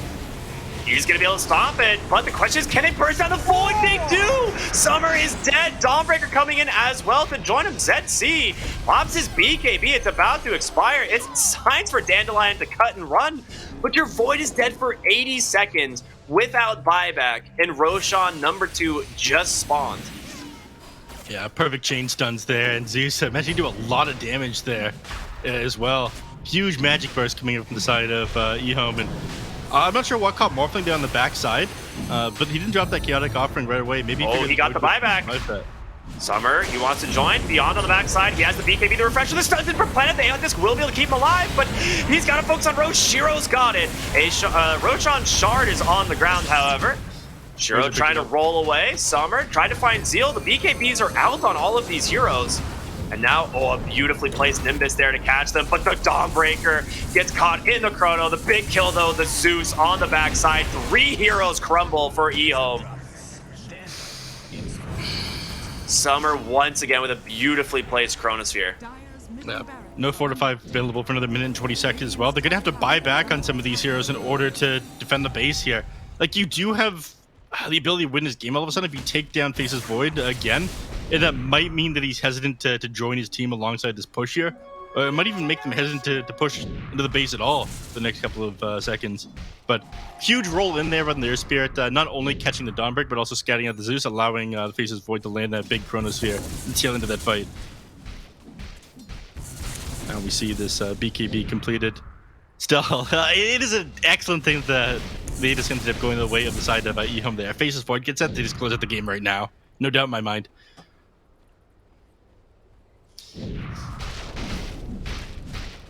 Oh man, this is a rough one. Like, you're right, like they're so close to being able to close this game out, but they still are struggling with Shiro, right? Like, he is pretty dang strong here on the Morphling. He's about to hit his 25 talent, so that I'm really concerned with. Is he's gonna go the? Oh no, I mean, he does a lot of damage, man. He does a lot of damage. But he hasn't. They do such a good job of getting on top of him, getting the static link off for like the full duration that he's just not doing a lot of damage. You know, and his 2 waveform charges. Well, now you can't static link this guy. Yeah, it just waveforms in and out. I mean, if this is what you're doing, why not just pick Clinks? I mean, meanwhile, mid-tier 1 tower has been standing this whole game somehow. They do get the fortification. They're just going to sit behind Shiro here. Dandelion, I don't think they can do anything. He's got an Aegis. It's a hard commitment. I will say props to ZC here on the puck. He's playing so smart. Every single time he throws an orb, he's always using the Aeon Disc on the Razor. Yeah, but they've caught playing on the side. There's going to be the Dawnbreaker to come in and save him, though. Chaotic Offering. It looks like they want to fight here on the side of Dandelion. ZZQ, he's got to get out. Planet able to survive, but they will be able to find the Dawnbreaker, so a nice pickoff. The rest of the team on retreat, but it's going to be the Earth Spirit that finds the Visage. Silenced up for the moment, does have the Great Keeper Cloak, trying to keep himself alive. He will be able to. The rest of the team, they've got to get in here to do something. ZC on the puck, buying space, and that's going to be all they need to take down this big Visage. Planet able to TP out, but oh man, Dandelion getting pickoff after pickoff. Hopefully they'll manage to catch anyone else out. Yeah, it looks like that's going to be the end of it. They've got, what, another 2 minutes left in this area. 17k with advantage down for the side of Dandelion. Awkward start to that team fight there. They managed to catch heroes just like one at a time. I thought that would go super well for them, given that they forced the Aeon Disc off of the Razor. And you can see Beyond was kind of panicked as he entered that fight. He like popped his BKB super preemptively. He didn't get on top of the Razor and get like a long static link duration off on him. But the fight ends up going pretty heavily the way of Dandelion regardless. Now Warlock's going for an Wraithpack Totem. It's gonna make the fights even harder. Board here. Beyond. Planet doesn't actually connect with the stun, and now Nyx is the one that's in trouble. He's gonna try and turn around. Aeon just will protect him. You just completely destroy that Earth Spirit. You pop his Oil is refresher for holding that. Shiro in place for now. So he's trying to get his hands on top of something, but it's not going to happen. Yep. Jump on the ground. Yeah, this is actually really bad right now for Dandelion. So at the moment, Summer's buyback is still on cooldown for another 3 minutes and 45 seconds. Razor popped his refresher and his BKB there. In a fight that he had no business trying to take.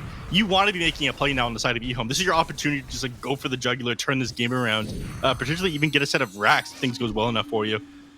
I mean, Zeus they've got no almost has a refresher too, which is going to be a ton of damage if he decides to commit for it. Right now, he's holding his buyback. I think he should. I think he should, and they should go for a fight like this. You have a very small window of execution at the moment. You've got until Razor's BKB is off of cooldown. Dude, Razor bought out as well. Bought a Shivas. It's a good Shivas game, but... Yeah, they could just lose the game off of this, though. If Void dies without buyback and they catch Razor in the next 30 seconds but he doesn't have his BKB up, they would straight up just lose. I mean, he really needs the Aeon Disc up, right? Because it's been Planet that's finding him, right? And Planet's going to get the Spike Carapace into the Impale, which is 5 seconds of disable. Yeah, Echo's doing a good job at making sure the Aeon Disc is disabled now, though. It doesn't look like he bought out the refresher, so he's also short of buyback now as well. Only heroes that actually have it are the Morphling and the Visage and the Puck. Yeah. Show's over. The BKB's back up on the Razor. Timeless Relic for the Zeus. Oh boy. That is about as good as it gets. Yeah. How much spell damage does he do now? Who knows? We don't actually have the numbers on that. At least, somebody who could do very basic math would have the numbers on that, but not me. My numbers say a lot. I actually hovered over it. I got the alt modifier to work, and it just says many damage. Yeah. Cool. Yeah. Is that you changed the game files for that one? Yeah. I'm actually going to get banned by Valve for I'm pretty sure. Back ban incoming. What can you do? What can you do? Right, Satanic now done in the face is Void. It's going to be slightly easier for him to stand his ground. They're getting great chain stun off on these heroes, though, so I'm not sure how much the Satanic is actually going to change. The 25 strength then is kind of nice, though. It's got the backtrack. That's a big deal. Yeah. There's 3,500 HP is actually a lot more than that. Planet would love to find these guys. Well, they scanned them out. And they do exactly see Zeal. Yeah. The ward does need to be careful. The roll comes in. He has the stone form, able to get that oil enough. Drops the aesthetics cap as well. He's got to just BKB and run away, I think. Yeah, that's exactly what he's going to do. So, BKB expended out of your offlaner. That's big. They didn't have to use anything on the other side either. Well, they did end up committing an Eye of the Storm, but that's going to be off of cooldown in another 30 seconds anyways. They smoke up immediately. EHOME actually wants to take the fight to Dandelion here. Weird. Planet can keep scouting here with this gem and this Vendetta. It makes it very difficult. He's going to find him. Beyond is the big one. They find SJ as well. No, the BKB comes out. They actually cost themselves the initiation. SJ will end up falling on over to Shiro, but he's stunned up. He pops the BKB and the Satanic, trying to just take down these golems. He's going to do so, but he has lost so much damage. He's going to be able to use the refresher, though. Second Thunder God's Wrath does come through. They get Puck for the moment, but Planet unable to get the chain stun, so... With that refresher committed from EHOME. 2 refreshers. A lot committed from Dandelion as well there, though. They did end up dropping the refresher orb on the Razor, so he's not going to have a very big impact in this next fight. Double BKB, double refresher, and double Aeon Disc. All 3 were popped. Yeah. The downtime on Eye of the Storm is actually crazy low. It's a 30-second duration. And he's got Spell Prism. Yeah, with this Spell Prism, it's only like a 53-second cooldown on this. Kind of wild to see. So you drop this one, you're like, oh god, they're taking the fight. I need to pop my BKB and either run away or commit. This is a big cooldown. It's not actually a very big cooldown just because how often it's up. More than 50% uptime on this thing.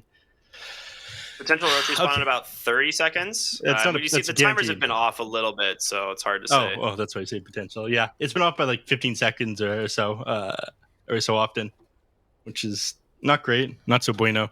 Everything on the map right now, these still got Chronosphere available. You'll have Dawnbreaker Ultimate up in another 20, so they will have that available for the next fight there. But the biggest thing is the fact that you've got no Refresher Orb on the Morphling, and you have no Refresher on the Razor either. He's committed his BKB in the last fight, but again, his Black King Bar is going to be off of cooldown another like 17 seconds here. So I imagine both of the teams will... I think both teams will probably continue to wait around the pit, as this next Roshan is pretty important. If you get it on the Morphling, it would allow you to go like way more YOLO into the enemy team. You would be as concerned about getting linked up and brought down by this initial Chronosphere. You won't be that concerned until Faceless Void finishes up his Refresher Orb, which is another big part of this next Roshan here. If it ends up being a Refresher Shard and Dandelion gets it, I'm pretty sure they'll be able to close out the game with a double Chrono. Oh my gosh. Oh, well, there's the reconnect. Okay. Yeah. So we're gonna be able to jump right back into this one. I do worry for Dandelion's ability to take the next Roche. This is gonna be such a game-changing Roche. Yeah. Again, it would be a very big deal if it ends up being a Refresher Shard and Faceless Void gets that one. Aghanim Scepter isn't really that big of a deal to anyone on their side. I don't even think that Warlock could be that that happy about it. I think that the golems just kind of get cleared out, as we saw from the Morphling earlier. Like, they've got tons of AoE disable in the form of like Starbreaker, Stone Form, tons of AoE damage with the Zeus and the Morphling. So Egg's not that big of a deal. He could be pretty sick on the Earth Spirit, though. I take that back. You can get some super sick saves off with the Earth Spirit, or be able to like turn someone into stone and boot them out of the team fight, something like that. Yeah, we'll see. It's actually pretty... It might be pretty good at dealing with Zeus if you can find him, right? Yeah, I kick him into your team. Yeah. Yeah, he's got like no defensive items. He's just forced to sit super far back in the Zeus this game. Which kind of makes sense. If you've got someone to jump on Dandelion that, if they do catch you, you're kind of dead anyways. You want to go all in on damage, which explains his build. Oh, Planet yoinks a DD rune there from the Faceless Void. That is huge. Yeah, that would have been... I don't know. It would have lasted like another 10 seconds when Roche respawned. So it could have been huge. It will respawn another 5 seconds, by the way. ZZQ is on the other side of the map, I imagine. Okay, Bottomman's already being shoved in. He's going to head all the way back to base. What is he doing right now at ZZQ? He's just working on a Refresher Orb? Yeah, looks like it. I mean, that's what you usually do on Dawnbreaker. Mm-hmm. Jump in, die, jump in again. Yeah. They will scout Roshan. Does have a Refresher. So it's a pretty big game for Refresher. I mean, we already see, right? There's a bunch of heroes that have already picked one up, but the extra Refresher could be a game changer here. Yeah. Imagine the Zeus with 3 sets of That's spells. the man doesn't talk about double Chronosphere. Instead, he talks about more zippity zap blue lightning. Well, on the side of I like the flashy colors. colors. I like the flashy colors too.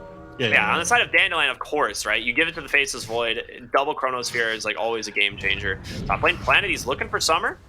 Does he go for it? Dude, you're right under a tower. Is like, how is tier 1 top still standing? That is 47 minutes. Oh no. Just proves that nothing matters in this game outside of farming creeps and keeping your lanes pushed down. It's just not a very important objective. Also, it's not very safe for you to like walk all the way up there. You lose too much map control if you send your whole team over in that direction, and they can turn things on you pretty fast with like Puck and Faceless Void. So it's difficult for them to like go so out of their way for a tier 1. It's not that important right now. Dude, the aesthetics cap here on Visage is just it's so good. It's just like the perfect item for the Visage because you can just drop the Gravekeeper's Cloak onto yourself. Yeah. They're going to walk into the pit. They saw Shiro for a moment, and Zeal's off onto the side here trying to do what he can, but they just want to force the objective potentially. The thing is with everything back off cooldown from Dandelion, I don't know if it's actually good for EHOME to force this. You have to get a pick off, but it's not easy. Yeah, it is super tricky for them to take this. I mean, ideally what you do, you have ZZQ shove down a lane. Alright, which they're doing now. Okay, good. You push the tier 2 tower and you force someone to get back. Like, if you're threatening tier 3/high ground, then you take a fight with superior numbers.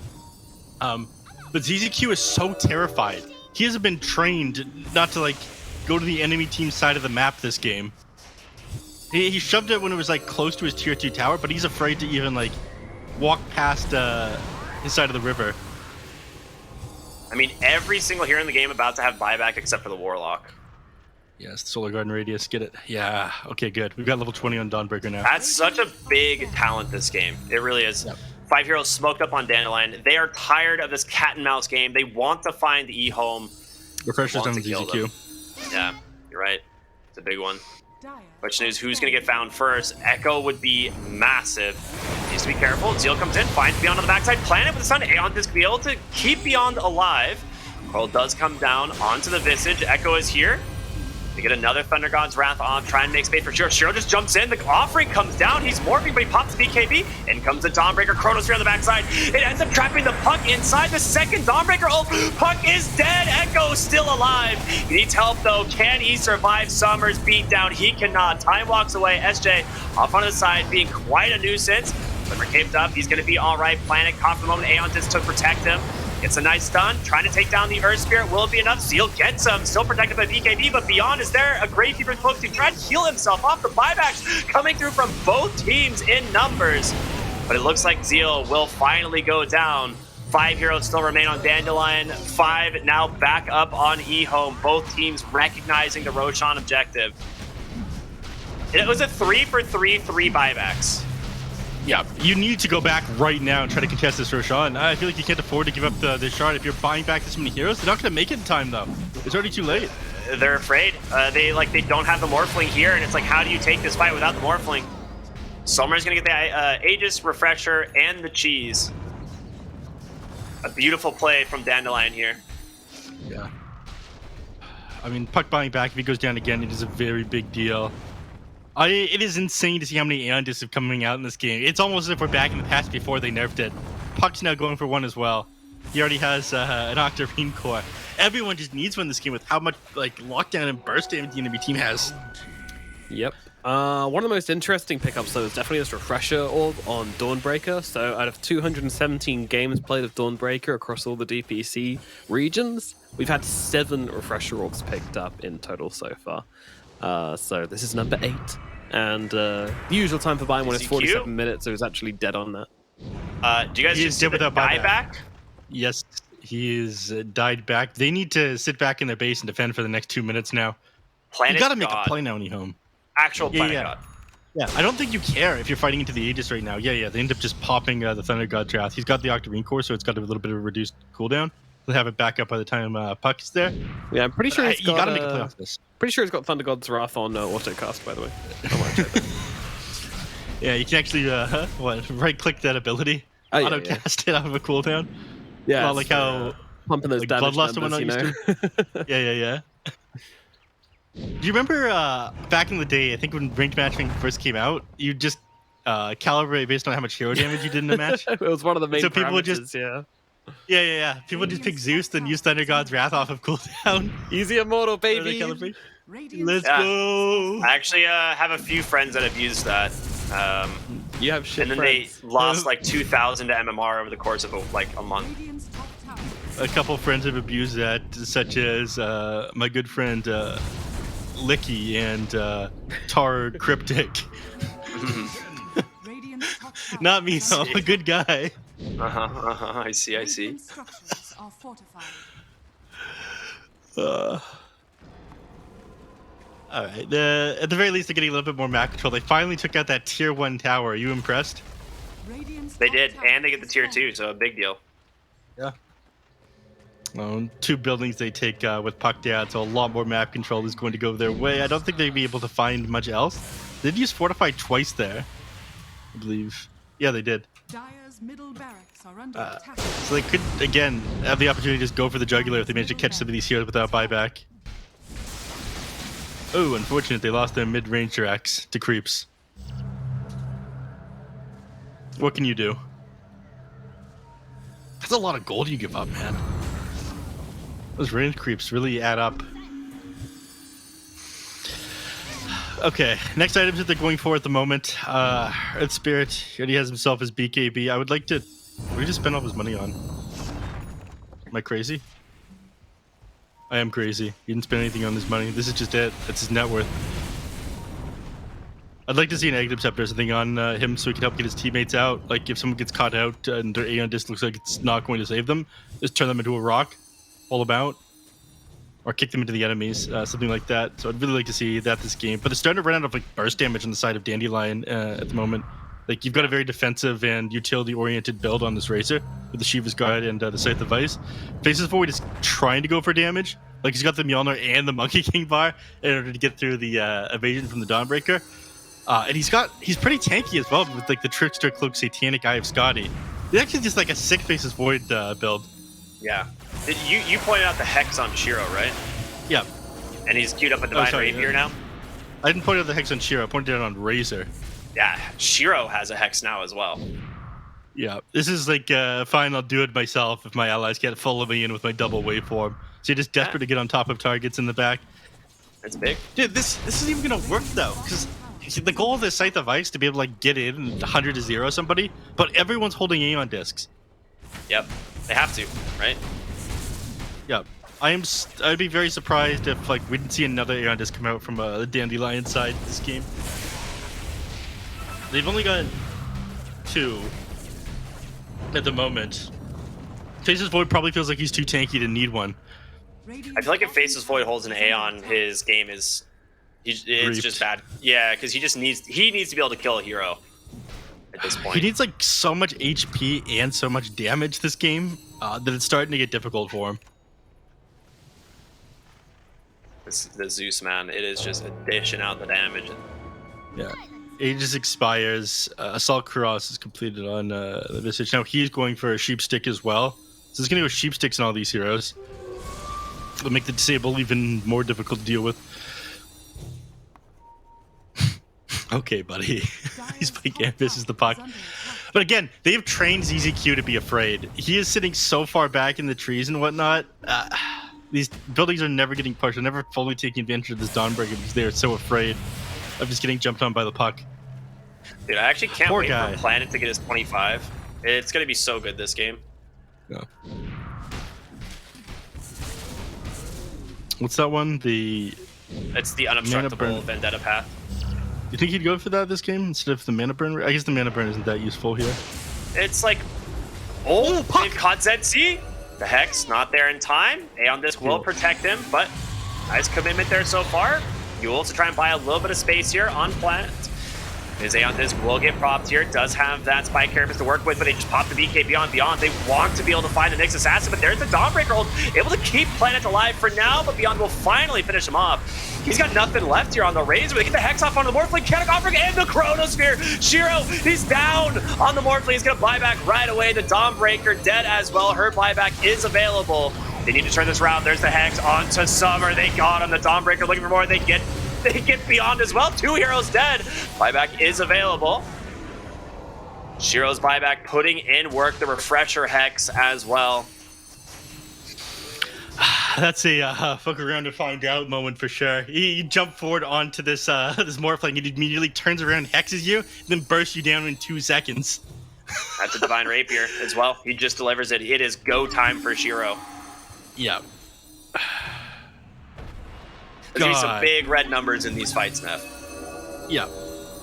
That just like instantly popped a Face of Void. Sorry, I was a little bit surprised with how quickly that guy ended up dropping. It was huge, like crits and whatnot coming onto him as he had turned around. Plus on him Echo, as well. right? Echo just dumped his kit right onto the Face's Void. Yeah, they feel like they need to go summary. Oh my god, actually, it was just 3 attacks from the Morphling, did 2,200 damage. Yeah, exactly. What's going to happen here is you need to buy back on the Face's Void, like the moment that EHOME goes high ground. If you, I am pretty Rapier sure DD morph. Jesus. Yeah. We're about to witness the conclusion of the game. Like this is where One way or EHOME another. feel like they're incredibly strong, and they need to force something. All right, I'm gonna squeeze in one last cheeky little stat here. Just to give you an idea of how bad Revenant's Brooch is, Puck, who has a very high win rate here at the moment, has had 12 games with Revenant's Brooch in it with a ZC? 33% win rate. It's terrible. All right, I mean, you have no Aeon Disc on Puck now. He backpacks it, puts his BKB in. Zeal is just doing work here on the Visage. They were trying to get the buybacks out of Dandelion, but I think they realize the base doesn't really matter. It's just the buybacks that matter at this point. Like that one lane of Barracks, that's not the game changer. Was that the classic, was it Purge line? Oh, somebody said that. Buybacks just don't matter, buildings don't matter at this stage of the game, it's just buybacks. We're getting to that point. Tier 5 neutral lines are about to come up, by the way. We are 40 seconds away from that one, and that is going to play a large factor in this. I was certain that EHOME would go high ground instead of roll the dice with the next tier of neutral items and the Morphling buyback being on a cooldown. But they're rolling the dice here. Fourth Roche. Everyone's gonna know. He's trying to get the Aeon Discs with these is the thing. Right? Like he's really hoping to just pop an Aeon Disc on one of these heroes. Pucks is still not available for 60 seconds. Razors is up. Yeah, he's got it going down in his backpack, so it's coming off a cooldown even slower. But it might be just a sign that he plans on taking a fight in the next little bit here. They pop the drums. They're looking for heroes in the EHOME jungle. Question is, are they going to find them? This wraparound, they did the same thing earlier, but instead, EHOME's going to just charge down mid. Maybe try and force Dandelion back. Position to take a fight pretty well here. Planet, he's going to pop them. Impale does come off, finds the Razor. Aeon Disc will get popped, so that's going to pop that. ZC on the backside needs to be careful here on the Puck. If he gets stunned up, if he gets caught, it could mean the fight. Yeah. Planet didn't use that opportunity to blink away. Look at EHOME, though. If they actually just push mid, Dandelion have to just TP in mass back to their base. You got double catapult wave. Yeah. But if you push mid, you get jumped on by Puck, who's got like a Dream Coil piercing spell immunity. Oh, Hex, it's managed to catch Zeal. He's in some trouble. Stone form will maybe look at they just blow up the Earth Spirit. Planet on the backside, he's caught the Puck as well. Buyback comes through. Beyond able to see a lot of damage here from the static link. Zeal's looking to get aggressive here on this Visage. They will TP in back to the outpost. They want to go right into the Roshan. They've got to get something here beyond. Aeon Disc number 2 get popped. That's a big deal. He's going to respond with the BKB. They've managed to hold Zeal in place. There's the Dawnbreaker ult, but it doesn't come through in time. They've caught Warlock potentially. Planet comes in, almost gets the kill. SJ at 100 HP finally falls. Buybacks into the game. ZZQ on the side finds Summer here. Able to chase on him down. In comes Shiro. He's got the refresher. He misses with the chrono. He dodges it with the third waveform instead. Yes, you get the Dawnbreaker. That's going to be a dieback from the backside of the fight. It is ZC. He takes down Planet. His buyback coming through. Big chaotic offering here as well. Trying to do what they can, but Echo needs help and fast. Summer trying to stay on top of him.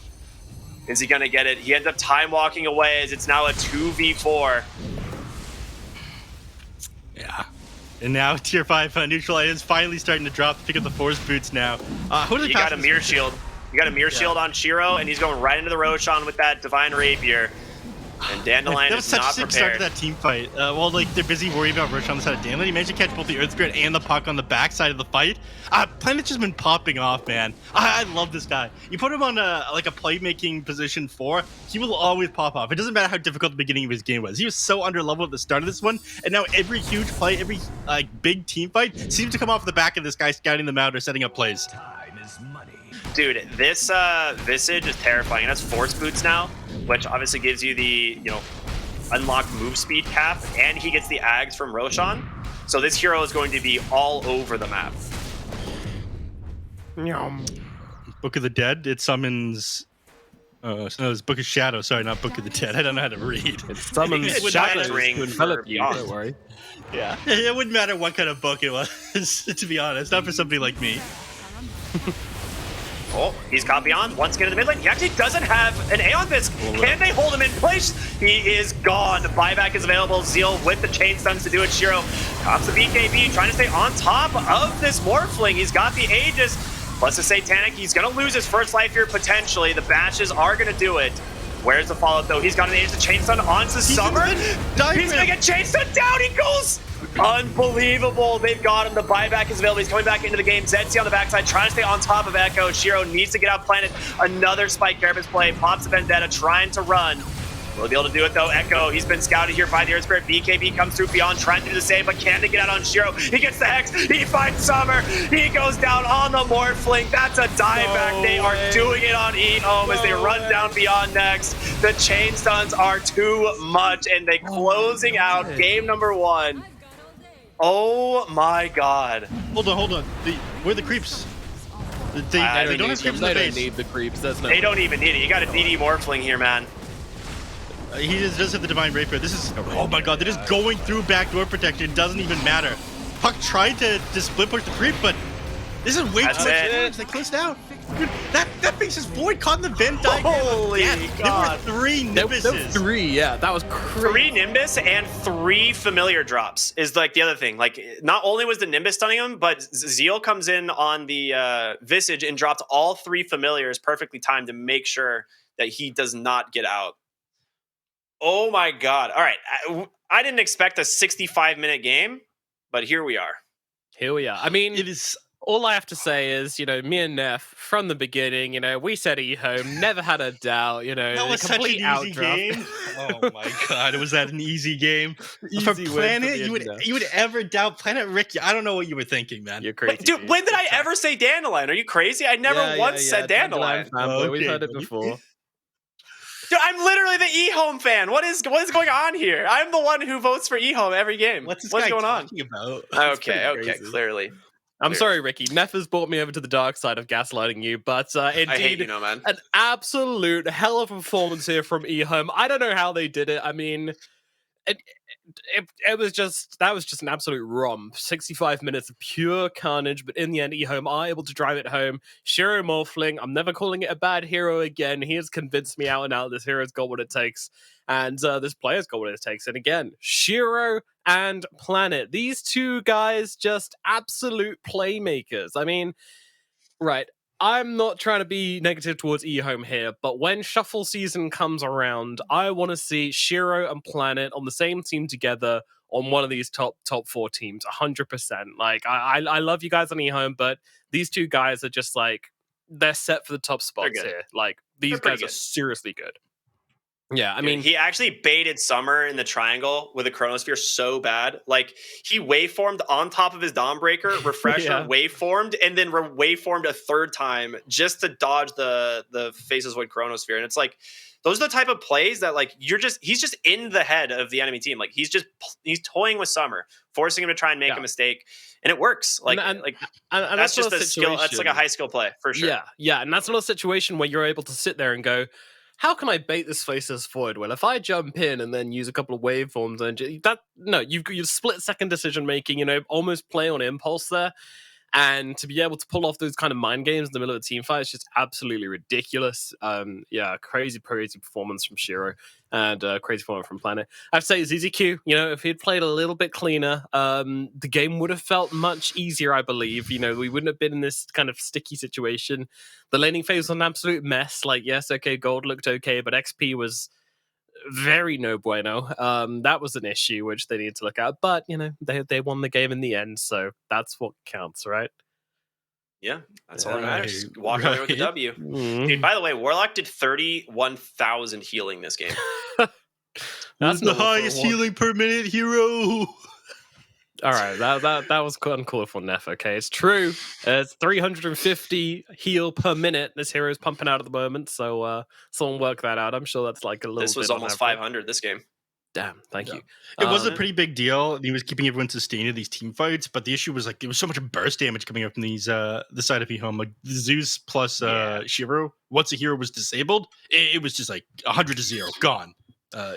In like a moment. We saw that happen to Morphling turn around onto the Summer, where he thinks that he's fine and healthy, and he's got like 3,800 HP, and he's got a Trickster Cloak, and he's got his backtrack talent, but he still ends up getting bursted down. It's crazy what he pulled off in the late game, and it kind of made the war Warlock's healing fall off in the 60-minute game. I mean, it always does, right? Like, there's no game where you're like, whoa, the Warlock heal is out healing him 60 minutes into the game. Like, wow. Stuff like Dawnbreaker also can, but yeah, it's a bit of a tough ask, even for the Shard with Warlock. But yeah, I mean, what were the critical mistakes which they made on the side of my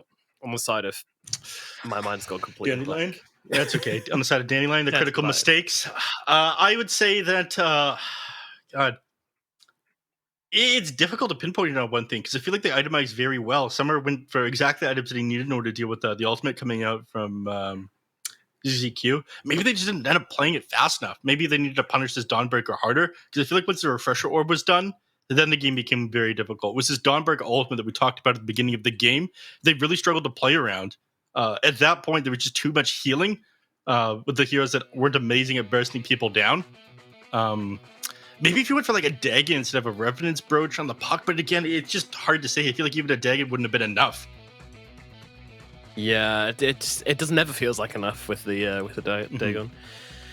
Never does. I don't know. It's a really tough call. I think Summer did have some overextensions, but at the same time, like, it only looks that way because you need someone to be on that front line. If not, it's going to be ZZ getting picked off, and that cannot happen. And it was a hard game for him, right? Like, this Planet Nyx seemed like a excellent counter pick to the puck. He caught him out so many times. That really did feel pretty damn good. Yeah. It did. They had a lot of information for like stopping Dalen from being able to jump in this game. I feel like in the early game, a little bit of this was like ZZQ playing super sacrificial role, playing the enemy team's jungle, and Foy's in the back onto him. Other times, they use this. You joked about the Thunder God's Wrath being on autocast, but this ended up blocking so many smokes that Dandelion was doing, where he's like, I got a feeling they're running at us with the smoke, and sure enough, each time, that's exactly what they were doing. And I think this maybe slowed down Dandelion's game enough that, you managed to draw out to the 16-minute mark to the point where these Warlock heals weren't as important. The Golden wasn't important. Puck doesn't have enough damage to 100-0 heroes anymore that they ended up winning. So, amazing insight here from Echo to not use his Thunder God's Wrath as a damage ability, but rather something to help them dodge team fights at times Dandelion wants to be able to take them. Yeah, but his end of game stats aren't going to look quite as good. He's not going to have that same damage per minute. And by the way, Zeus is the highest damage a minute hero in the game, by the way, Neff. What incredible. Oh my god. There you go. But yeah, when you hit Thunder God's Wrath, the smoke tiers doesn't do damage. Your stats, they look awful. It's sure you win the game, but are you really winning if your damage numbers aren't that high? Yeah, that's a good question. You might still get kicked because your damage per gold is too low. The thing is, I would say something that's just like so crazy to watch is just like Planet play after play, right? Just finding big pickoffs, and it's like he goes down here, but he's gonna buy back right into the game. Usually, this was his actual dieback, but he forces a lot out of them, right? Like pretty much every single time.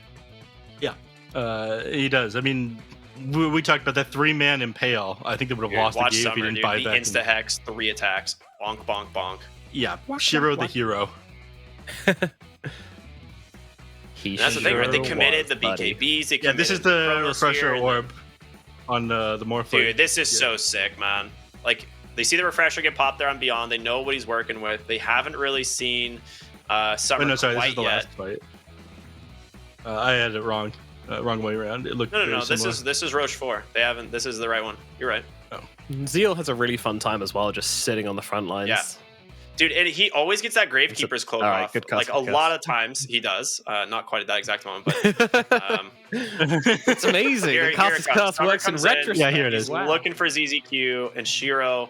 Waveform 1, Refresher orb, 2, jumps forward. Waveform 3. Not even sure the chrono would have connected there. Looking on the response, it was it wouldn't have. No, but yeah, still maybe very nice, sure. Yeah, maybe like nerves got to him and he thought that he was going to catch out the faces forward like mid waveform or something. What do you mean, Neff? Are you saying that nerves had something to do with a 60+ minute game in a game which could determine whether you get relegated from the DPC, thus determining whether you can actually make it to TI? My bad. These players are no. It's clearly Better's, Neff. Come on, it's clearly magic.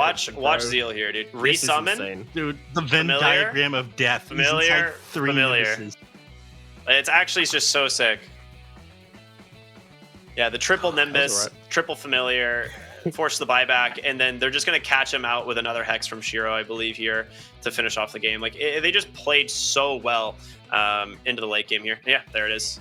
Planet comes in, the stun, and yeah, at that point, you got nothing left to do here. You can't keep him alive.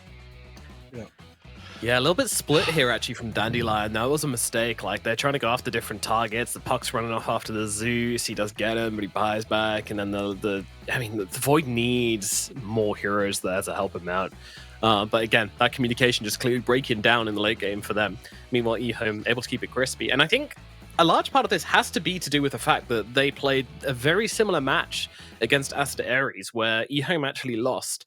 I'm really wondering if they sat down afterwards and they go, right, how do we improve our communication in the late game? Because that was a messy one. Or whether it's just the case if they had that experience there for the second time around, it doesn't feel as hot and spicy. I don't know. Maybe we get them in an interview if they win this game number 2. I would love to ask that question, and I will if we do get to sit down and talk to him. But man, what a game.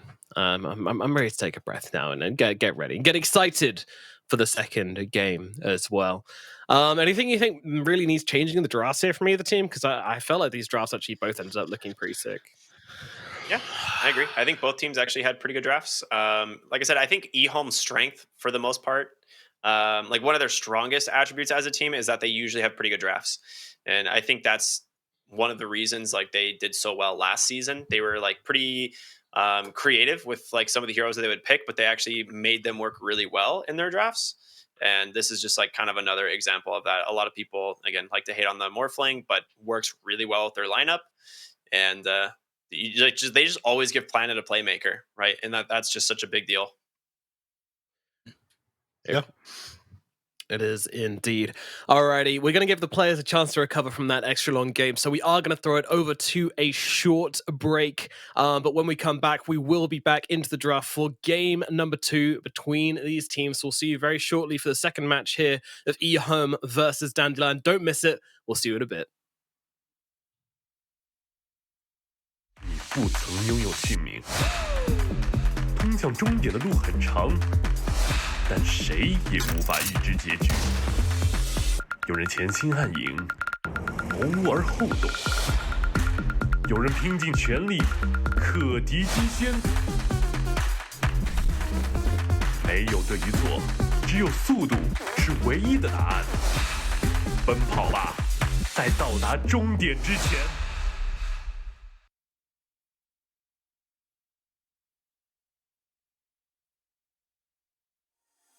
Your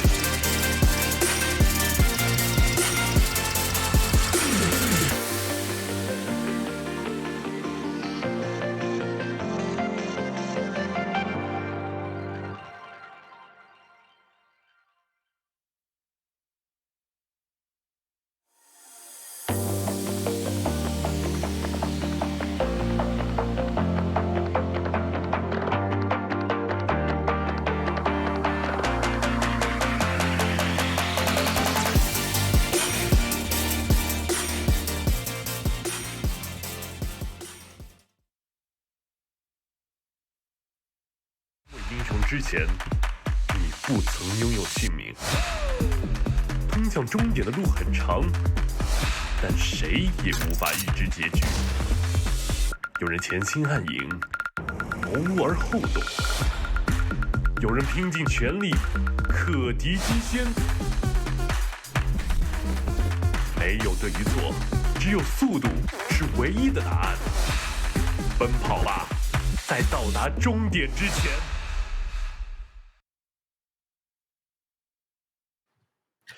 Bonjour and welcome back as we are into the draft for game number 2 of EHOME versus Dandelion here. These two teams are currently sitting at the bottom of the table. The winner will get a chance at redemption. The loser will be cursed to Division 2 and to skip out on those TI qualifiers as well. It is a very, very important match for both of these teams. Who's going to win? I don't know. That's why we're playing it, you dummies. Let's get into this draft then. We got ourselves a Puck and a Nyx coming out for EHOME for their opening duo. Meanwhile, Dandelion, they're going to grab the Dawnbreaker for themselves, and they will take the Void Spirit. Neff, which of these openings do you prefer? I'm going to say I'm liking EHOME. You feel the confidence here. Last game, you saw that they didn't end up taking a Nyx Assassin immediately to counter the Dawnbreaker on the side of Dandelion. This time, EHOME goes, you know what? We're not going to make that mistake. Planet had an amazing game. He scouted for it. He set up amazing stuns. He did game-turning blinks into Ravages on a hero that doesn't even have that spell. We're going to go with Nyx Assassin this game. We're going to counter the Dawnbreaker, and we're going to bring it to a 2-0. Does that inspire confidence? Or? Yeah. No, I'm down. I was just kind of, I've never seen this kind of energy from you before. Usually it's kind of like some half-assed gaslight into just some nice analysis, you know? This is different. So now we have, sorry, actually, your gaslighting's never half-assed. That's probably the one thing you hold us. Thank you. So we have a Phoenix coming out from EHOME this time around as well.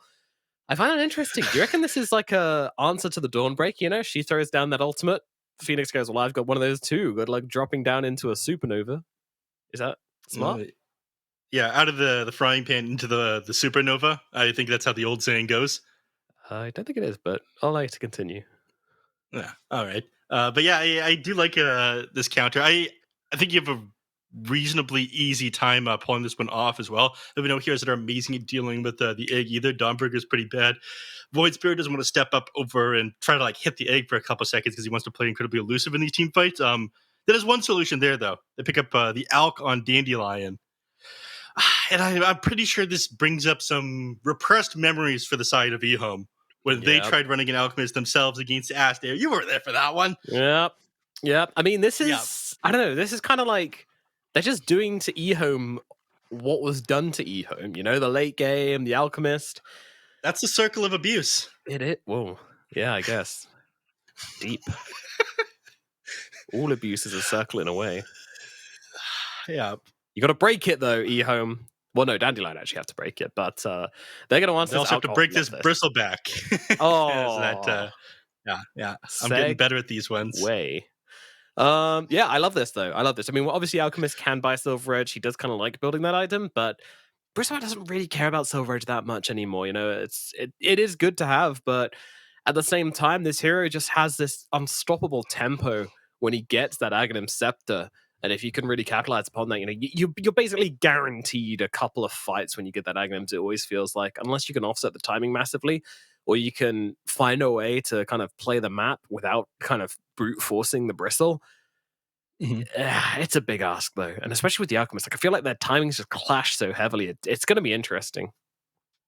I think one of the biggest benefits of the Bristleback here is the fact that like when you play it into the Alchemist, like usually the Alch wants to be able to like accelerate and be further and further ahead, but the Bristleback kind of meets the same timings and creates this like window of opportunity, or like I guess eliminates the window of opportunity of like a snowballed Alchemist if it ends up being a one position Alch. Yeah, by the time the Bristleback's online, Alchemist hasn't had time to build his armor item yet. And so Bristleback happens to be very good against the Alch for that reason. Usually it's like your third or fourth item you build an Assault Cross or something like that. With the goo and the mass amount of physical damage that the Bristleback does, it just plays super well into the Alch who's not able to blow him up. But there's so many items that you need as answers. Important interjection here. It appears that Dandelion do not believe that this is going to be a safe lane Bristleback, but instead an off lane Bristleback. I would dislike that, but that is the read from them as they ban out the Faceless Void on the Razor. I I mean, Faceless Void Razor make this game impossible for Dandelion is one thing, because they do have last pick on EHOME. So you're going to see like completely what like the strat is going to be here from Dandelion. And if this ends up being a safe lane Alk, like a safe lane Faceless Void would completely ruin them. You do have like the Dawnbreaker, of course, which we saw last game used a pretty good effect, but then you just like don't have the late game, right? The late game would be completely in EHOME's favor. They will take the safe lane Luna, which makes me feel like we're going to see a 5 Alchemist with probably a Dawnbreaker off lane. I hate this. I hate this support Alchemist. So you guys keep talking it up. You're like, it's great. Dude, I've literally been talking. The economy will be thriving. I love it. Okay. In every single player interview I've done, I have literally continuously asked about this Luna, or not the 5 Alch, and most of them agree that it's not good. But you guys should hear this. This is when we're off mic and we're behind the scenes with the players, and Ricky is like, he is intense. You know, he's like, why do you keep picking? Why do you play it? And they're like, oh Jesus, like, what do I say to make this guy go away? It's we've had to have conversations. That's why FY didn't end up doing the interview. We heard about like our cryptic. And yeah. Ricky just shouted how much of a loose cannon I am. Loose cannon. Mars going to be the final pickup for EHOME, so it is going to be the carry Bristle as I'd hoped. And I think this makes a pretty damn good lineup for EHOME. Meanwhile, Dandelion a little bit unconventional from them. It's going to be SJ and the Alchemist. Indeed, Summer Luna. Luna is a hero we just have not been seeing much of recently. Why is that? Well, as a pretty girl for a minute there. Why is that? I just don't really know. I think the hero feels all right, but one thing you can do, so this is something which Puppy was doing when he was playing the Alchemist, is he basically kind of sacked the lane a little bit, made tons and tons of stacks, and then helped his Terrorblade farm it by using that acid spray. So that is something you can very much do with a Luna as well. You can help her farm stacks from like minute 5 onwards pretty much with acid spray and bouncing glaives. It does feel like a very niche strat, and I have to say, like, I feel like in the situation they're in, they've put themselves in hot water by trying to go for this one. So I am going to lean the way of EHOME pretty heavily on this game number 2. What about you, Mr. Ricky? I'm going to stick with my boys on EHOME. They've got the egg into the arena, which is always super strong. The only thing you have to worry about here is this Bristleback going into late game. It does lose into the Luna. Like at this point, like Dandelion will have more damage, but I think EHOME should be able to close this one out. Neff. In the words of a good friend of mine, who will not be named because how Dandelion got owned in the previous game, I hecking love Dandelion, and I can't wait to see them at TI. I am with Dandelion for game number 2. I think in the mid lane, Void Spirit, he's going to pop off. ZC, he's the future here. It doesn't matter that he's playing against Puck, who's probably going to own his hero, or that Luna's not an amazing carry anymore. I believe in them. I respect that. I respect that a lot. Can Dandelion do it and even out the series, or will it be an EHOME 2-0, thus getting them closer to getting out of that relegation zone? Let's find out as we jump into game number 2. It's going to be Ricky and Neff on the mic, and I'll be throwing in some stats as well. Enjoy. Oh, I will indeed. Thank you. It is way too close. I'm incredibly uncomfortable when people get that close to me. Was what too close? Please don't speak to me this way. How do I file a mask? It's just your ears, man. Don't worry about it. SJ, and you can't find a stun up there, so no concoction to connect. It's just gonna be a beyond beats Shirall on the right-clicking war. So it's being a 3-for-1 on the runes. So. Like we said, it is the 3-position Dawnbreaker here. This hero does a lot of damage from the 3. I don't know if it has enough early game, I don't know if it's strong enough early game to stop Bristleback from snowballing. Because that is what you have to do. Like these first 2 or 3 levels, you have to be able to shut down the Bristleback. And Dawnbreaker is really strong at level 2 and level 3. But we'll see if they can make it happen. After that. Yeah, it's like if you snowball the lane at level 2 and level 3, you're feeling really good. And so far beyond just dumping the damage in there with that Starbreaker. Yeah, Chiro is spamming out to his quills at level 1. Beyond came to this lane with the magic stick. He's already got 5 charges. So if he builds these things up with these initial stacks of quill spray, I think he's going to be... What? I'm not sure if you caught that. Top lane, First Blood from the Alchemist Luna lane. They just walked at him. It's a 1 armor hero, and SJ just spamming concoction off cooldown. Finds the kill onto the Phoenix. They simply walked at him. Yeah, 2 lucid beams and 2 concoctions. It's good enough. Yeah, I mean, there's your punish, I suppose. Zeal not able to do too much about that. I should have been keeping my eyes peeled up on the top lane. I think no way do they just like commit on the Phoenix. He's got fire spirits in order to slow them down. Do it again. He's just doing it again. Yeah.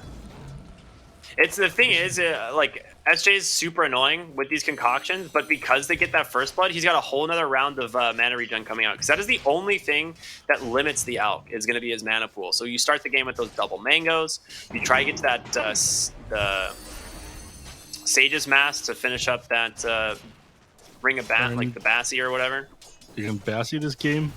Yeah, almost always. Or you just go to the Soul Ring. It's one of the two. Yep. This thing just... Wait, Ring of Protection doesn't turn into Bassi anymore. Or, yeah, sorry. No, you need Sage's Mask, just recipe. Yeah, sorry. Yeah. So that's going to the I'm like, hold on. Soul Ring. Wait a minute. Yeah. It's one of those things that's just like such a weird change from so long ago. I just forgot. Yeah, all rings should turn into other rings, in my opinion. Bassi also just like wasn't an item for a long time. Like no one was building it on because it just like had one item that you actually used it with. And it was pretty bad. Yeah. It is interesting now though, because it is such efficient mana regen now. It's 475 gold for 1.5 mana regen, and one of it like it's 0.5 to yourself and 1 in an aura. So. Like I've seen a lot of carries here in the Chinese region, especially just like pick up a Ring of Bassi, then go farm the jungle. To be able to like spam with their spells now that they have it with 425 gold. It is pretty efficient. Yeah, I've done something similar actually myself. With that, Planet has to dive away here, get away from SJ. And he's actually gonna pop a Self because he has to self stun there, and they're gonna turn their attention onto Summer instead. A lot of damage coming out there from Zeal on the Mars, but here comes SJ once again. Popping those mangoes, popping those salves. Dude, top lane is an absolute brawl. Yeah, it's not great that he ended up self-stunning himself there because it's 100 minutes. He's just, committing to damage himself at that point. Hopefully he can on top these targets pretty soon. Literally needs to send out Regen at the moment. That is unfortunate. He's now getting pushed back out of lane completely. You can't end up walking forward as Zeal's going to hit you with like a spear into God's Rebuke. You need to be like trading with the heroes. It's the whole point of Luna. Like you've got plus 15 damage right now on both you and the Alchemist. You've got like the double stuns as well from Lucid Beam and Stable Concoction. Yeah, but he's doing got such a good job the Fire Spirits, and it's not easy to get those trades, right? Like, your attack speed is so slow. Yeah. He does have 12 wand charges though, so he does have a lot of extra health and mana to work with. A little bit deceiving. So. All right, let me see the rotation here for the water runes. And yeah, Concoction up on top. They're going to go on to this Mars. They're going to do a lot of damage to Zeal here. Those chain stuns holding him there inside that acid spray. Yep. When they lose 4 armor from this, plus the extra 15 damage on both the Alk and the Luna, that really adds up. Yeah, luckily Planet does have that headdress, so he is regenning quite a bit here in the lane, but does need to be careful. SJ channeling off onto the side. He's going to get in range to toss another one, but Phoenix now in some trouble. Does have a dive. He actually might be able to solo off the Alchemist here. He's got a dive. Will he use it? Trying to burn him down. He ends up getting the kill. Planet going to dive away. Zeal does have Spear. Will throw it just to make sure they don't trade. Yep. Are you just going to continue to spam out these people? Like drop another Lucid Beam onto Zeal here? So he just walks completely out of lane? Yeah, it is a bloodbath up here at the top lane. I think this would be a little bit easier given that it's like a Luna Alk, but I'd say that for the amount of damage and kills these people should be getting, like 20 CS is not amazing right now on the Luna. So they're doing a good job at dealing with this. I honestly really thought that this bottom lane would be going better for Beyond, but Puck's I mean, in base right now. He's like solo sustaining the lane, right? Like we've seen Rubik rotating a ton. Well, he drops a word right on top of their sentry. He gets level 6 here though, so Echo will be fine, and just an instant deal where he drops the coil. Actually, there's a TP coming in from the Nyx assassin, and Phoenix is here on the side. If they can bring down DEC, it would be huge. He ends up jumping in aggressively. Nice astral step away, almost picks off the Phoenix. Yeah, Very didn't have sick time to play throw an there. auto attack off into him first, so he ends up And surviving that. Echo wins the RNG. Invis Rune ends up going his way. You know, despite the amount of action that we've seen so far, there's only 2 kills on the board overall. I'd really expect more heroes to go down in this at the moment. We do have level 6 on Beyond down in the bottom lane, so he could jump over onto something if he sets up with this this Void They're looking to Spirit. go top. I think he's just picking up the Bounty Rune. But they got Rubik rotating in as well. They should be able to pick off Zeal here. He is alone. Question is, will they send anyone else to join him? Spear will send Rubik back into tower range, and with that, Planet will find a kill, most likely here. The dive forward to try and guarantee it, but he's put himself in a lot of danger. Drops one more Fire Spirit off onto the Luna, but they got a concoction. He's going to go and use the Sunray, try to disengage here, but Summer, with that Lucent Beam, will be able to finish him up.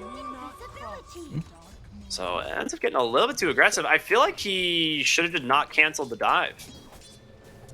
Yeah, now that he has the dive. Characteristic mistake there of Planet. Yeah, maybe he just want to get all the damage he possibly could off. I mean, the solo XP that you get for that kill there is worth quite a bit, but this makes Summer's game significantly easier because you were shutting him down in the lane pretty well, despite the fact that they have a relatively strong lane there. So it makes Summer's game easier. I am surprised so farmed.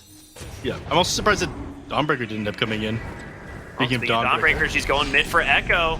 They tried to interrupt with the Spike Carapace, but it didn't come out in time. And with no mana left here on ZC and Planet's rotation in from the mid lane, they're going to actually try and just bring down the Void Spirit. Echo just kind of baiting him around. And that's going to be a kill. It's salved up as well. And with 8-minute power rune coming, this is a big deal if he's able to pick it up on Echo. Yep.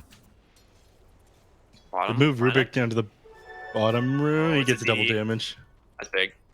Yeah. Well, you know, it's not that big. He No, I mean, clicks it's the denying thing for it's some big. big damage. Yeah. It's the deny that's big, right? True. Dawnbreaker Ultimate's still on cooldown for another 70 seconds, so they might feel confident to do some things on the map. I think the major thing you're waiting for is ZZQ to hit his level 6. We talked about one of the big issues with EHOME in the previous game was that the supports were pretty under-leveled by the time 10 minutes rolled around. Hopefully this game, they give ZZQ the opportunity to, grab that tome at 10 minutes and be level 5 even before that happens. So maybe some plays happen around the map. He doesn't even have, boots yet. This is rough, man. Yeah, I'd say most support out games, I'm not a fan. I'd say with this one, I can see it being okay if they actually get a decent Ags timing for the Void Spirit, because that is a big deal. If he gets, one survivability item and then, Kaya Sange or Witchblade and then just gets a free Ags, this hero is going to do ridiculous damage in the mid-game. But it also just counters out a ton of heroes. Yeah, he's playing his Puck, so the first item he's going to build is the Yule Scepter, so he doesn't just immediately die. Getting disabled, he'll be able to stall out some of the duration of that Dream Coil, dispel that silence. It's also a decent setup, so whenever you're playing against a big silence on Void Spirit, you want to pick up the Yule Scepter. Eggs will probably come after that, this game. Yeah, I was doing a stack check on the side of EHOME, and there's not really any stacks made, so that has me a little worried. As they do need those to really turn around the game for the Bristleback, or rather accelerate the game for the Bristleback. Yeah, usually see Ancient stacked up in these sort of games, but the pressure that the Alchemist and Luna have been putting up in the top lane, it has to give Phoenix a chance to walk away to make any Ancient stacks this game. No. Unfortunate for them. Mars is... What's he building his first item? He just got Phase Boots coming out, so the Blink Taker is going to be a little bit delayed for that reason. It's still okay at setting up for kills without the Blink Taker, as they do have a Puck on their side. But again, what you really want is ZZQ's level 6. He's very far away. He's got the Tome coming out, so he's does he? closer than you'd think. Fine, yeah. I wish Echo would give this wave up to ZZQ. Actually... If he gets solo XP of that catapult, he'll have his level 6. He might have it off of just this tome. I forget how much it is. I think the tome alone will give it to him. It is slightly more than one level. Yeah. Oh yeah, that'll give it to him. He did the math. I didn't. We'll see if he pops Vendetta as he walks up here, but I think they can just pressure this tower here. They have themselves the catapult. SJ sitting behind the building. It's just a matter of clearing out this wave. They actually had manages a their ward that dodges. scouted everything, and with SJ being level 6, they actually just don't have the damage to kill the Alk here at all. So he's just gonna run around with his hands in the air, you know, being a goofy boy. There are... Might settle for the Rubik. Oh, he gets a stolen arena. Will pin him against the wall. They should actually be able to burst him, though. So they will get the kill. SJ will get the stun off, but Big Egg on the backside, plus a coil. They're in a lot of trouble here. Zetzi able to get out for the moment with a nice assimilate, but SJ not going to be as lucky.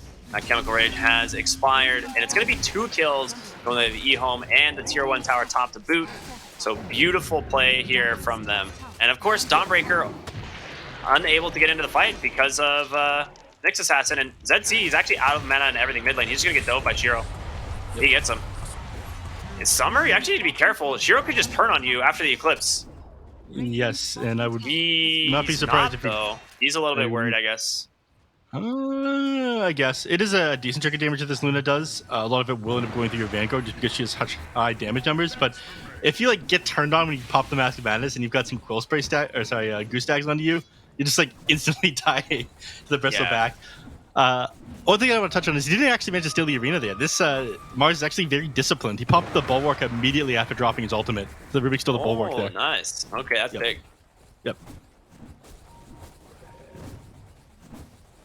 Speaking of the Mars, he forces Find SJ to pop the SJ ultimate. once again.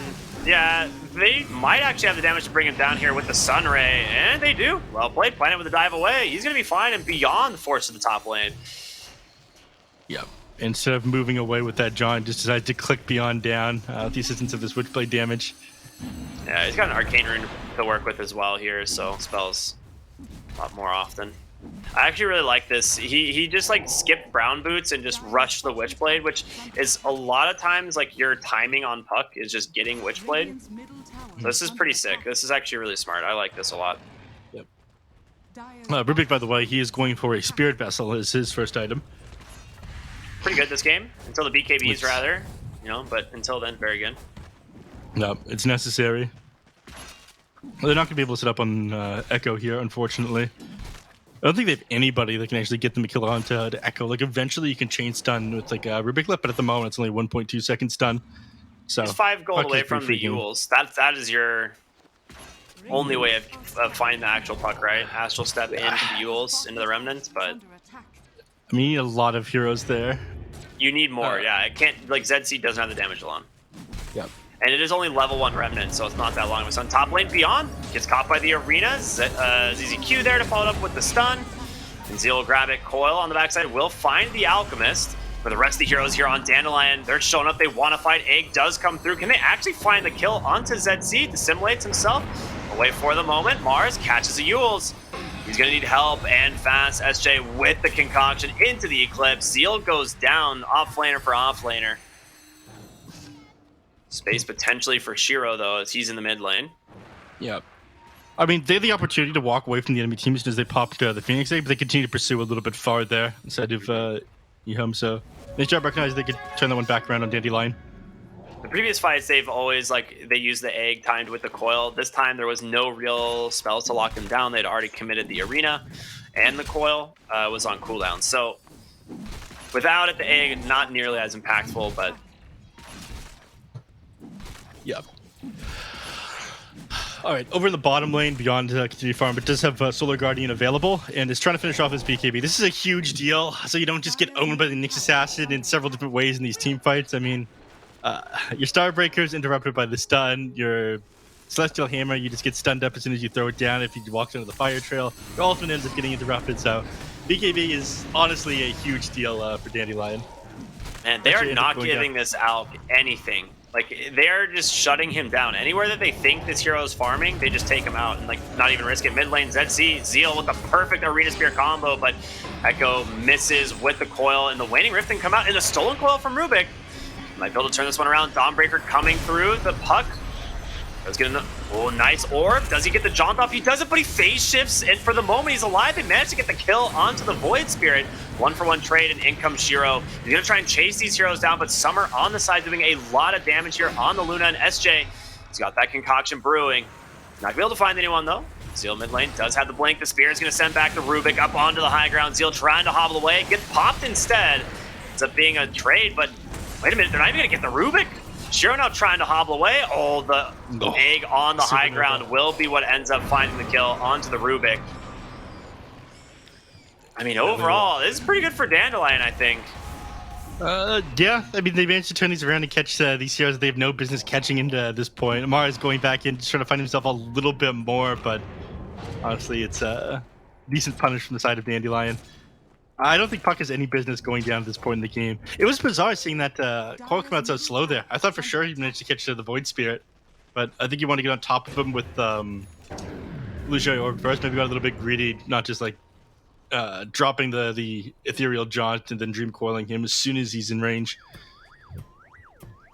And this does give SJ finally a little bit of breathing room to try and make an eggs for somebody. I mean, it's got to be for the Void Spirit. It can't be for anyone else. Yeah. I mean, Luna's Ags is very good. You don't really want to play rush fast, this game. Yeah, it's very good. I think late game is going to own, but for right now, you definitely want that Ags onto the Void Spirit. He's got his fuels. He's even queuing up a BKB as well. He's going full defensive. Yeah, I mean, here's the issue. If you build an Aghanim Scepter on Alchemist and you pass it over to someone, it's kind of like you're down a hero with how little that they're doing. You want to have as much uptime as possible in the game. If you like commit 4,200 gold for something that'll like improve Luna's ultimate, you're kind of useless the rest of the time.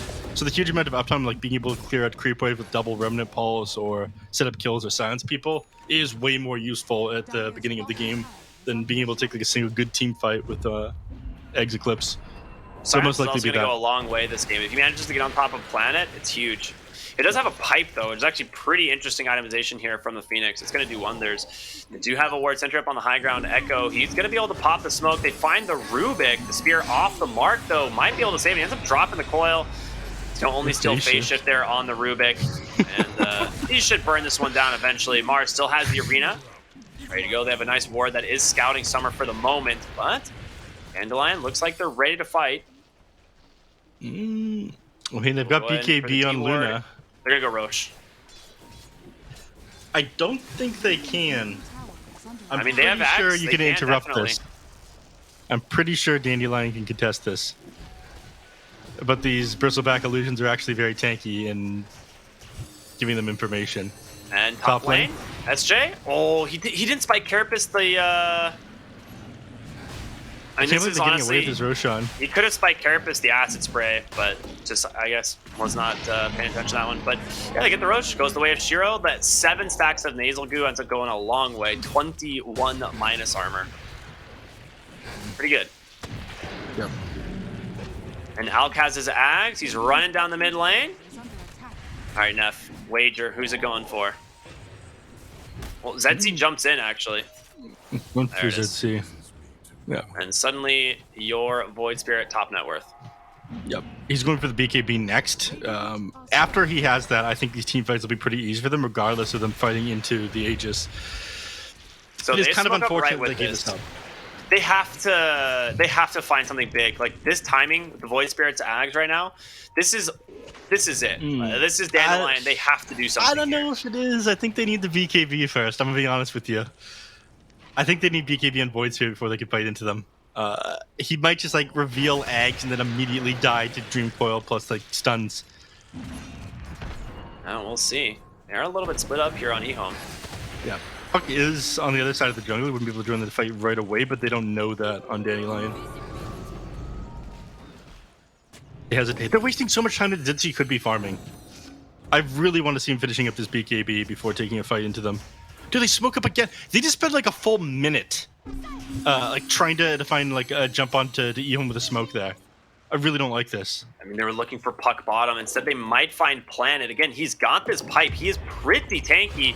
He ends up missing with the first Astral Step and Resonant Pulse. The Chain Stuns are there onto the Phoenix. Doesn't get the ability to keep himself alive, though. Yeah. So a big kill, because it will open up this mid tower. Without the Phoenix Egg, that defense is a lot more difficult, and Summer will be able to claim that one. Yeah. Zill's gonna push in the top lane while this happens, and not going to be able to respond in time on the side of Dandelion to be able to catch out Zeal. He's looking for Beyond, but that Vendetta is about to expire. Yep. All right, so the game's slowing down a little bit. Who do you think this really favors? Because I feel like this Luna late game is just going to shred the side of EHOME.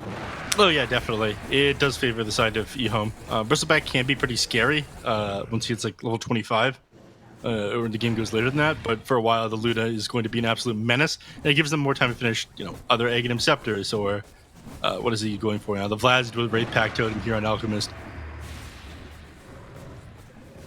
So you're giving them time to finish up like very crucial items on the side of Dandelion. It looks like it's Silver Edge that the Luna's going for at the moment as well. Yeah. So you have Egg Shard. Most people don't build this anymore ever since they nerfed it to just be like a single auto attack coming up from Losing Beam. It's not worth going 1,400 gold out of your way in your item build for like a single click. Silver Edge is so good this game. It's absolutely essential. Rune's going to spawn top. It is a regen. It's going to get bottled up there by ZC. ZZQ is going to try and maybe pop a smoke here as he's heading into his high ground. He's pinging. He's like, guys, they've got to be around here somewhere. Yep. ZC doesn't have there it is. detection, unfortunately. Yeah. If he did, that would be a very dead Nyx Assassin. You were so close to your BKB on Void Spirit. Oh, they bait him in the mid lane. Off the mark there on Echo. Okay, now I'm pretty sure Dandelion does very well off of this one. You're 50 gold away from your BKB. You managed to drop the Dream Coil there. That was your small window of opportunity where you have the Aegis. Yes, you have the Aghanim Scepter there on the Void Spirit, but he doesn't have his BKB completed yet. That was your last opportunity to kill Void. I think the game becomes too difficult for them now. As soon as this BKB comes in on ZC, they're going to start playing very aggressive. Come on, there it is. Double defensive item. As well. The way they're playing this Alchemist is so different to what I was expecting. And to be honest, what's been played before, there has yet to be a Wraith Pact been built on Alchemist so far. There's been 2 Vlads, but no Wraith Pact. So that is kind of interesting. He's only got the Vlads queued up for now. So he might just go the Vlads, but the thing is, like I said, the Luna Aghanim Scepter isn't going to do a lot of work until she gets to that level 25. And then at that point, once you have the Lucent Beam mini stun talent, it's actually pretty nuts how strong that becomes. I kind of like it. It's still pretty damn insane beforehand, right? Like, it's a really powerful Aghanims. Oh, absolutely. All right, mid lane, tier 1 tower. Shiro trying to force something here as he's got that Aegis expiring in 10 seconds. He knows he does not want to go down here. His team's nowhere nearby. They can't TP in, so he's going to back off. Aegis going to be reclaimed there. And they will smoke up on Dandelion. They know. Just more go Aegis for him, man. on the Bristleback. I mean, initiating on a Bristleback is how you lose games and fights. But come on, just do it. They're going to go for it. BKB comes out from ZC, and he backs off immediately. I think he got a glimpse of ZZQ on the Nyx and was like, oh god. Dude. Actually smoke immediately. Yeah, I mean, they saw the BKB pop from that Void Spirit. Sorry. Gonna keep it professional.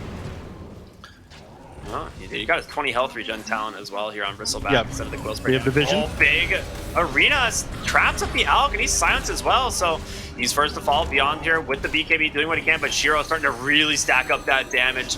Brendan's going to do some work. Shiro comes in, drops that coil onto the Dawnbreaker. The big silence on the backside, though, is preventing a lot that they can do here.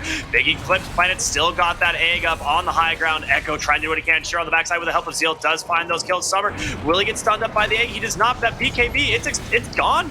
Needs help and fast. There's the Sunray coming through, but Shiro just continuing the chase. Beats him down here on the Bristleback, but it's going to be the buybacks coming through from the side of Dandelion that clean up big. They take down Puck. Shiro able to just disengage. Rubik against the wall there by Zeal. Can they actually take down Shiro, though? He's just so fast. He's gone. He's going to be able to TP out. He is safe. 2 buybacks forced on Dandelion. 4 for 1 at the end of the day. You only get the Puck. Yeah. I think a lot of this was like off the back of not being able to play that aggressive here on the Void Spirit due to the fact that BKB was on cooldown. This was a major issue. Nobody on their side actually did that much damage there. Meanwhile, Bristleback, I mean, we were talking about the strength and this like mid-game timing he has. He ended up doing 7,500 damage in that last team fight from him not being able to be like taken down. That was insane. 4 heroes end up losing. Pretty much the same amount of damage as the entirety of Dandelion. Yeah.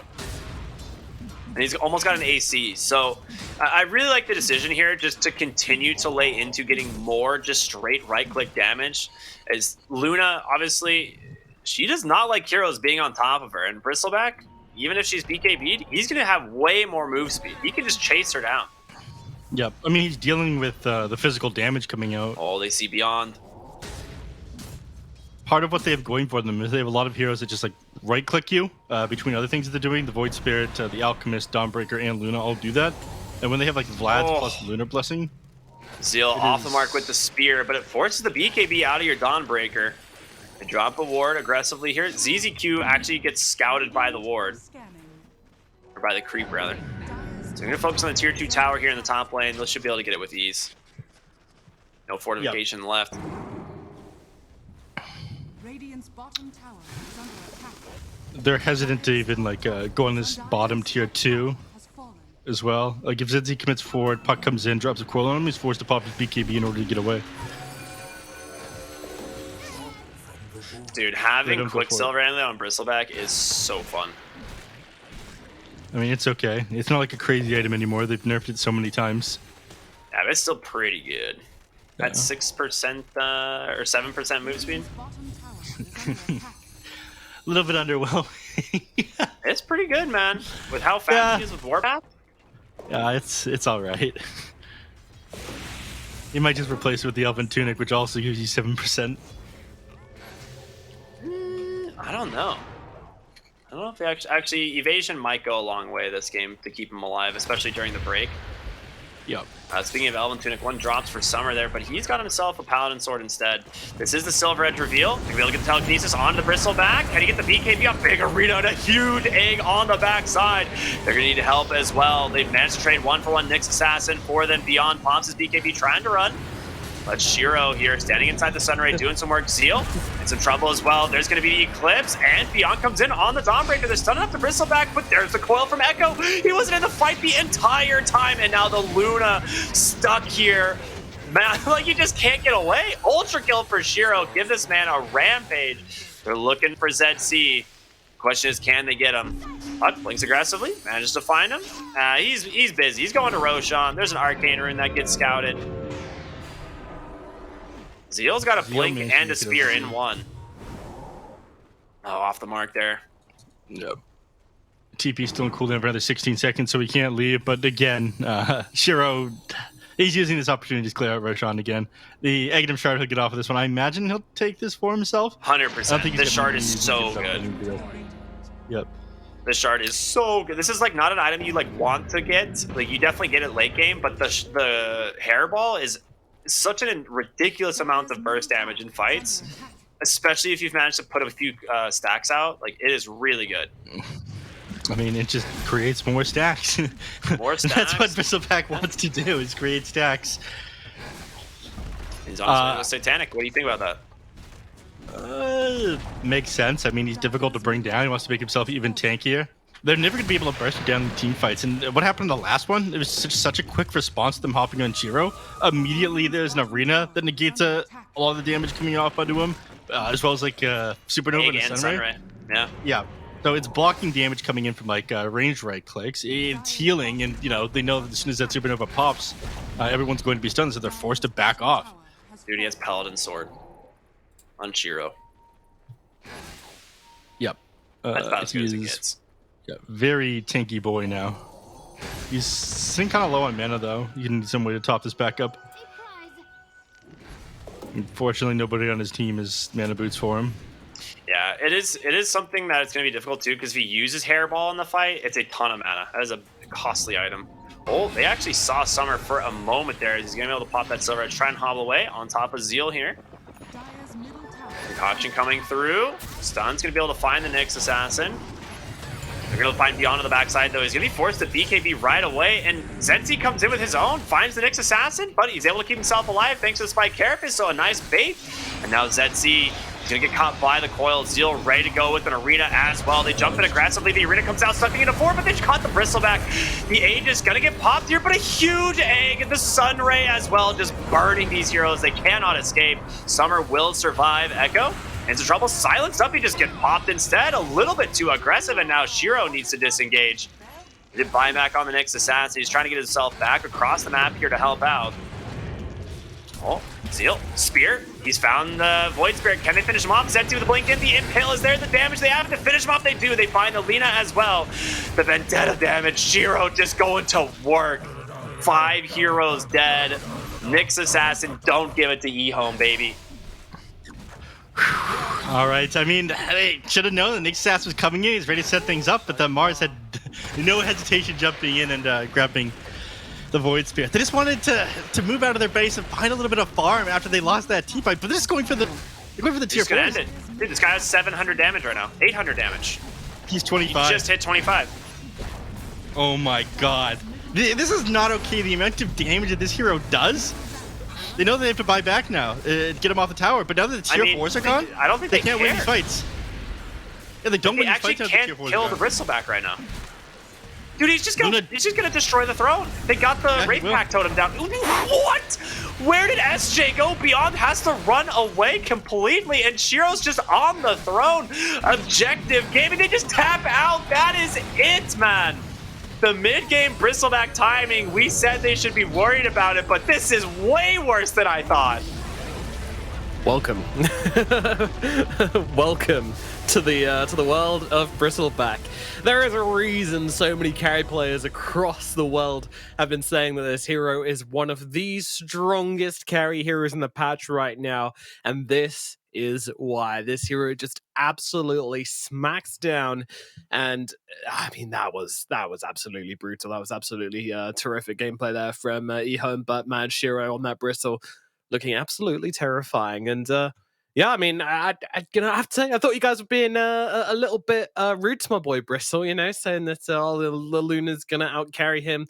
Admittedly, yes, if Luna does get that farm she needs, then she will do that. But the Bristleback's just able to close out the map. And once that hero gets going, it is really hard to put the brakes on him. So EHOME take this victory and thus get themselves one step closer to staying in this division. And you know, it's a real dream of theirs to stay in for another time around, and it'd be very good for them as well as an emerging team. But yeah, what a performance for them. Who's our MVP? Is it Shiro, Ricky? 100%.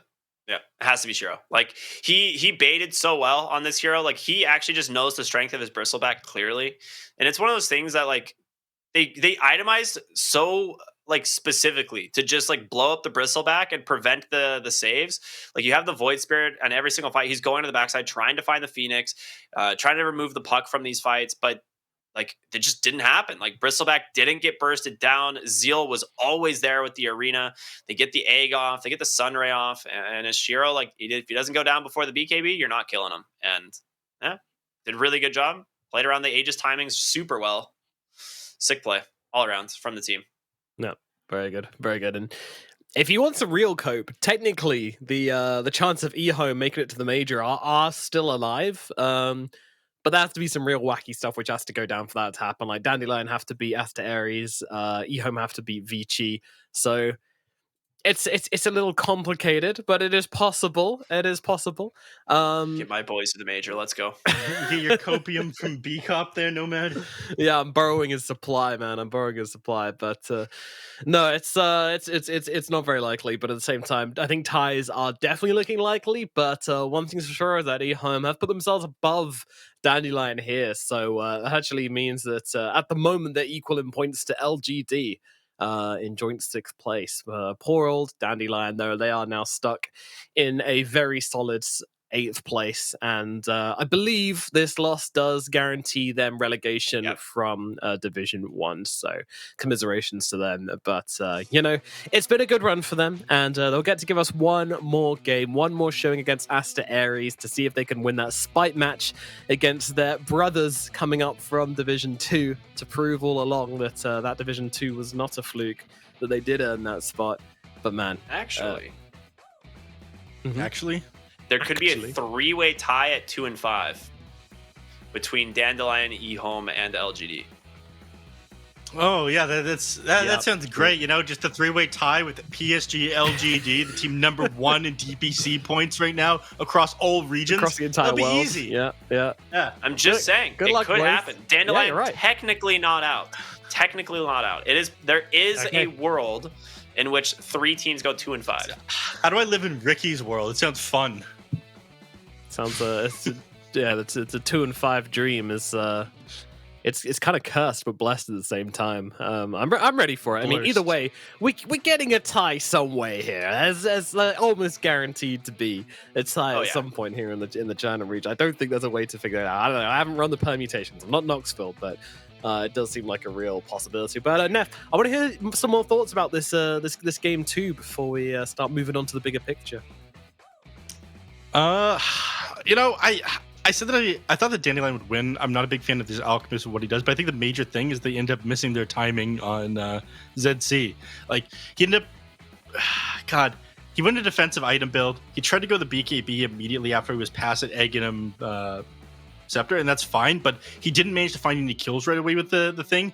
And then as soon as he finished off his BKB, they failed to jump the Bristleback. I think this was just like them clutching out a very specific timing, then not making anything happen off of it.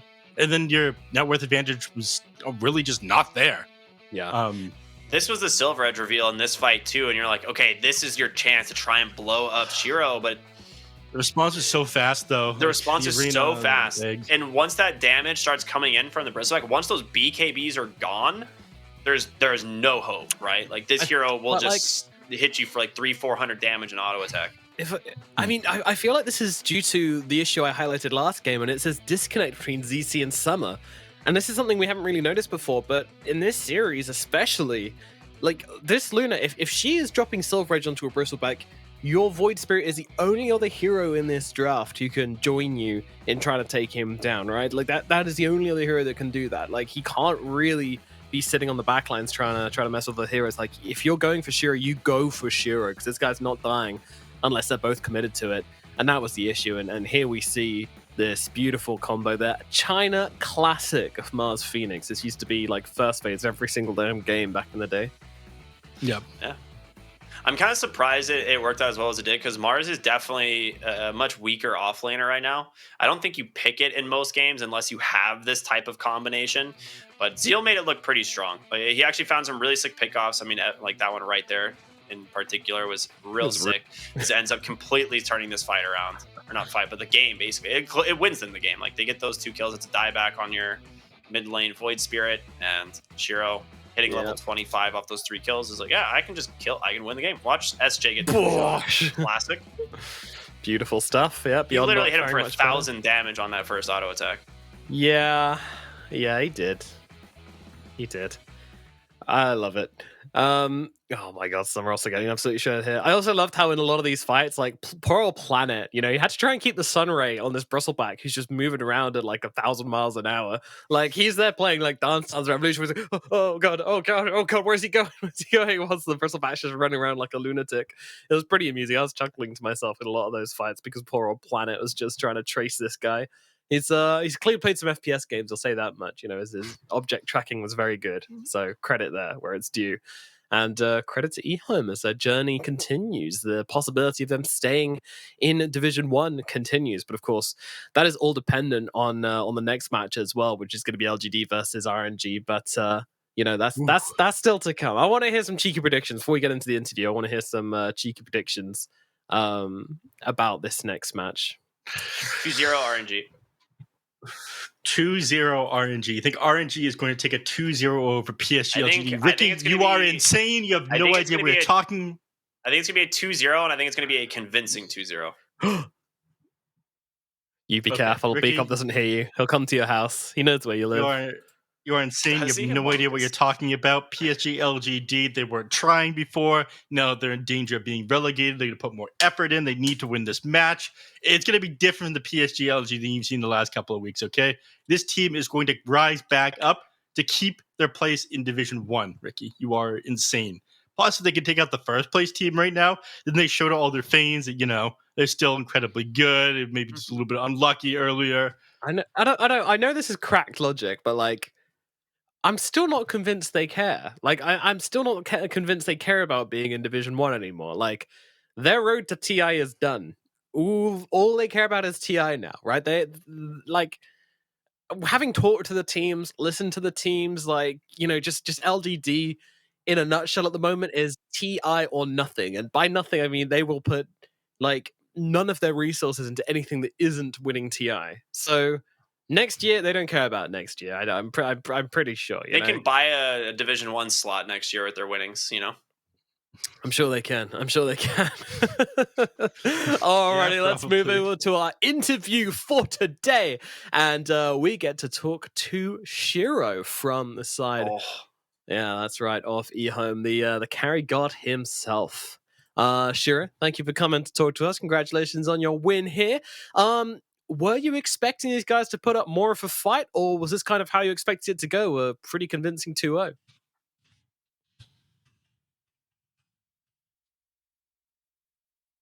Oh. That was a quick interview. 1 minute. All right. Fastest interview I've ever seen. He's shy. Some issues there for a moment, so we'll have to wait for that one. But is what it is. We can talk about Shiro's performance so far, though, because he did have some amazing games on both the Bristleback and the Morphling. I mean, my God, that guy is popping off in this series at least. I do kind of feel like this has been a long time coming, though. We've been talking him up a lot, and I'm glad to see him finally perform. Do you feel like it was him overperforming this series or his team enabling him? Him overperforming. Do you want to take it? Yeah. I think it was him overperforming. I think he did an excellent job in the second series in particular, where he just had such awareness of the specific timings that Dandelion had. Being able to dodge out that Void Spirit again as soon as he finished up that BKB, I think was a very big deal. They catch him there. The game ends up getting delayed. I think it ends up being more back and forth, but good instincts by him. To always realize how strong he was and not take a single death. Even when he was diving the enemy heroes, he never thought to turn around on Luna, potentially find a kill off into her because he figured it just wasn't worth it. So he's very disciplined in that game. And I'd say that he's definitely the MVP. He definitely popped off, and I'm impressed with his performance rather than his team enabling him. Although it is a team effort, some teammates are stronger than others, Kind of like how some casters are stronger than other casters that are on certain panels. Thank you for that one, Nev. Appreciate it's you. It's quiet here. Do I have to carry this even harder, or what? That's a fish. I'm not taking the bait there.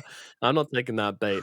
All right, Ricky. If you had to give, I want to hear a little bit more from the other members of the team, though. So, who else would you say had a good performance in this game then from EHOME?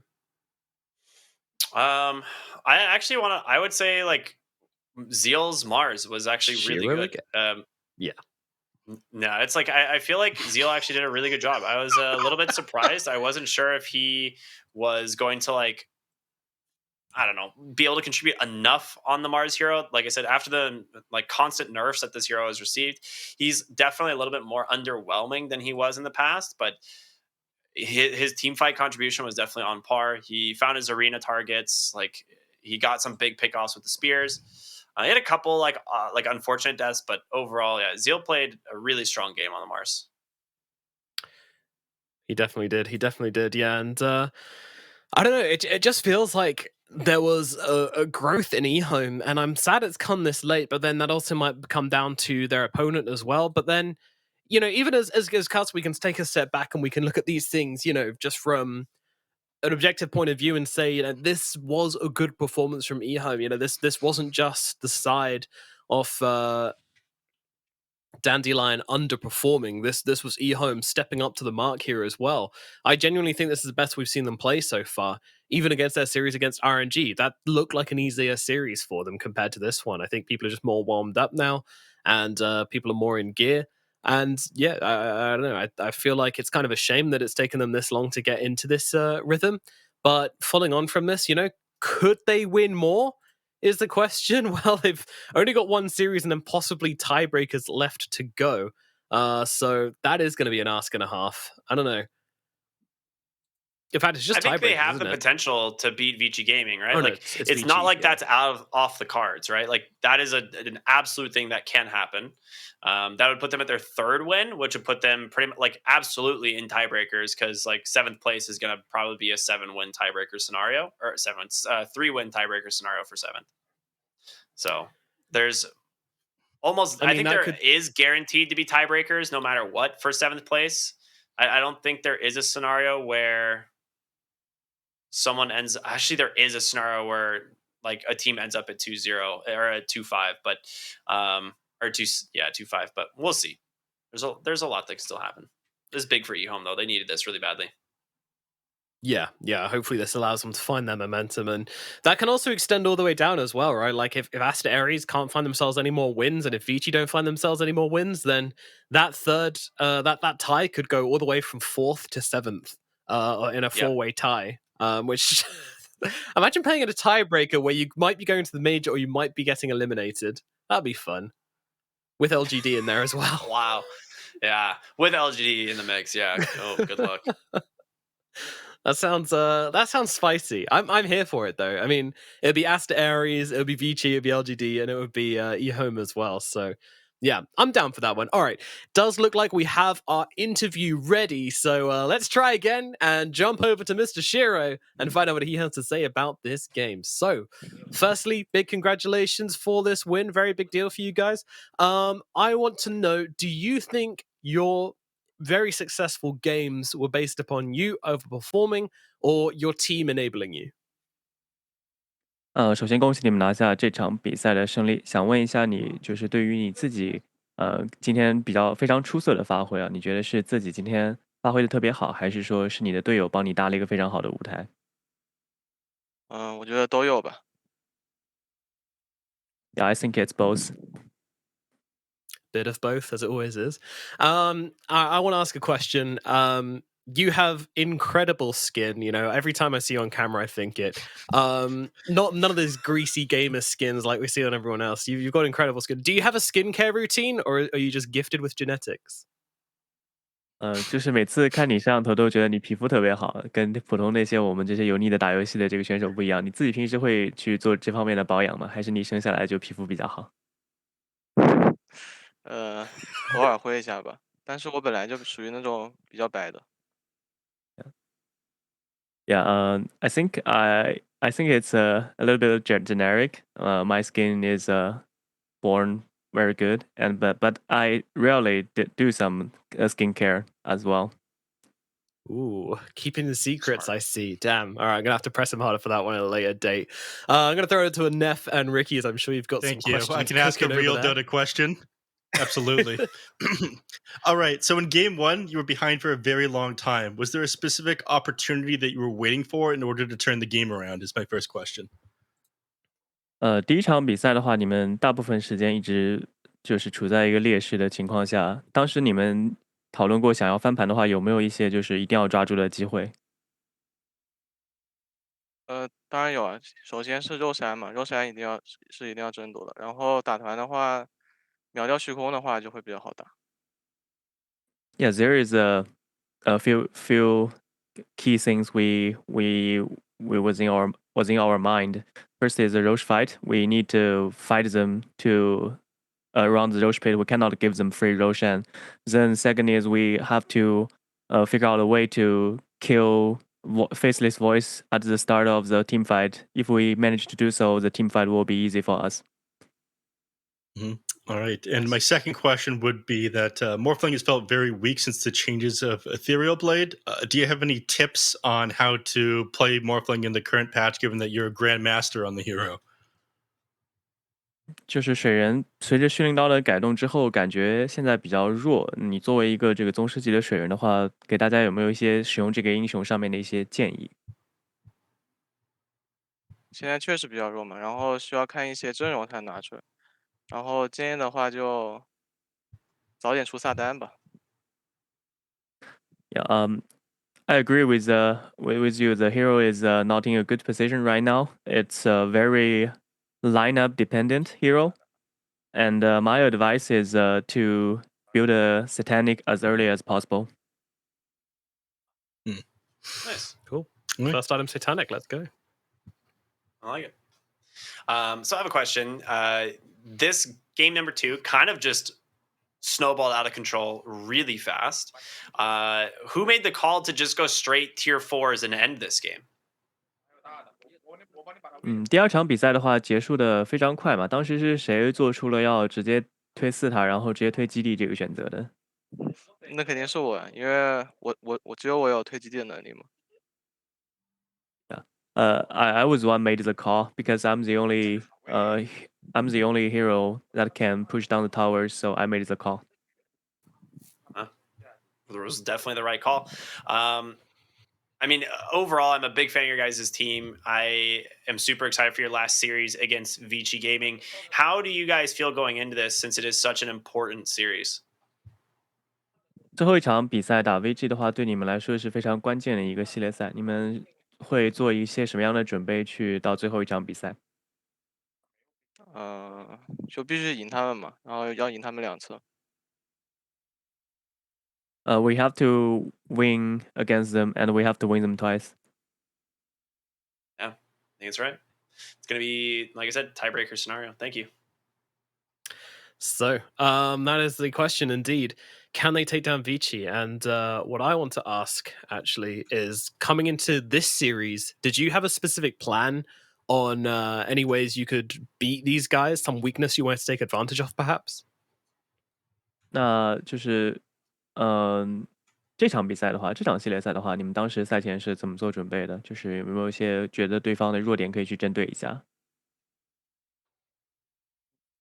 主要还是得打好自己的吧，就没有特别去针对他们。We focus on our own game, like we want to have the best performance of ourselves. We didn't really focus on our opponents. All right, so following from that then, do you feel like your series versus Aster Ares, which kind of felt similar to this one in some ways, but in reverse, prepared you for these games you played today?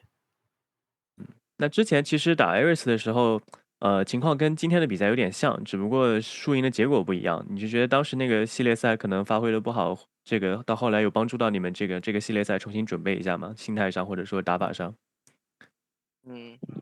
打 Ares 的时候就2把都是中期被翻了嘛，然后在这方面就更加注意了一点。Yeah, we lost 2-0 to we lost Ares both game. We were ahead in the game, so after that series, we emphasize more on how to maintain the advantage. Definitely managed it this game, that's for sure. Alrighty, Shiro, I won't take any much more of your time, but thank you so much for coming to talk to us, and best of luck in your series versus Vici game and coming up later.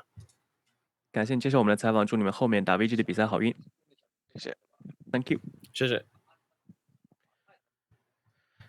Good stuff from Shiro, man. Of few words, but impactful words, I feel, coming out from him. Especially, you know, these players, they always love talking about the meta, don't they? They always love talking about the dotes, as you picked up on, Neff. You know, that thing about the Morphling was quite interesting.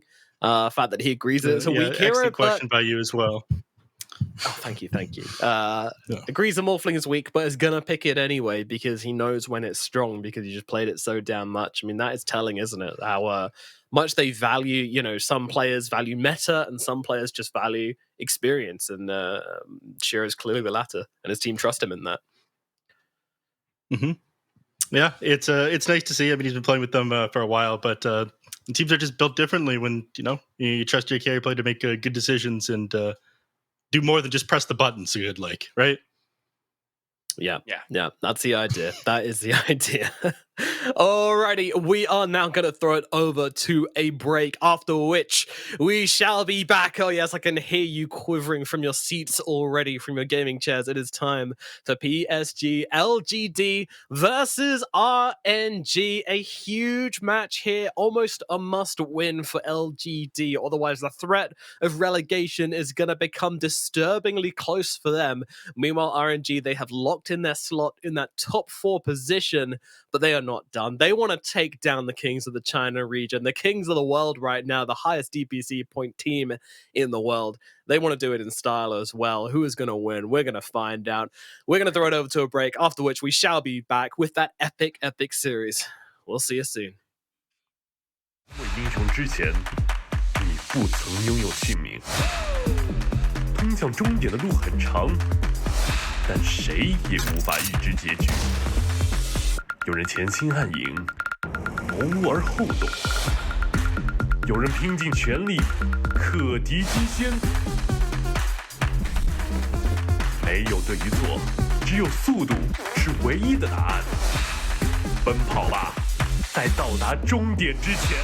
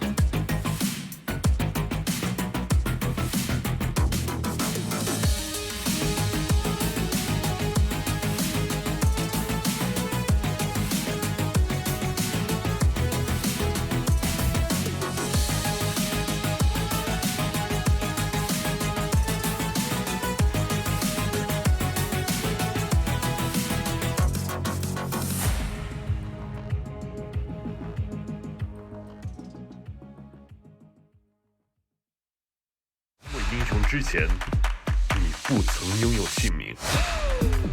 通向终点的路很长，但谁也无法预知结局。有人前倾暗影，谋而后动；有人拼尽全力，克敌机先。没有对与错，只有速度是唯一的答案。奔跑吧，在到达终点之前。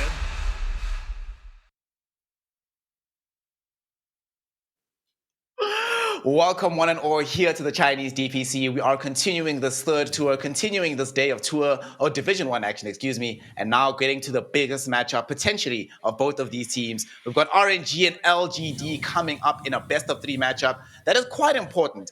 Just to set the stage for everybody who doesn't know, as it stands right now, RNG have already guaranteed themselves a top 4 berth. They're actually guaranteed top 2. This matchup determines whether or not they'll be guaranteed top 1 or whether or not there's going to be a little bit of confusion still for the upcoming days of Dota. Of course, if LGD do manage to eke out a win themselves, which they have to, they not only manage to avoid the relegation scrap, but they put themselves very close to being in a massive tiebreaker scrap for that 4th position. So a lot to play for today. Very important Dota on our hands. And of course, given that this is important Chinese action, we could not do it without our boys B-Cop and Black. Gentlemen, what's going on? Black, I'll start with you. How's it going, fam? It's been a while since I've seen you. How are you feeling about today's games?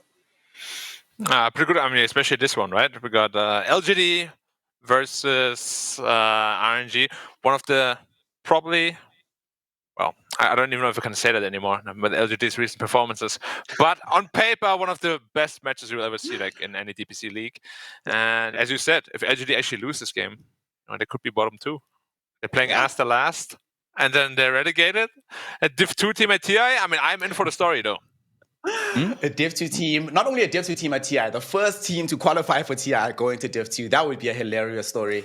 But Black has also helped set this up here, B-Cup. Not only is this a titanic clash between these two squads, but some additional context here. Somnus, since leaving the squad, he has found himself playing up against LGD a grand total of 20 times. Of those 20 times, only eking out 6 wins. But of those 6 wins, only 1 occurring within the DPC ecosystem, most of them happening at third-party tournaments. So as our resident, not only PSG.LGD fan, but a main man who's been rocking the Somnus banner for a long time, how do you feel, B-Cup, about the upcoming match, and who do you think's gonna win? I don't feel that confident as an LGD fan, I'll be honest. I especially with like the rumors you've been hearing where it's like Ame doesn't think this team is good enough or whatever. What was it, Black? He thinks they should have made a change after last TI, but since they didn't, they don't think they're good enough. It was something like they didn't win last year, so why would people think they can win this year? Yeah, and since that like interview, they've been playing like absolute garbage. Not LGD. Compared to what the standard 42% win rate, man. It is ridiculous.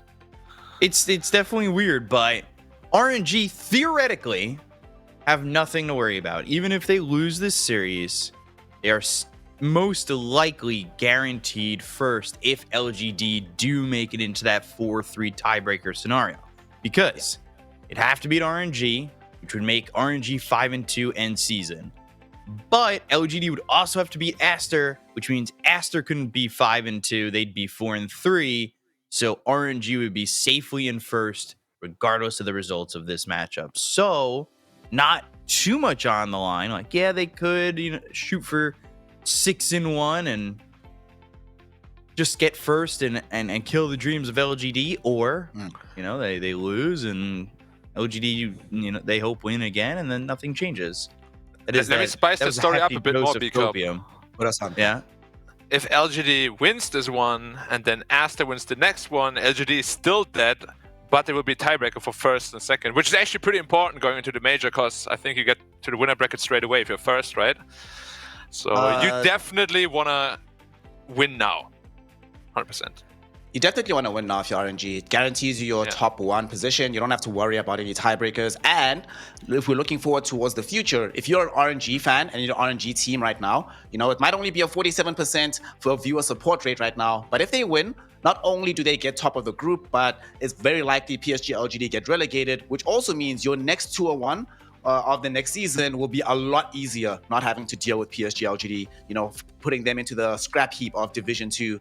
So for RNG, it's not just this matchup, it just makes the road easier down the line. But I want to touch on what you were talking about here, Black.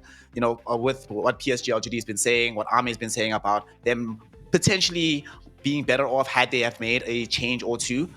Do you think that's actually the case? And if so, which player would you have replaced to make this team stronger than it was last year? Well, first of all, I don't know if it's just a rumor or not, but if it isn't, then let's just say if you ever say something like that in public about yourself or your teammates, there's going to be a lot of unrest. And it makes sense, right? Because LGD have really been underperforming to the standards. So, again, I don't know if it's true or not. I've been hearing things. If I had to replace someone, like right now, at this very moment, it would have to be Ame. Just because he has been playing nothing like himself, like at all. Faith is also struggling massively. I don't know what's happening there, if they're just taking it really easy or not. Like, there's so many reasons why they could be underperforming, right? So, I don't want to be the guy that says, yeah, that definitely happened, like that interview did exist, whatever. Nah, it could just be something weird that we don't know about, and they could all just be fine internally, and then at TI they come and clean house again. We wouldn't know. I mean, he makes a good point there, Peacock, because it wouldn't be the first team in the world to take a bit of a slack before the TI season ends. Hell, Team Secret, a squad that we normally saw not doing that well at TI, but dominating the rest of the year. Last year, literally did this particular thing, right? Sort of sandbag before the tournament itself, then getting their best finish ever at the tournament. So there is some kind of history towards not playing your best now and still just trying to peak at TI. Same question for you though, if that isn't the case, and if this is actually the strength of LGD, I'll be honest and say, I feel like they aren't playing their full strength to reserve something in the tank for TI. Let's assume that isn't the case, and this is what the team actually looks like. What change would you make if it was up to you to change up the squad? That's the thing, like, it's either Ame or everybody, in my opinion, because you're keeping Faith Beyond and Innocence as a duo, in my opinion. Like, I don't think you give up one or the other on that. Maybe you give up Jinkyu, but he's almost considered one of the better fours, if not one of the best fours by himself, right? Like, you don't really say in China that it's Jinkyu and Y is the best duo in China. You do consider Jinkyu to be one of the best fours in China. The best duo, in my opinion, is still PYW and DY. I think those two guys are amazing together, and they work really well in tandem. So it feels pretty weird. Like, I don't think Nothing to Say is the problem. It has to be, in my eyes, probably Ame, who you'd end up switching.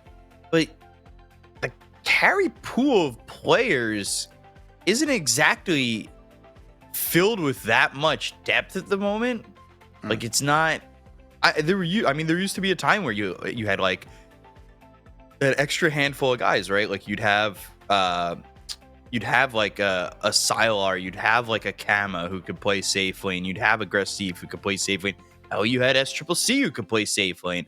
There were a lot more guys who you really had the pickings from, and off the top of my head, I don't even know who I'd want to really switch Ame for. I feel like that's just such a harsh decision. Maybe you bring Shiro in, maybe you bring in one of those non been there forever guys. Hell, maybe they even bring in like Uwu or something like that. I wouldn't be surprised. But I want to say that if this is the best that LG have, they probably stick this TI out together, and then everything's up in the air. Yeah. I'm glad you actually brought up Ame, Bad Black, because Ame, as much as we've seen him being very dominant in the region, right now the new carry player of the flavor is our boy Ghost, which we saw a couple of screens ago here on the side of RNG. I'll be the first to admit that I was very cold on Ghost when he first joined RNG. Didn't think he'd be able to rise to the heights of the God King.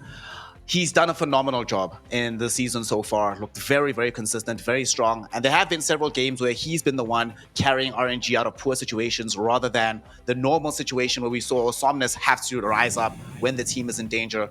What do you make of Ghost in general? Cast your carry gaze upon him. We don't like what Ame is doing. Is Ghost maybe the future of the Chinese region in the carry role? Potentially. I mean, they, as you said, have been doing very well. He has been finding his own footing very well as well. However, it's still online, right? it's very good that he can perform here. He's doing very well for himself, and the team is as well. But a LAN tournament, completely different beast. We have seen a lot of people crumble at bigger LAN tournaments, and that cannot happen at the major. They need literally all the points they can get to make sure that they get to TI. I don't actually know how many points they would need, what kind of finish, maybe like top 8 or top 6. But yeah, like if he doesn't crumble on LAN, then we can like pick up the discussion again. Yeah. But for now, I say he is very, very good here. But again, different beast is coming up. Yeah, and that's similar to Aster, right? Like they had a couple of mids who looked really good in the region.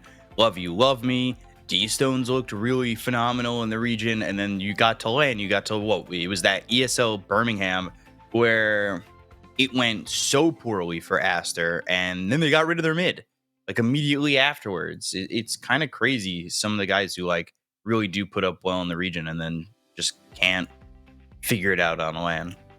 I mean, LAN is certainly a very different piece. The competitive environment going from offline to online, or vice versa rather, certainly can shake up many players, and we've seen it more than once where somebody who does well, like Black was mentioning, online just crumble once they reach that point.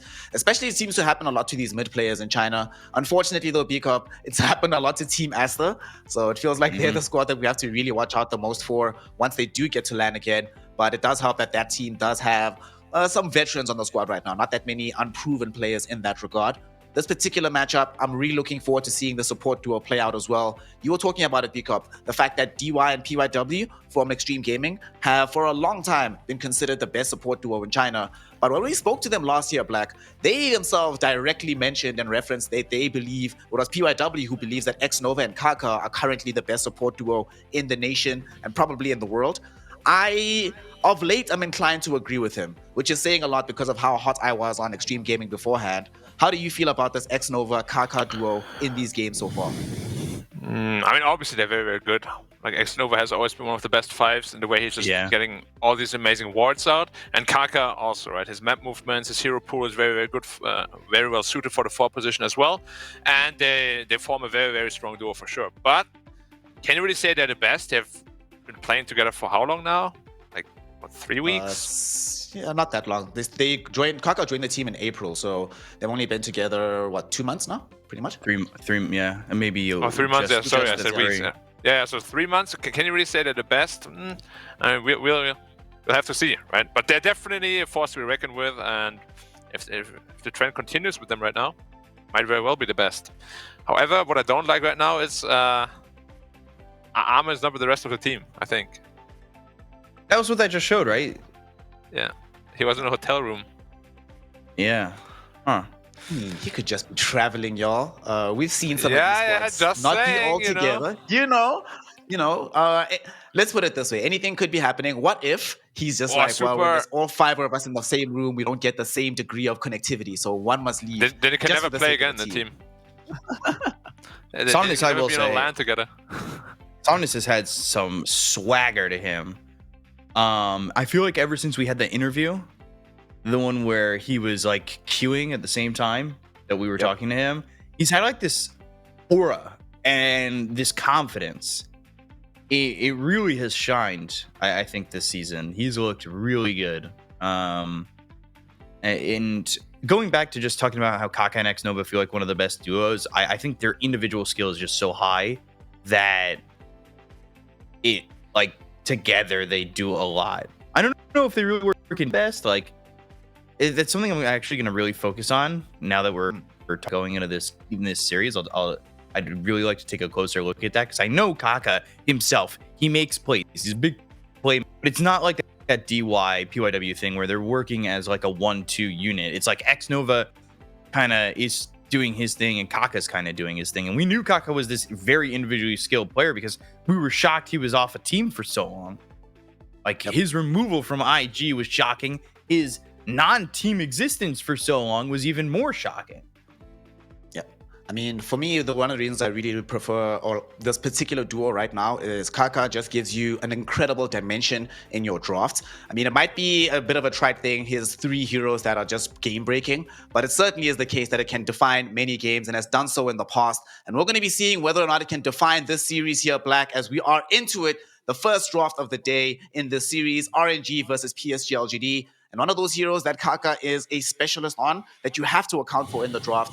Nyx Assassin banned out first. You just can't do it. But the fact that they've banned out this early Nyx, do you think that they might be reaching in for this Dawnbreaker, which we've seen be the option for many of these squads once they've banned out this Nyx? It's always an option. But Dawnbreaker is not only countered by Nyx, right? There are some other answers as well. I think Nyx Assassin just offers way too much if you're like really good at it. Like it's not as good in the early game, but when Kaka played it, he still made a lot of plays happen. Once you reach a level 6, you give super much information, always very disruptive in team fights and little skirmishes. So just get rid of it because Kaka is way too good on that hero. But now instead he gets his Tiny, which he's also really good on. So his Tiny is really good. It gives them the option for some very high tempo setters from the mid lane, as what we've been seeing a lot of these squads reach for when they have the pass for Tiny. For LGD, though, B-Cop, Warlock Razor combination. Now, obviously, everybody knows my love of Warlock. I'm going to skip over him for now. This Razor hero, I've been feeling of late that this hero is actually a little bit busted in the way that the current meta is played. It feels a bit too strong overall, especially when played from the off lane, but just having the versatility in the draft. What's your read on the hero in general, and do you like it here in the opening 2 for LGD? I like the hero if it's an early BKB kind of hero, plays pretty aggressively. Like that fits into LGD's style. I'm wondering where it's gonna go. I'd probably appreciate it most in the 3. If I saw it anywhere, I don't know. I'm not a huge fan of it in the 1, but I guess with Warlock, it's not that bad, right, Black? Like you just kind of can be confident and have that Warlock heal. Yeah, it's all right, but again, it's not the greatest lane because Razor's lasted damage isn't that great either. We're probably going to be seeing it in the off lane. I gotta admit though, I don't necessarily like it in the off lane too much because it doesn't really offer any versatility or not a faith any utility. You know, sorry, versatility was the wrong word, but you always play them the same way, right? You farm your lane, you get your BKB, you don't really join fights early, you maybe dominate your lane, maybe you don't, but you won't really be showing your face until you get that BKB. And if your other lanes go poorly, like you have no one to really fall back onto. So when we see Razor do poorly, like he does really poorly. And when we see him own, he owns really hard. It's like a very snowbally kind of hero. Very risky pick up that early, in my opinion. Yeah. With the Razor, just going on that, like you're saying he doesn't really come back that much. I think there used to be a time where we thought LGD would win every lane default. And that really isn't what we've seen from them, especially Faith Beyond. Like we've talked about him in the past as being this anchor, being this guy that LGD every single game in, game out, can rely on to not just win his lane, but if he doesn't, he keeps it close. He never really gets dumpstered. But that hasn't been the case this season. So giving him a on the edge hero like Razor could be very dangerous. There's still some versatility to reach for deeper in the draft. It'll intrigue you both to know that Razor's win rates drops off dramatically in China the later he's picked. If he's picked first phase, 71% win rate, second phase, 20%, and third phase, an 8% win rate. That is, pretty bad, honestly, but the pick rate also decreases dramatically as we go deeper into it. Another hero that we're seeing here, though, that might also be occupying an off-lane role is this Keeper of the Light. Both Somnus and Chalice have played this, but Chalice destroyed the last game they played with this Keeper of the Light from the off-lane position. Obviously, in that situation, they knew exactly what their lane was going to be like. What do you guys think? What's the possibility of having this off-lane Keeper of the Light for them? Hell, they could even play it in a support role, which they have done in the past, but it's pretty good to have this kind of versatility. But I want your thoughts on where the hero goes, B-Cup, and then afterwards, Black, I want you to tell me about this Earth Spirit, because I have a feeling it might be mid, actually, in this game. I think it's going to be 2 or 3, the Keeper of the Light. Earth Spirit feels like a very Jin-Q hero. I don't think Nothing to Say is going to play it. There used to be a time where Earth Spirit was being picked by China mid, and that was when it had that extra damage in the level 10 talent. It was like, Black 60 damage or something like that? Mm-hmm. And it was being played like that early Blade Mail, Crystallis, something wild, I remember. But yeah, I think this Coddle, and at least with the Ember pick now, probably the 3. Tiny, I would rather see in the 4. He needs a pretty quick blink. He can get pretty irrelevant pretty quickly if he doesn't get to that blink in a decent time. Like, he's just very vulnerable to get dealt with. So right now, I think it's Coddle 3, Ember 2, Tiny 4, and then for LGD, I think it's Earth Spirit 4, probably Razor 3, Warlock 5. Yeah, Ogre 5 makes sense. Yeah, definitely X-Nova Ogre going to be the case here. So we still need a hero for Ghost to occupy the safe lane. Several of his heroes haven't been banned out and are still available. Of course, RNG themselves took away his Faceless Void and Jug. Just in general, those heroes have been rising in stock in China. Black, what do you want to see from the mid lane here from LGD? Earth Spirits, Razor, both heroes have played mid in this region. NTS hasn't played the Earth Spirit in the past, though. But we've seen him more than once pick a hero for the first time in a professional setting. So what's your read on this? Where they're going for the mid lane for LGD? Well, in all honesty, it is really, really open still. Like Razor, Bristol both have amazing matchups against Ember Spirit. They're both amazing safe lanes as well, and good offlanes too. So right now you can't really tell where any of these heroes will be going.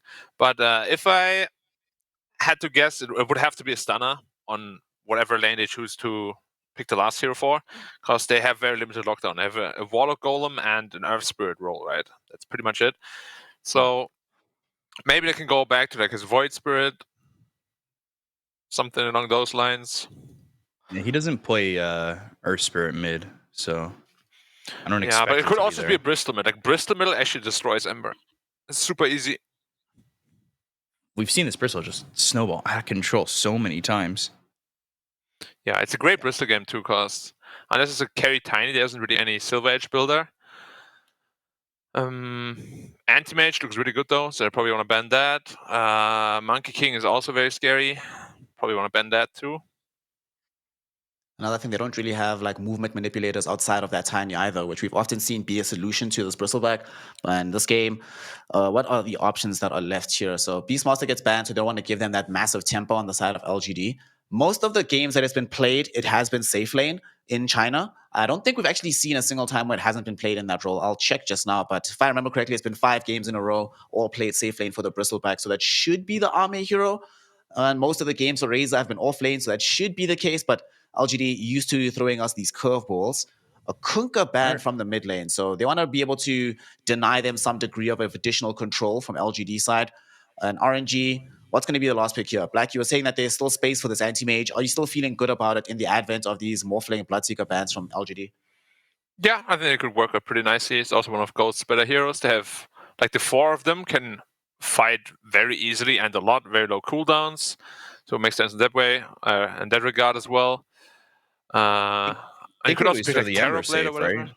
They could, but I don't really want to see Ghost on the heroes like that. Yeah, sorry, it's the Terrorblade. I feel like LGD's leaning maybe Weaver with that Bloodseeker ban. I hope not. I also hope not. That would be have terrible. Have some faith in the Weaver. Come on. I hate Weaver. And they need some good spell damage in the mid. A lot of lockdown here for RNG to go Weaver. You need damage that can like deal with these illusions, some way to lane decently against the Ember, magic damage for the later portions of the game, some degree of lockdown. Void Spirit seems to be the obvious one, honestly. Like, is there anything better than Void Spirit that y'all read in this game? I feel you just put the Razor middle and you pick an Underlord. I think we've said that a lot, right? Underlord dumpsters TB so hard. Like you put that down the Rave pack plus Underlord aura, Terrorblade hits like a kitten. Like his illusions actually do 0 damage. I don't know why we've never seen that before, but like the reductions all stack. I'm very confused. You need to start sending them some black replays from your games. Be like, what the hell, y'all? Learn from this. Also, Underlord like destroys the rest of the heroes, right? Ember hates getting rooted by the pit. You can build it into an ATOS. Then you actually have reliable ways of catching that Ember Spirit. It goes really well with the Bristleback. It's mobility around the map, which they really lack right now outside of this Earth Spirit. Yeah, let's certainly fit the bill. Thunderlord. Tinker. Oh, they're not going to say Tinker! Finally! I've been asking for this. You've been asking for this even more than Lizard's been asking for Lina in these games, which is to say a freaking lot. So put us on, I hate this hero, or seeing it in these games. I do not want to have the confidence to promote it. So you, sir, as the man who's been clamoring for the NTS Tinker, you get it not only in this game, but it's the overall last possible pick. Put us on, fam. How do you feel about it? And do you think this is what LGD needs to win this game? I'm not sure it's going to actually be that great this game. I'm a little bit worried about it, truthfully. But when there was a point in time where people like Nothing to Say wasn't pulling out this Tinker, and then all of a sudden he did. It was like what, season 1 of this year, maybe even prior to that. But Tinker is literally his like, here's my win condition, my wild card. Here we go. Like, this is what I'm pulling out. This is what I'm gonna do to like win these games. And I honestly think when you've got somebody like Bristleback who can stay in the front line, keep the vision, Jinkyu's gonna go in with the Earth Spirit, keep the vision. Tinker, if he's not getting bothered, can get away with so much in this game. Like, that's a confidence pick. I don't know why Nothing to Say hasn't been picking it more. Their drafts have been a little bit weird in the early parts of this like season, but I don't know. I'm hyped with the Tinker. I'm in LGD. I mean, was there any other answer? Well, I was going to say that since like minute one. Last pick, it's LGD and the last pick Tinker for Nothing to Say. It was a guaranteed you were going to go with them. Black, I'm reading that you might be going with RNG. They got this last pick Terrorblade for themselves. They've got a very high tempo lineup. Do you like what you're seeing here? And is it going to be good enough to decrease Nothing to Say's win rate from 72% on this hero to less than that? I mean, regardless of what I think, I always have to go with LGD. I'm like a big LGD fan. So I'm going to go with LGD either way, but I do believe that this Tinker is actually going to run into quite a bit of problems. Like, it's easy to rotate on him. And once they get BKBs up, it's pretty easy to kill him for an Ember Spirit as well. Like, it's not a super free Tinker game, right? Like, it's good against the Terrorblade, of course. It does well in lane against the Ember Spirit, but we'll see. It's been nerfed. It didn't really get picked by anyone for a reason. Let's see if he can make it work.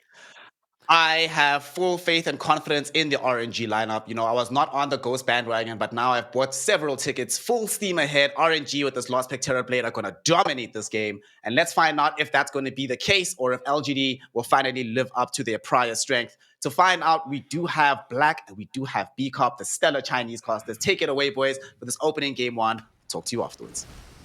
Thank you very much. Yeah, but the Tinker, didn't it get its nerfs before Nothing to Say was really pulling it out, though? No, that was after. It was it was after season 1 then. Yeah, I mean, in season 1 they first faced it even, right? Yeah, they were still confident with it. They were first facing it. You're right. I'm trying to get my timeline right. So like the biggest problem now is that Laser actually doesn't one-shot range creeps anymore. You don't have that spell amp from the null talismans anymore. So just overall his farm is a lot slower. And that was one of the biggest reasons why Nothing to Say was so strong as Tinker, right? He would always get into this axe timing really quickly, and from there he would just start dominating the game. So all the Tinker's timings are going to be just a little bit slower. It is nuts. Like, since is dead or what? No? Okay. Ghost? Maybe Ghost is dead. And, Boulder Smash, yeah, he's dead. Oh. First blood for Faith Beyond. They got him. Xingqiu playing with food, and he gets to eat it in the end. Surfing on in. Yeah. So, since Nothing to Say has joined the Chinese region with EHOME back in 2019, he has lost on this Tinker just once. Yeah, I know. I mean, his Tinker is amazing. Even when he plays it in pub games, it is. He's 14 for 15 with this hero in the Chinese region. Yeah, that's out of control. Like that, it's definitely one of those heroes that can inspire confidence, but at the same time, that's a two-edged sword, right? It is. Again, like this game is not super free for Tinker, so we'll have to see what he can make happen with it. Like late game Tinker is still the same as always. It didn't really get nerfed, overwhelming Blink, and Shivas is still super strong. You get into your Hex and whatnot. But getting there, that is really difficult nowadays.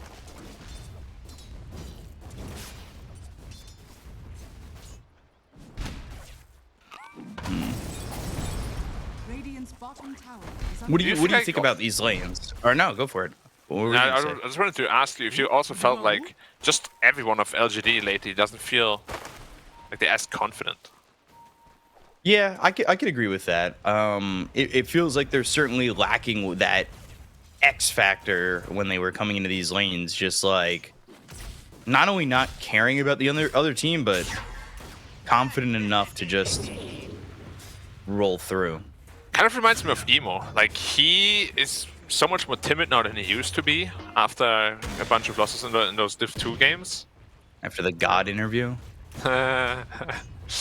It was literally that too, right? Yeah, I mean, sometimes you call yourself a god, and then you don't play like one.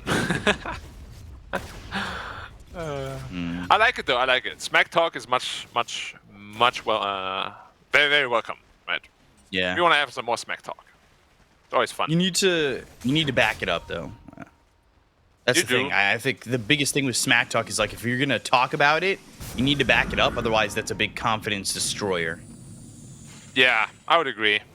Like false confidence also is really not that great, right? Yeah. Yeah.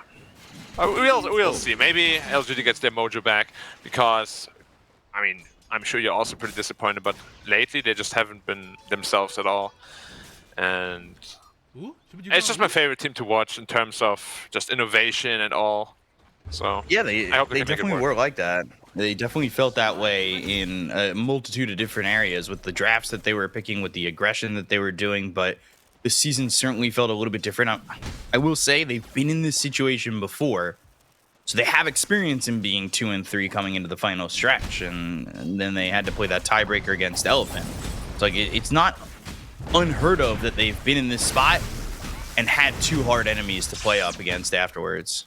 Yeah, but that was though when they were considered still like average, right? They weren't like this monster LGD. The expectations weren't there. Yeah, exactly. They were like, yeah, LGD is alright. And then they got better and better and better and never worse. And yeah, it's the story of LGD pretty much, right? Yeah. I mean, nobody can expect the team to be at the best in the world forever, obviously. I'm just saying, like, the way they've been playing is not like themselves at all. Usually the style is still the same. It's just you do it worse. This time around, it's just like very uncharacteristic mistakes that like usually never happen to them.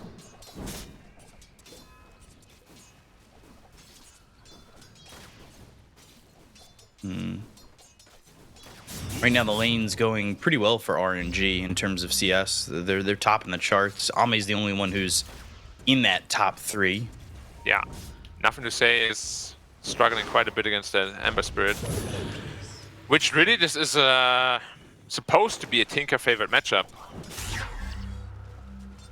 When does it get a little bit easier for him? Usually you start dominating the lane like level 3. So actually, as the levels go higher, the easier it gets for Ember Spirit. Because you don't really care about the laser Harris anymore.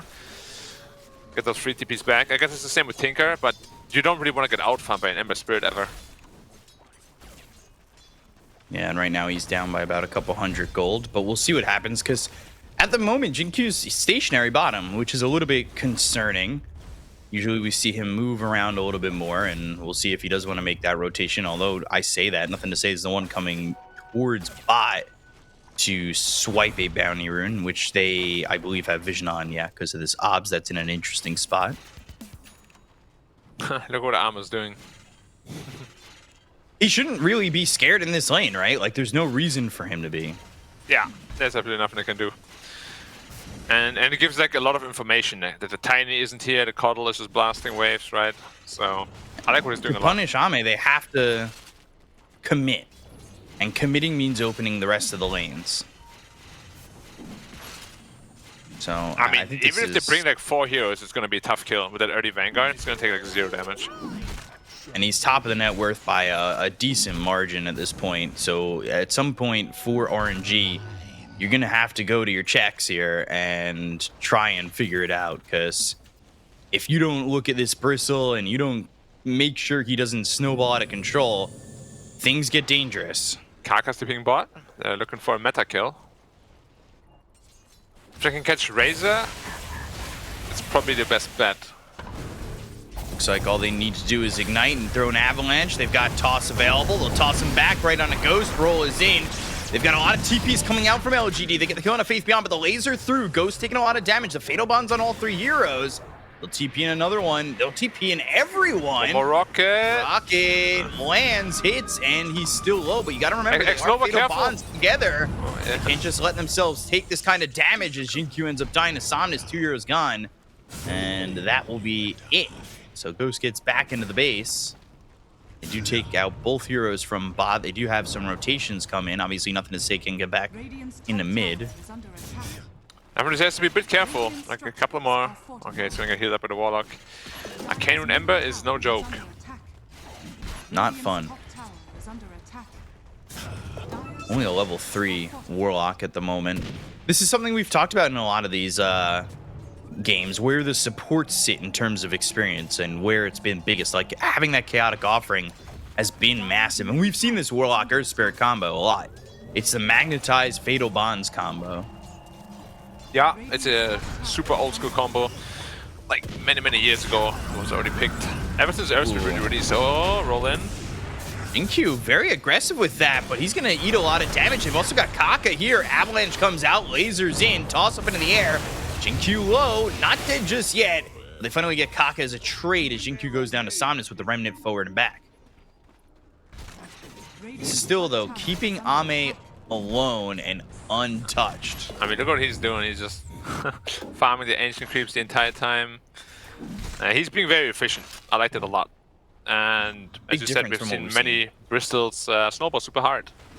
He's going like in a super defensive build. Vanguard and Hood. Pretty rare to see both of them. Oh, Tinker, they have a sentry down. He's probably just dead. Oh, he missed the slide because of the laser. Nice. Slide. That was really well done. Got the heal. Yeah. If he doesn't laser Ember there and the slide doesn't miss because of it, Tinker's dead. Radiant's bottom tower is under attack. So, this commotion in the mid lane has caused a lot of heroes to go over. Ghost has gone into the jungle, gives Faith Beyond finally some room to breathe, and he's second on the net worth now. Yeah, he is suddenly doing very well for himself. He was pretty low level. I was a little bit worried, but we have seen it in the past. Like when they played as Razor, he's sort of taken like the carry role after a while as well, just in terms of how he's playing. There's 3 heroes on the Bristol, but I don't think they can touch him. Ember's here too. Yeah, they're gonna really try for this. How do you even kill this guy with both almost a Hood and a Vanguard? You don't. They brought everybody over to try and make something happen. They found the Warlock though, so Y probably gonna just get run down. Ooh, into the trees. Trying to juke. Trying to survive. But Kaka's here, so not likely. Somnus is on a killing spree, like he's holding his own.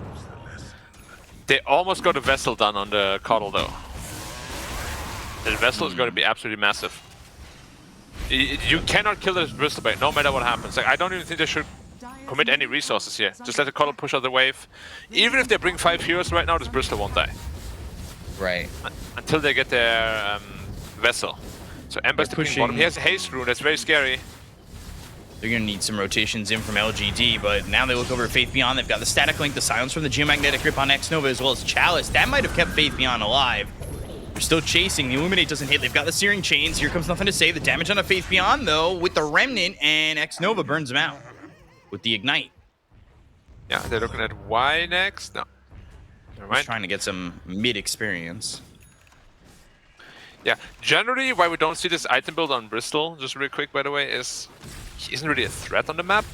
Whereas if you get your axe like a couple of thousand gold faster, because you don't build Vanguard and Hood, you are then suddenly the biggest teamfight threat of your team. So timings are a little bit delayed, and he will have to play to like the absolute maximum greed, the absolute limit, because otherwise this build makes no sense. Currently he's sitting top of the net worth, but you see how it's shifted, right? Like, now it's just Ame at the top, where you had Faith Beyond over there.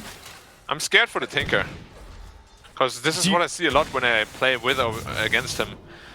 Like, they just kind of don't do a whole lot. He's gonna have a blink. Do you think he can bring it back?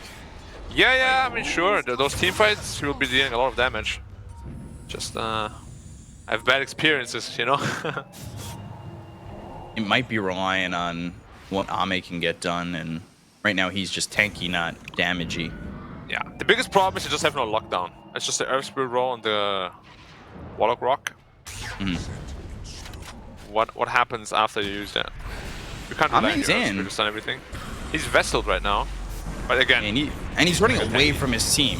He's tanky, but he's running away, and now he's half health. Like, this is a bit of an issue. They're thinking about the Chaotic Offering. They got the Silence on Somnus for a moment. The Blink Dagger now picked up by Nothing to Say. Kaka thinking about going in with an Avalanche. They've got the Searing Chains that locks down Jinkyu. Jinkyu taking a lot of damage, but he finally gets the roll out. They're still thinking about the Chaotic Offering. Nobody committing just yet, but Ghost, he's over to the side. Ghost, he doesn't have Metamorphosis for 10 more seconds. The Avalanche lands on Ame as well as Innocence. They look over, they've got the laser as well as the rockets. They get the kill on X Nova. Now, RNG, how willing are they losing a hero and now down 1 and taking this fight? They don't look as interested anymore. Faith Beyond, Illuminate. Static Link, roll in. Somnus played himself. Geomagnetic Grip for the silence. And there's the Chaotic Offering. They'll get the kill. They'll take him out. The Avalanche won't help. There's Nothing to Say. Blinks back. And he'll get out of dodge. Well, yeah, not having a lot of stuns doesn't matter if they literally rammed it into you. So nice bait there by Faith Beyond. And up 3k already. That is starting to kind of get on the roll, right? Like, LGD, it feels like it's a fickle flame right now. It needs the oxygen to breathe, but a little bit of water will put it out. And then you end up like Tom Hanks in Castaway. Or many other actors in many different movies. The wind got to it! The wind got to it! The wind is gonna get to who? Oh, why? Why am I here? Why am I dead? I got the stun on a Jinkyu too, but he de-wards that obs that was there.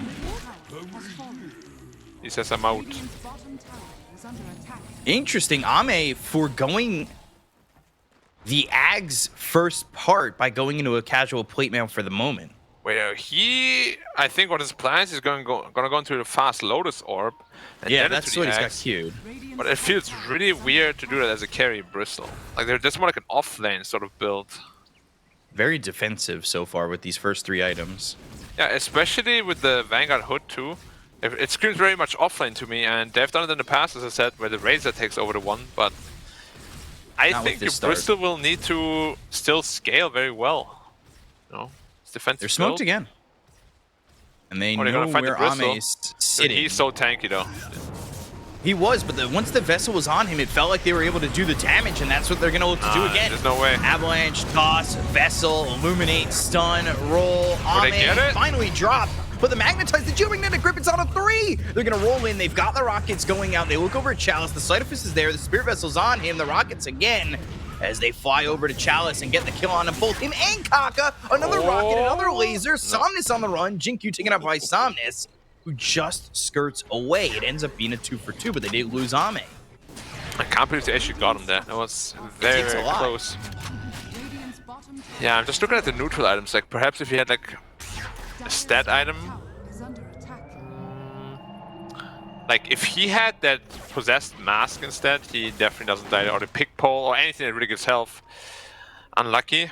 Because especially if you itemize like this, every death hurts a ton. Because you're literally just building defensively, right? So, do you go plate mail and then Ags and then Lotus Orb? Like, I feel like that has to be the right play. I usually don't go plate mail at all. You just finish at Axe, you farm so much faster, and then you're gonna. You don't even need a Lotus Orb, to be honest, in a carry Bristol. Most of the time, you just be going to a BKB, so you can right click. But that is a very interesting build he's going for, like a carry Bristol. Very uncommon. And Terrorblade just outscales Bristol back so hard into the late game. So I'm a little bit afraid for them. Because both Razor and Bristol hate playing versus Terrorblade. So what do they have for this Terrorblade as they trade safe lane towers? Tinker's almost got his axe. He's caught up very nicely. 1,400 gold away from him. Yeah. It's Ever got the since he point got this booster on Blink the Dagger. And they had a couple of good fights. See, he's 3-0-3. He's been able to get a couple of kills. How's Kaka's Blink looking? Not that far away, just 100 gold. A bit slow, but I say that with him being top of the net worth in the support aspect. But he also went Tranks, so not just Brown Boots Blink. So Ama isn't purchasing anything. or is he thinking about what he wants? Like, Axe is just such a game changer on Bristol. It felt like plate mail was reactionary to the fight prior.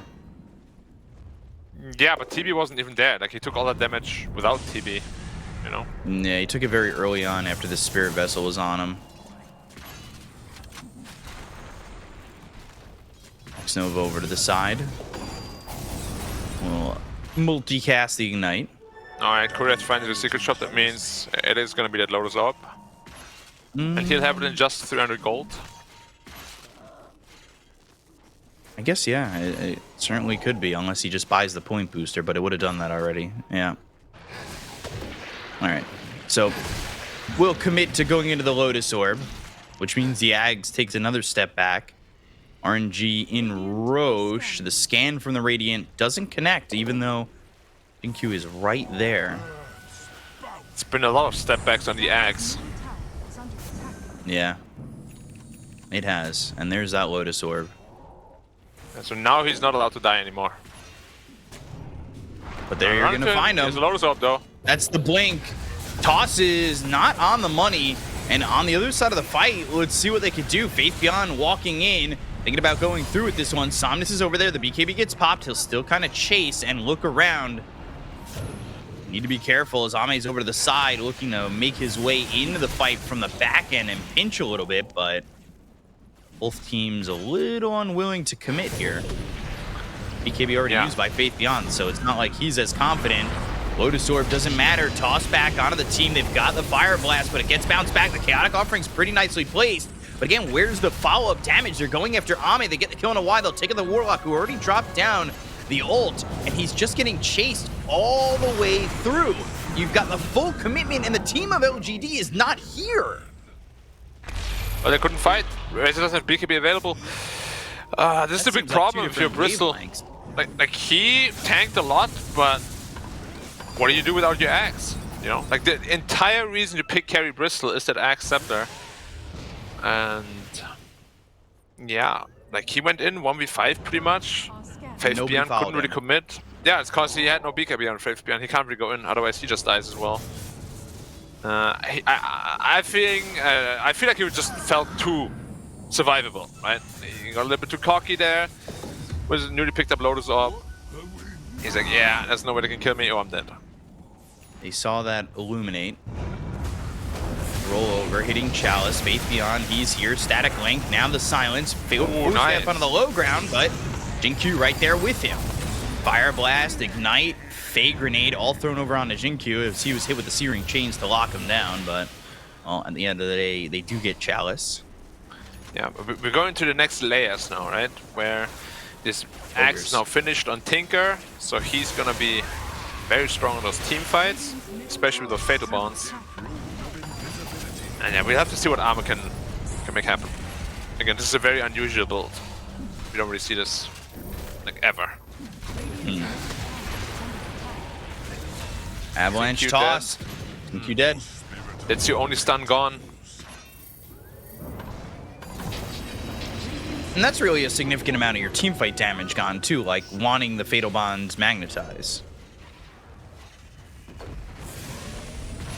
Yeah. I don't like how much pressure they're putting on Jin-Q this game. And there's been almost no pressure on Ghost. He's almost got the Scotty. He's only 1,200 gold away from it. Yep. He's been given so much space.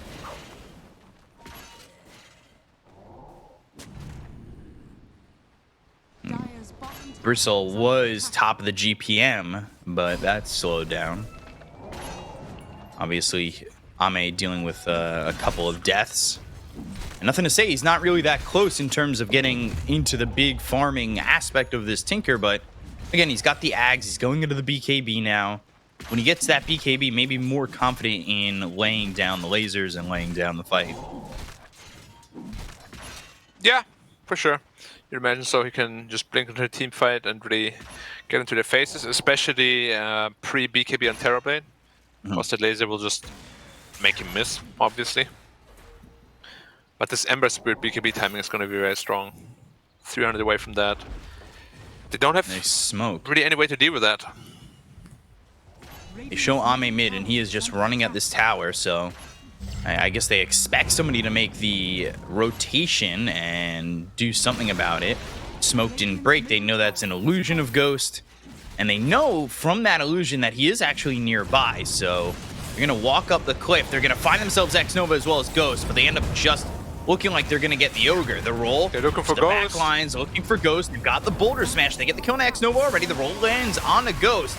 They've got the Plasma Field. They start to really corral this hero, but here comes Kaka with the Avalanche on a 2. Chaotic Offering, Sunder used, Silence out on a Ghost, Sleight of Fist. Somnus doing a lot of damage, nothing to say. Not a lot more mana. They end up getting Chalice in trouble. Take out Y. Somnus He's solo upon going himself. after nothing to stay, and now they look over Chalice. As Ami's going to run him down. They get the kill on the Legato. The Remnant out from Somnus, and this works out well for LGD, who are still maybe looking to get a +1. They find Kaka. They've got the roll. The Rocket's coming in. This Tiny needs to run. Even with the He's so whip, spot on, it's not CQ looking is. likely, and now they'll run after Kaka, secure the kill, and get nothing to say on a mega kill streak. Yeah, massive teamfight victory this time around. CQ, man, I don't know how many rolls he used that fight. It was Let's many. see. 10, and I'm pretty sure he connected like with every single one of them. So definitely teamfight MVP. And you can just see the power of the Tinker Axe, right? It's doing so much damage. Razor got to stick onto the Terror Blade. Here didn't really have any way to run. And I mean, that Lotus Orb was doing pretty good work because he solo bound himself on Coddle, so taste some of your own medicine. But Enjoy your movement speed, idiot. Is basically especially with what the glue that on top Lotus as well. Orb did.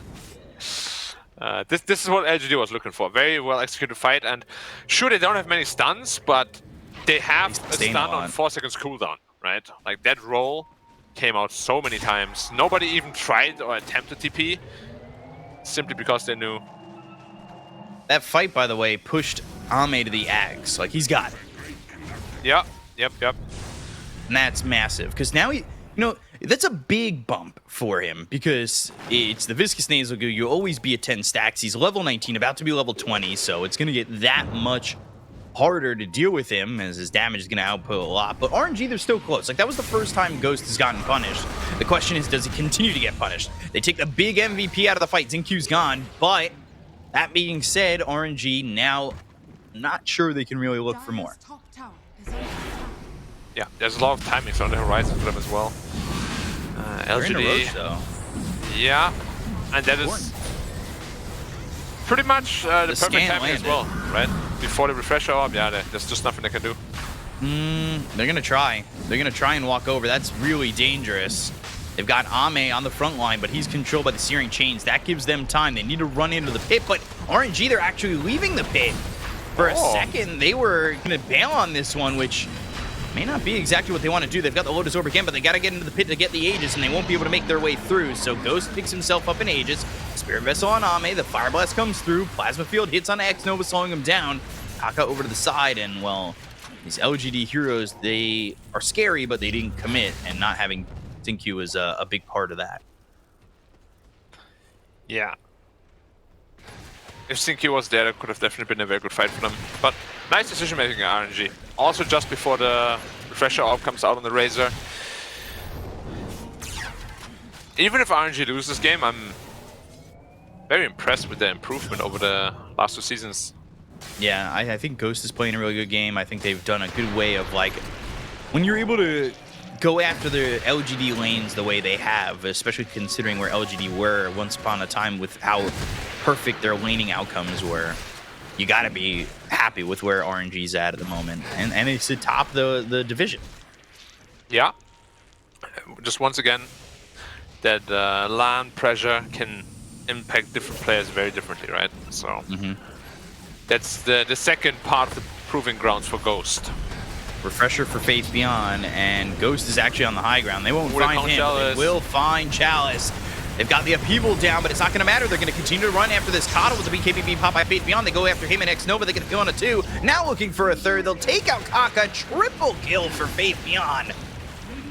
As Xinq looks for more with the rolls. That's a deep ward for him. Terror Blade, they see him. Down though, right? No BKB for him. But yeah, double Eye of the Storm, of course, Razor dealing a crap ton of damage. Like, the only real answer to Razor now is the Terrorblade. Oh, they're going on, and they caught him. Yeah, they got him. They've got the Geomagnetic Grip with the BKB pop by Somnus. He might be able to make his way out of this one. The roll out from Xingqiu. Put him in a safety. He's also got the help from Nothing to Say from that Tinker, giving him the defense matrix. They're standing their ground for right now, but they got to be a little bit careful. That being said, RNG, I don't think they're going to fight without the BKB on Somnus. This game is looking very, very, very grim right now for RNG. Like, Chalice is just not really having a game whatsoever. And once this Tinker finishes Hex, he already has his BKB. Like, even the Terrorblade can't really do a whole lot. So it's coming together quite nicely for LGD.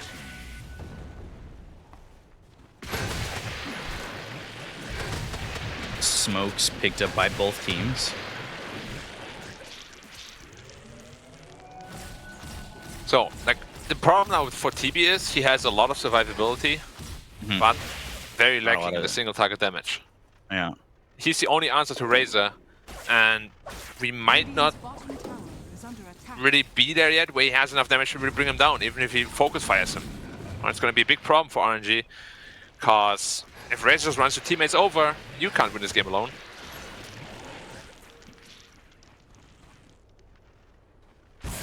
Really just felt like Ame's kind of gotten away with a long-winded build towards the Ags and what comes afterwards.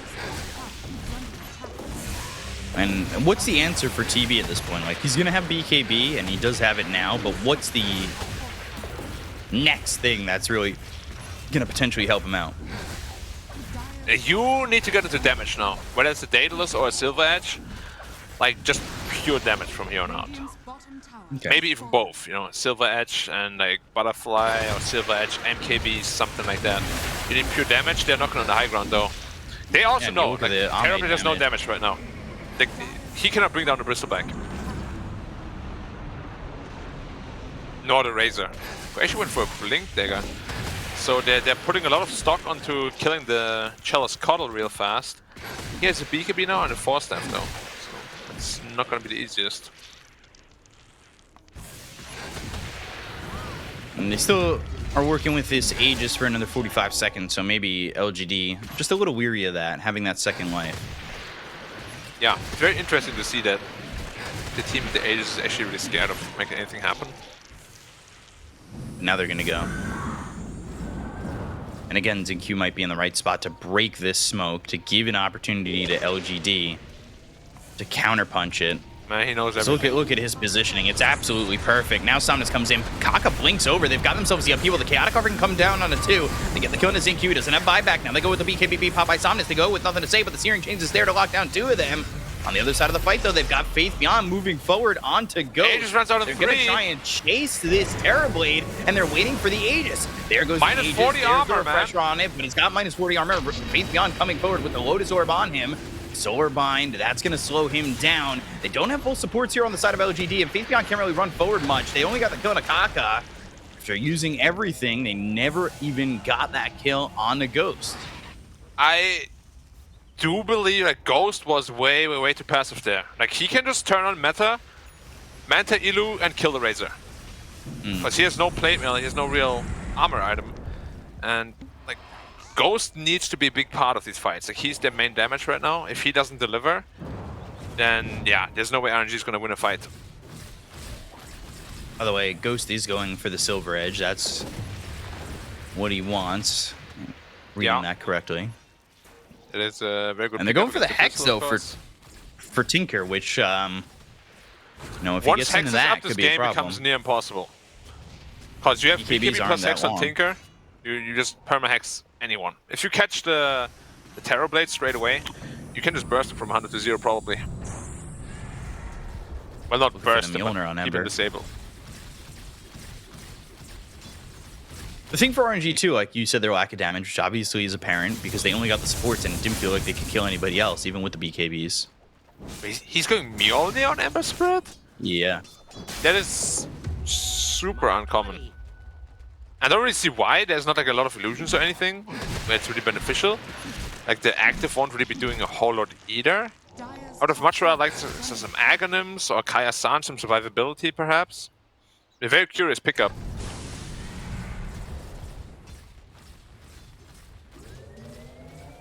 structures are fortified. I can't even remember the last time I've seen a second item only on an Ember Spirit. Crazy to think that it's... Well, it's Blink BKB Mjolnir. I guess third item? Yeah. Well, technically, I guess second. Semantics. Because he had the Maelstrom before the BKB. Ember's not in the fight right now. And they're coming around that back, and they've got themselves the BKB. Ghost's gonna try and just turn and fight Faith Beyond, something he didn't do in that previous fight. And they're gonna get the kill here on the Razor. No! He survives for the moment. They've got nothing to say on top of the cliff. They're gonna try and get the kill here on the Ghost. Now, BKB, the laser's coming out wide with the upheaval. They look over at Kaka. They get the kill on the Chalice. They'll take up Faith Beyond. They end up losing X-Nova, but they've got themselves the kill on the Ghost. They'll take out Kaka. 4 heroes down on the side of RNG. They focus their attention on Faith Beyond, but they don't end up getting that much more. Innocence put himself on the front line. He knew he was going to die off that one, but they get the kill on a Ghost. That's the big prize they came for. Yeah. And you can just see post-BKB, Terrorblade, and Chalice were like pretty much next to each other. One laser, bam, there's 1,000 health gone from both of them. Now his Hex is done, and sure, Faith Beyond died, but you know, the teamfight victory is pretty much on the back of him forcing the Terrorblade BKB. And I don't know what RNG was doing there, to be entirely honest.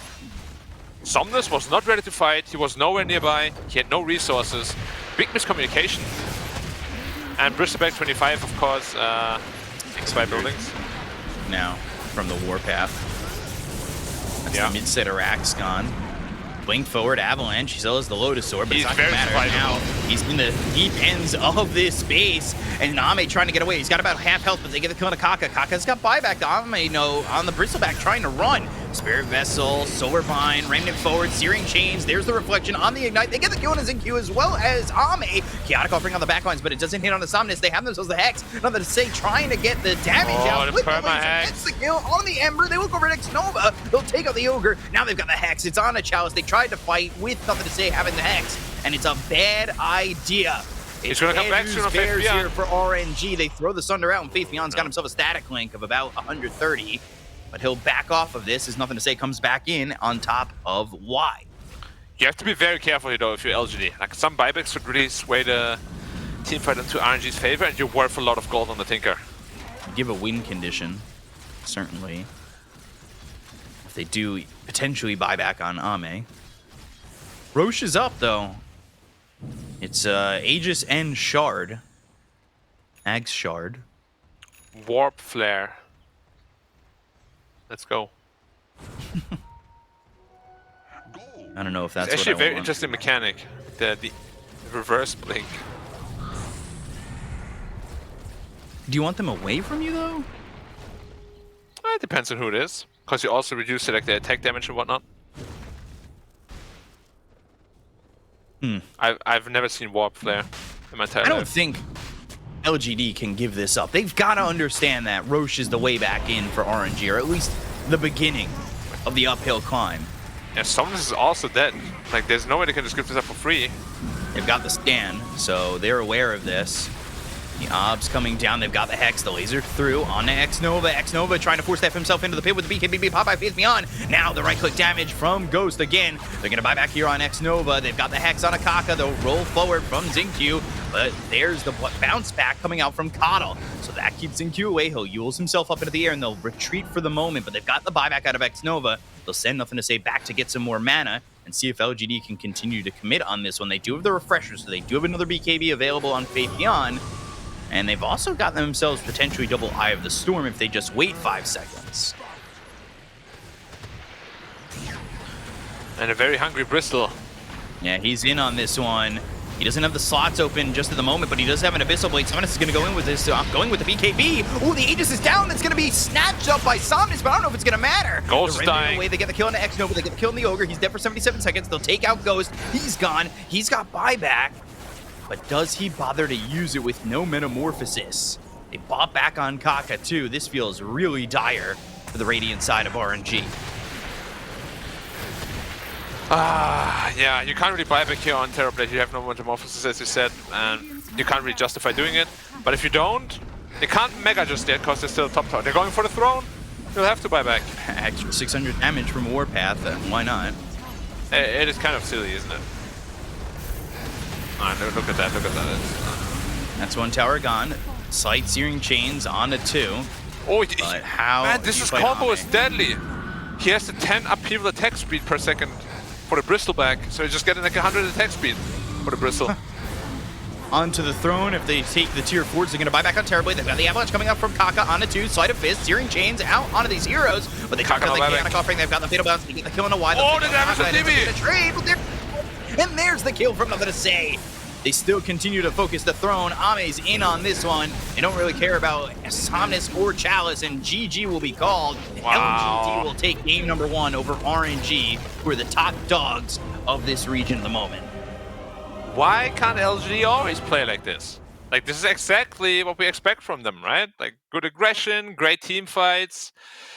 That was peak Yeah, LGD there, in my opinion. that was super good. Of course, you know, who can really say anything against Nothing to Say's Tinker? It's absolute It's last really pick as good. well. Yeah, well, that's what you get for being an RNG believer, Mr. Snare. You get a laser in your eye. I get lasered in my eye, I get perma-hexed, and I get to see the smiling faces of former TI champion Innocence as we see PSG.LGD claiming game number 1 in very strong fashion. It looked a little bit iffy at the beginning. It looked like, well, RNG might have an outside shot into it. Somnus was looking hot in the early rotations. Kaka was doing a phenomenal job in the early game. Ghost was completely uncontested in the farm. And, Ame's item was peculiar, to say the least. But then, you know what often happens in these games here, Black, and the reason why I think this hero is a bit busted right now, no matter where you play him, he buys BKB, he presses R, he shows up to the fight, 3 heroes die, and the entire game just turns around. Razor, super, super good. Made so much space in this mid game to allow Ame and Nothing to Say to come back very strong in the latter portion of it. Yeah.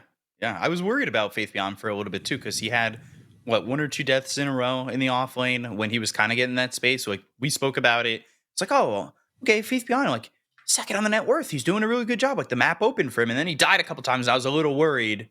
And at the end of the day, like, he got that refresher. He had the BKB, and he knew his objective. But that's also, Black, you spoke about it, the timidity of Ghost. Like, almost the presence of Razor pushing him away. And you're like, you could just turn and hit him.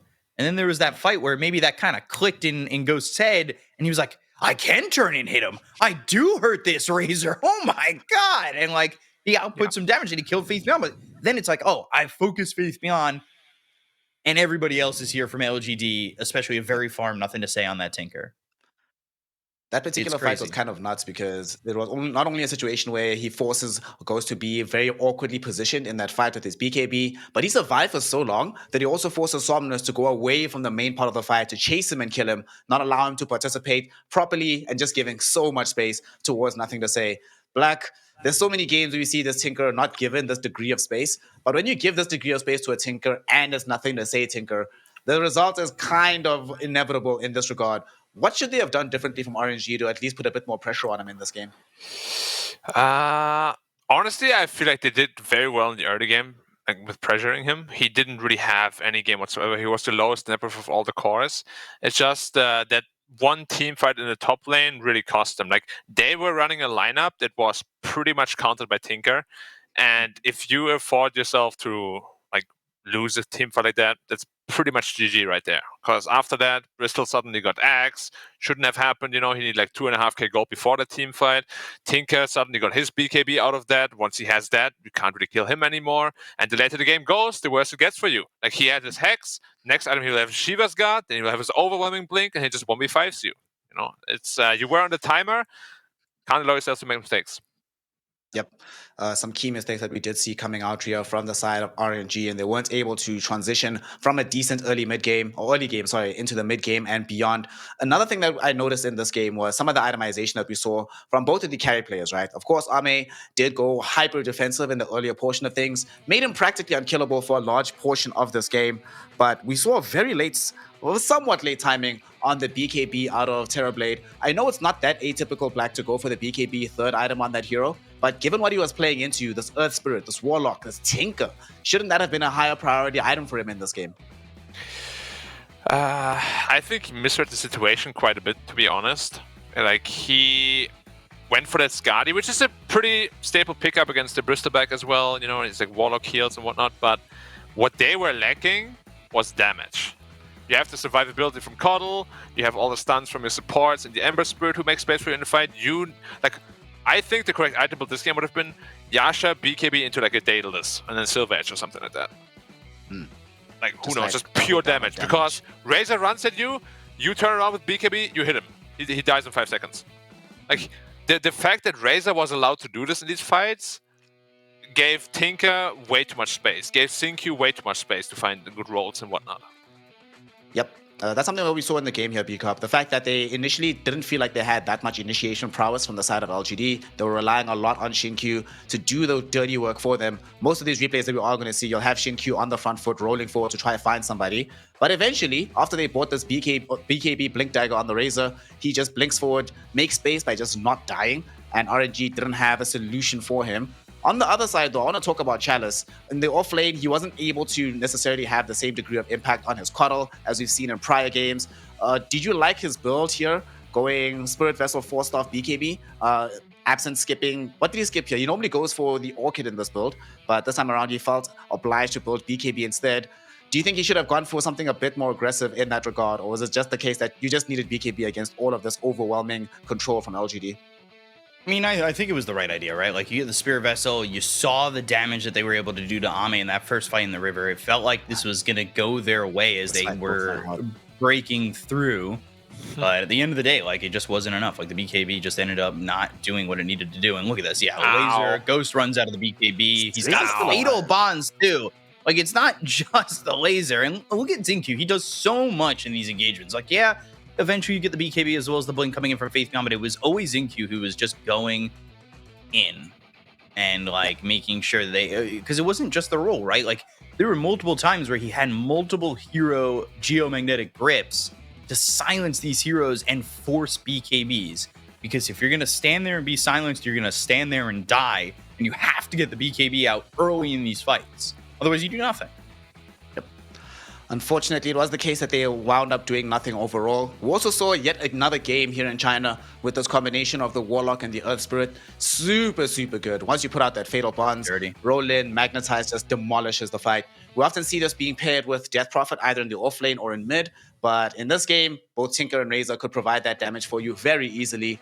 An MVP, nothing to say, vindicating the overall last pick in this game by getting an amazing game for himself. 11 kills, 13 assists, almost 90% kill participation rate. And on a hero that could have a very difficult time early on, he made it just look so good. Look at this, this Delta Black in damage being dealt by LGD versus what RNG could put out. You were right, they really just lacked the damage. 40,000 more damage came out from LGD. That's just not supposed to happen in a game like this. Yeah, I mean, I don't want to be that guy, but Ghost dealt like 13k damage only. Like, Somnus dealt 46k. If you just put that in contrast, that is not allowed. You know, like, your TB, like, you picked him as an answer to Bristleback. You picked him as an answer to Razor because he is one of those tank-cracking carry heroes, right? That just make them feel really uncomfortable in those team fights. But they didn't feel comfortable at all. They were just running in. They're like, yep, hit me. You don't really have any damage items. You have Manta Skadi. I don't care. Yeah, basically, and if you're going to see it here, almost everybody on LGD did more damage than Ghost. Oof. The only one who didn't was Y, and he still did that, 12,000 damage. Yep, and he's not the centerpiece of the draft, right? He just playing the first pick Warlock and still able to contribute as much as he did. Certainly not the right game for Ghost. And, well, actually, I need to apologize to Ghost. It's my fault, fam. Any up-and-coming carry player that I like ends up doing poorly, so that one's on me. My bad. Please do the next game a lot better.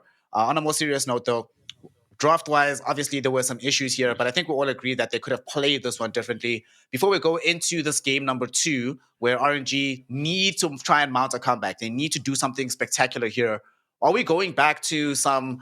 What do we need to bring out? Obviously, nothing to say brought out something special in his Tinker. What special heroes do you see still being available for them to play on RNG here, B-Cup, if they want to win game number 2? I don't know what's going to be available for them because they did a good job on LGD of making sure Ghost doesn't really get everything he wants. He's very big on that jug. Like, I wouldn't be surprised to see that get banned again. RNG, maybe they're hoping to get the Nyx Assassin for Kaka. That always seems like a starting point for them.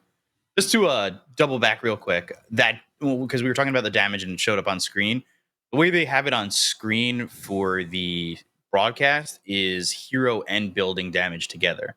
That's why it said that Ame had 46,000 hero damage, because he had 26,000 hero damage and 20,000 building damage, which is wild in itself. Like, I don't know. It's basically, yes, that is a lot of damage. Well, I will see what Ghost can do. I feel like the game does kind of hinder on whether or not Ghost gets something that he could be confident on. I'm not saying that Terrorblade is something that he's not confident on, but he didn't play that game confidently, and we saw it a couple times. Like, I would think that RNG will want to give him something of comfort, more comfort coming into game 2. Certainly agree. Black, I'll give you the final word here. The one hero I want you to talk to me about is this Razor. RNG certainly had no option, no response really in this game on how to deal with it. Going into game 2, should they ban it out, or is there a circumstance where they pick it themselves instead if they don't have a natural response in the draft? I mean, Charles plays a really, really good Razor, so I wouldn't be surprised if they pick it up themselves. I also think they did have the right lineup to deal with it. Like, all of the heroes are pretty damn good against Razor. It was really just that last pick Tinker that put them on a massive timer. And we have seen it with so many teams, right? Not just RNG. Like, once you're on a massive timer, there's just so much pressure, and you make some silly mistakes here and there that you can't afford to make, and suddenly the game is just over. It feels almost insurmountable. And yeah, that's pretty much what happened. Like, don't be too harsh on yourselves. You know, that last pick Tinker, it's gotten to all of us in pub games and pro games. You know, it just happens. Move on. Move on as it may be. Nothing to say. It's just going to be notching yet another notch on the bedpost of more games that have just demolished on a Tinker, more teams that are going to be crying when they see this last pick Tinker come out. Oh, wait, guys. You can do one thing. Take second pick. Oh, take second pick. So you have the last pick. Oh. Easy solution. Super simple. We'll be hoping and praying that they can do that for themselves so that they at least have the last pick counter option available. You've often spoken, Black, about being able to put yourself in a good position if you do have second pick, and PSG.LGD did that perfectly in this opening game 1. We'll see whether or not they can replicate this performance for game number 2. And before that, we're going to be taking a very quick break. But when we return, game 2 of RNG versus LGD will resume. So don't go anywhere. We'll see you soon.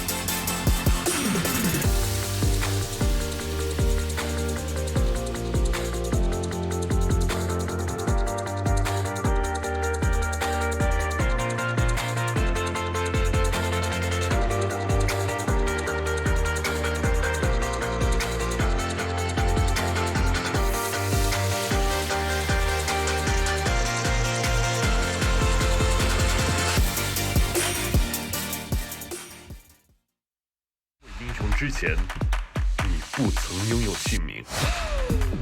通向终点的路很长，但谁也无法预知结局。有人前倾暗影，谋而后动；有人拼尽全力，克敌机先。没有对与错，只有速度是唯一的答案。奔跑吧，在到达终点之前。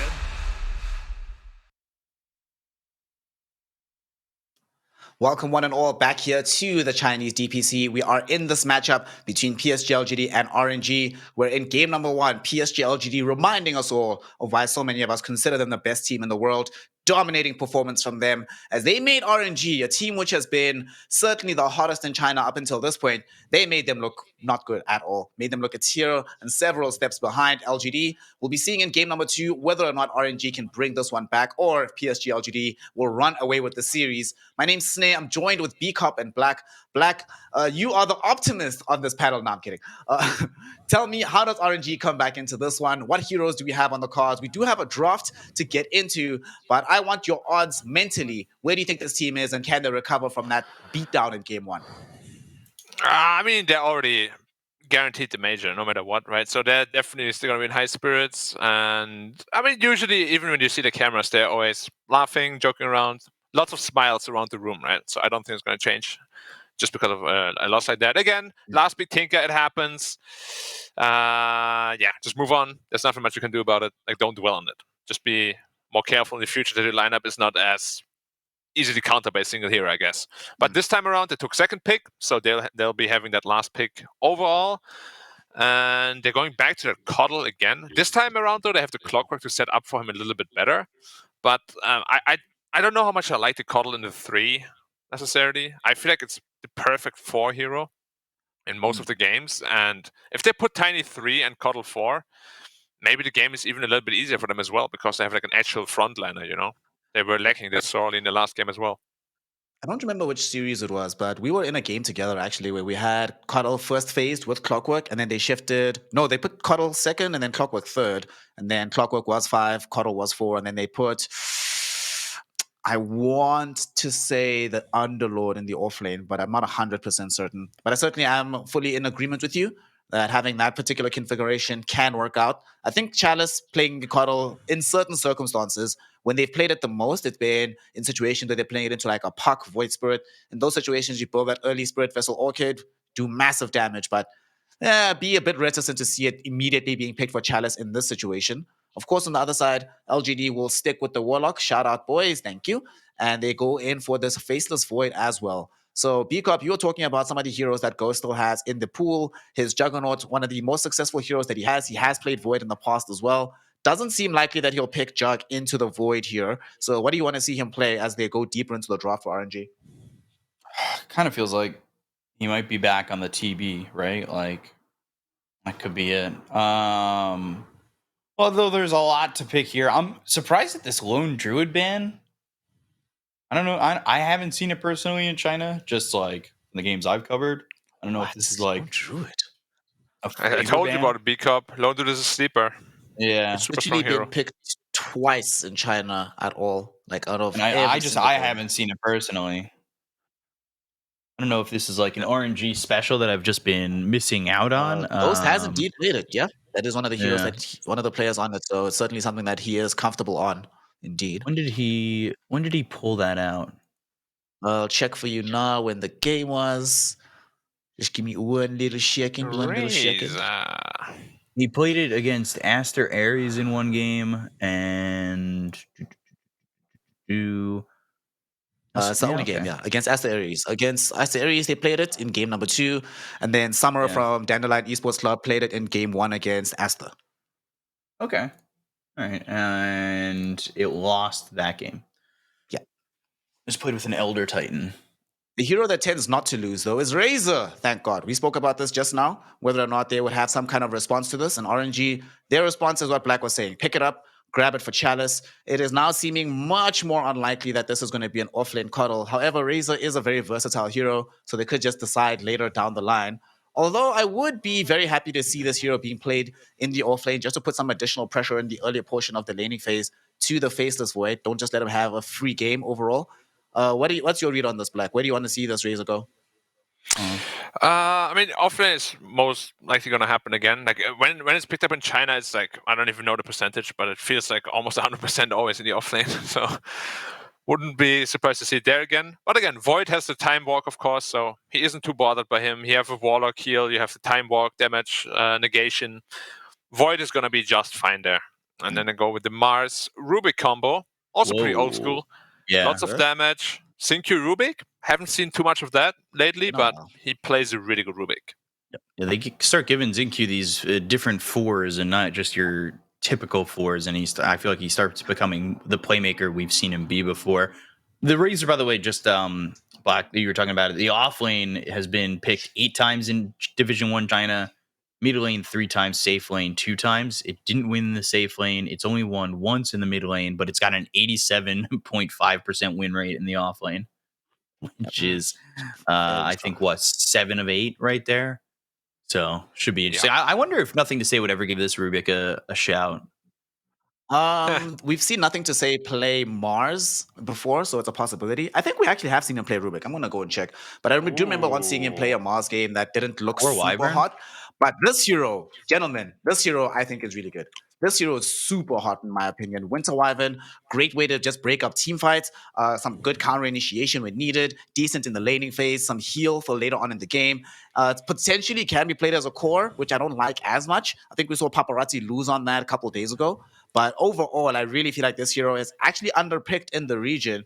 Why do you think that is, boys? That we don't see the flapping ice lady? Good question, because I agree with you. I think Winter Wyvern is very strong, pretty versatile too, as it can be played in multiple positions. We have seen Wyvern, especially against like physical damage offlaners, just do wonders, right? You just get one level in the Cold Embrace, suddenly your carry is like, yeah, thanks, I'm back to half health, no problem whatsoever. Thanks for the sustain. And it is a very good answer to Mars and faces Void 2, of course. Just reset the team fight, Cold Embrace whoever he's focusing. So yeah, very strong pick here. Why is it not picked more? Not entirely sure, but I feel like in general, China has been a little slow in picking up some of the more meta things that the rest of the world has been playing. I mean, it took us a very long time to start seeing this Beastmaster being picked by in every other game. And given how much success that hero is enjoying elsewhere in the world, a little bit surprising in that regard. So we'll see where things go. I mean, also another hero that we didn't see that much in China until these last couple of weeks was the Zeus. And it's just looked very good when he is allowed into the game. For this game here, just for trivia's sake, B-Cup, it'll amuse you to know that the last time NTS played this Rubik was last year, January. It's been a long, long time. However, he has played 4 games and won 3 on the hero, so it's not completely out of the question. And they do not have last overall pick, so he can't necessarily rely on a gotcha pick at the very end. Let's assume it isn't the Rubik, though. What else do you want to see him drag out of his bag of tricks here for the last pick? I guess they've got the clockwork to maybe focus if he were to go back to the Tinker, but I wouldn't hate it. I feel like, you've got 2 big circles in the Chrono and the Arena. You've got some big team fighting here for LGD. If you can keep Nothing to Say safe, I feel like he could get away with another Tinker game, honestly. Oh my god. It didn't exactly look like the best Tinker game in the last game either, but he made it look like a Tinker game, that's for sure. Into Wyvern Clock. Okay, if he picks Tinker in this game, We've seen him have bigger cojones than that. Oh my gosh. I would be shocked and amazed, but I would also have utmost respect for him. Let's see. Now's the opportunity. They ban out Queen of Pain, Void Spirit on the side of RNG, so preventing that kind of high tempo from him. He could still... There's no actual Spirit here to play unless you're going to play Storm Spirit, which is definitely not going to happen in the mid lane. Whilst he's still making up his mind here, we still need a hero for Ghost. Black, a resident carrier extraordinaire. What do you want to see the up-and-coming player play here? Ooh. I'll let you know after the last pick. Oh my god. Hedging bets. What do they need here still? It just feels like they need a little bit of reach from LGD and some tempo. Yeah, damage too. Some chrono damage would be great. What gives us all of that? Queen of Pain would have actually been quite nice. Oh, of course, a Death Prophet. I thought about Lina perhaps, but Death Prophet is way better. This is China. We should have seen Death Prophet coming. It could be Mars mid, could be Death Prophet mid. Now, I still believe this is a very free anti-mage game if they want to run it. But apparently the entire world thinks anti-mage is not a great hero. Like literally every pro player is just like, yeah, AM is a bad hero. Even though I feel like most of the games that I watch, it wins. Spectre into the stay the evangelist DP. for the hero, but they go for Spectre. Yeah, into DP, into the Faceless Void. This is peculiar. All right, so this gives them reach the backlines of the fight to get to these supports. It's a hero that can pair quite nicely in the lane with the Winter Wyvern. I don't know overall, though, if I like the Spectre and the peaks of this hero. feels like it doesn't necessarily coincide with the peaks of the rest of this draft. B-Cup, what do you make of this? There's some skepticism in both mine and Black's voice. Do you like the Spectre last pick here for RNG?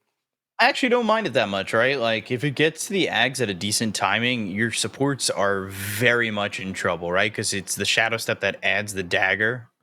And all of a sudden, like, where are you going to go if you're a Warlock? It just feels like it's a way to get to those backlines, get those supports, maybe jump back in with a Haunt. The team fight's not terrible here for RNG. It's Somnus this time on the Coddle, which kind of scares me. I don't know. Up against nothing to say. I feel like it's very tough to make something as paper mache work, because Coddle, when he's mid, kind of sits on the edge of being worthless and a great. So I'm a little worried in that aspect, but I do like the Spectre. If the axe timing's okay, I think it's all right. All right, but I'm going to take it for granted that you're still going to be going LGD for your prediction, right, for this game? I mean, that's the default, right? Can't go anything else. Black, let's give you some homework here. You're not allowed to tell me LGD. What you have to do here is tell me how does RNG win this game and take us to a deciding third one. I think they asked Kaka, how much pressure would you like? And he said yes, because this game is pretty much all on Kaka, I feel like. All of his initiations will have to be spot on. And he's pretty much the only initiation they do have, unless there's like a great Curse of Ex-Nova. So if he has a good game, it can definitely work out. Somnus with a fast vessel could make wonders work against Death Prophet as well. I like their draft overall. It's pretty strong. But I'm just a little bit worried that if the Spectre and Razor lose their lanes, which is very easily possible, that they fall into this like scenario of no return. You know? So yeah, it's I'm still going with LGD either way, as always.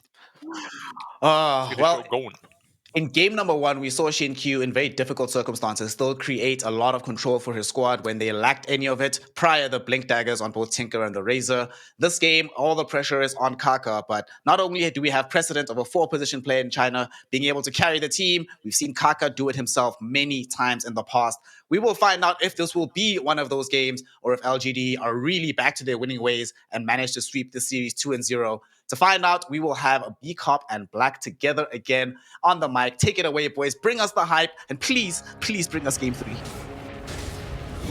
We'll see if it ends up being game 3. A little bit of a skirmish up by this top bounty rune area. Faith Beyond taking a lot of damage. So is Zincu, actually. And they'll get themselves 2 beasts. It all works out. Wow, nothing to say. Out-clicking Somnus. That pink headset not giving him all the power that he needed. Not yet, that's for sure. Kaka bullying Y a bit.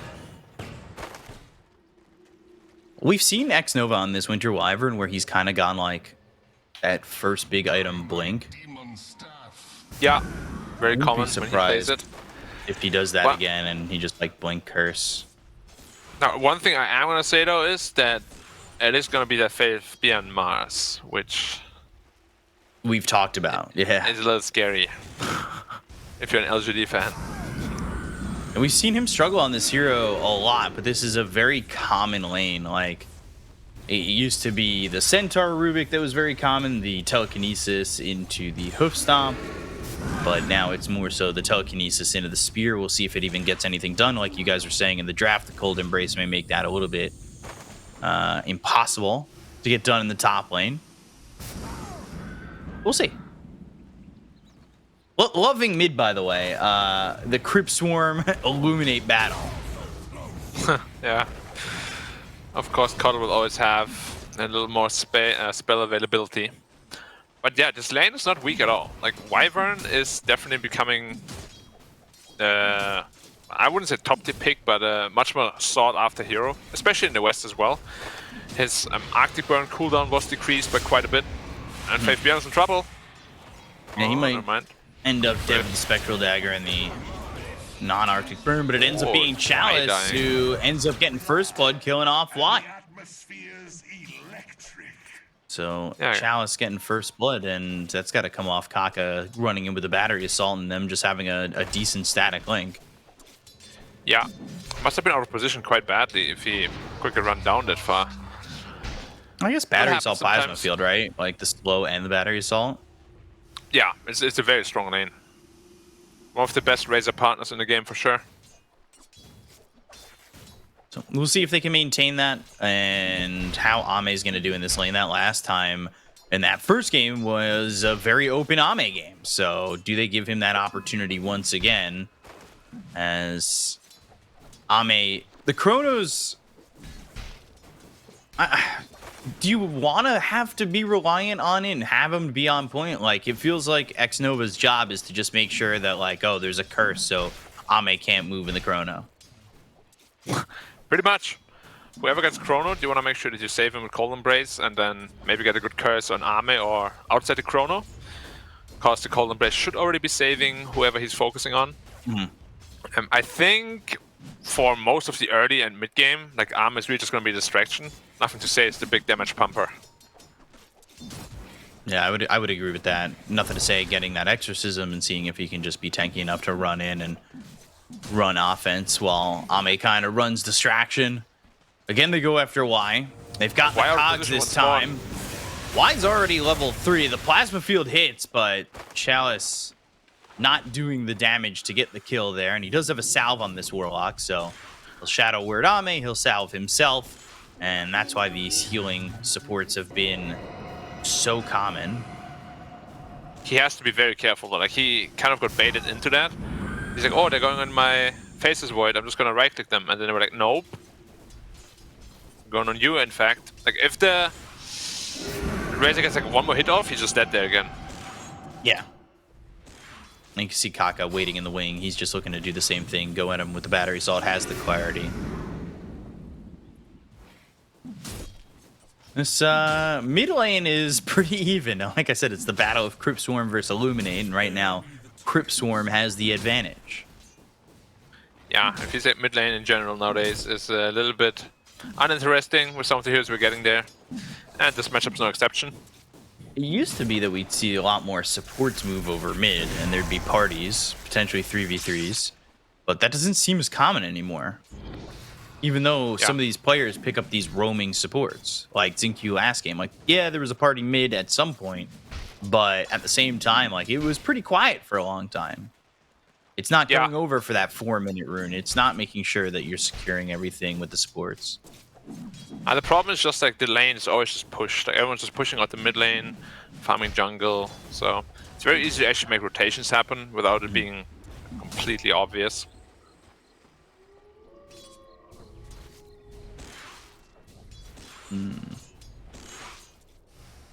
So things quiet for the moment, but you can see that LGD CS-wise are getting more out of their lanes.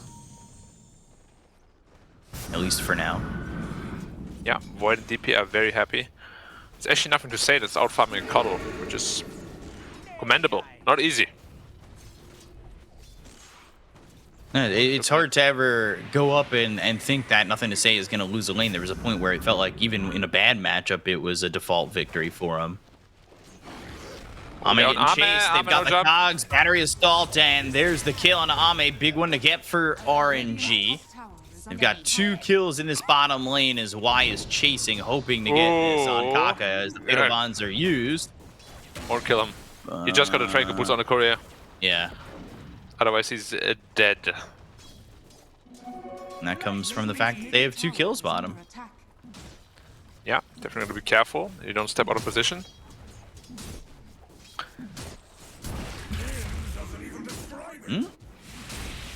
Spectre locked up for a second. God's Rebuke pushing Ghost back, and there's the Spectral Dagger, but they've got the Telekinesis afterwards. And Ghost into the trees, but is he safe? No, there's a spear on the mark from Faith Beyond to get that kill on a Ghost. Yeah, I think it was important to die there. If he doesn't die there, his game is gonna be so slow. So he's not gonna be too mad about that death. Happens sometimes. Now this tower might just die. TP out. Have Exorcism available, and they're holding it. They're up top with a couple, though. Kaka comes in. Battery Assault Cogs. And the Spirit Siphon, ooh, Faith Beyond, actually helped out by Somnus. And maybe saved by the Blinding Light. They go after Nothing to Say. There's 4 heroes here. The Spectral Dagger was on him. They're fighting into the Exorcism. Nothing to Say needs to be careful. Illuminate thrown forward, but Nothing to Say wisely goes north to juke it. He's still alive, but eventually He's going to fall here, and that Exorcism doesn't do anything in terms of getting these kills or making sure they could take that fight. It does mean that Faith Beyond gets out, but that's really not what you want if you're LGD. You wanted to make sure that Ghost's lane continues to stay difficult. Yeah, but there's also a lot of rotations to the top lane, right? So there's going to be some space for the Warlock to pick up some experience as well. It's not all bad. No, like, sure, you would have liked to get more out of it, but sometimes, you know, the enemy makes the right calls, coddle DPs quickly enough, and your DP just ends up dying there. But again, not the end of the world at all.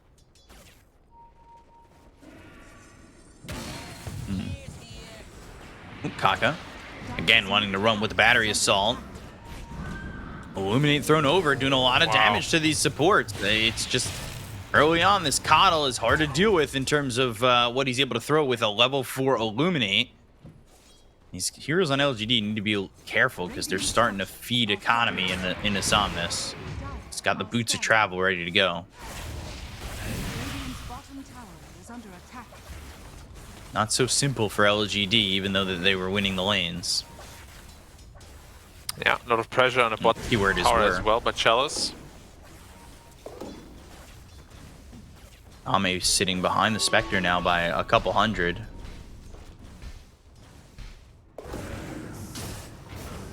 Top lane, Faith Beyond, Illuminate, another kill here for Somnus. He got to those boots of travel, and now he's running around the map and making his presence felt, putting the pressure on. X-Nova and Kaka have been together practically the entire time, and they're going to see these stacks. So LGD, I'm not sure they have a way to protect these stacks, and that means a lot of gold here for RNG. Definitely putting on the pressure with the newly acquired boots of travel on the coddle.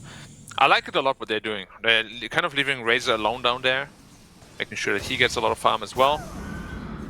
And we'll yet have to see really the team fight ults being used. We haven't seen a Chrono yet or Mars Arena, so that's really where the big first rotation will come of the LGD lineup. Kaka getting hit with the Fatal Bond's damage. Faith Beyond coming over, but he doesn't have a Blink Dagger. Right now he's just got a Bracer, a Ring of Health, and a Soul Ring. Maybe thinking about going into the arena to get something. Sentries placed down. That'll clear up what LGD just placed. Do you go for this? And Fatal Bond's on to 3. Kaka running in. They've got some help from Xingqiu over to the side, but they just don't have the damage. And now RNG, they finally have overtaken LGD in the net worth department.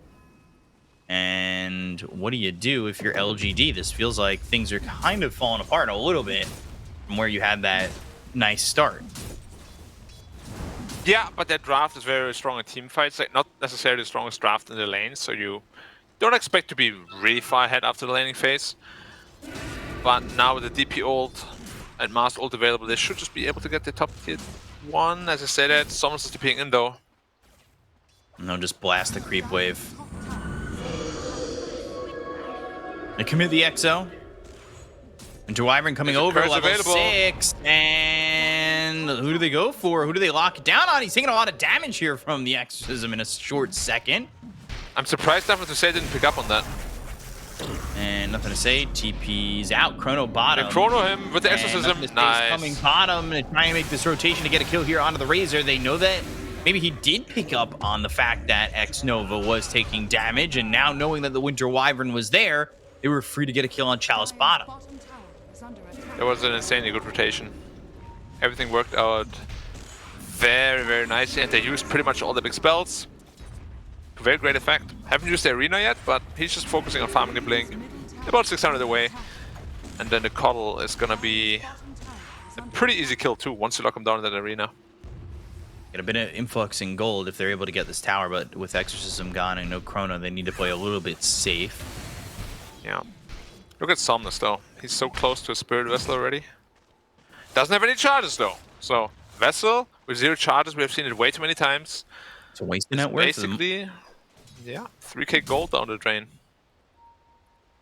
Somnus coming in. Hook shot, first one from Kaka. And the damage out onto Nothing to Say is not a lot just yet, but they've got themselves the Coda Bridge. They're going to go to the Haunt. They've got the Chaotic Upbringing as well as the Fatal Bonds. Now the Winter's Curse. Nothing to say, surviving it all for the moment, but eventually he should die, right? Nothing to say, finally goes down. They were trying to clip this Razor. They've got the spear to throw him onto the low ground, and they end up getting the kill on Nakaka as Ame will finish off the clockwork. So there's 2 charges.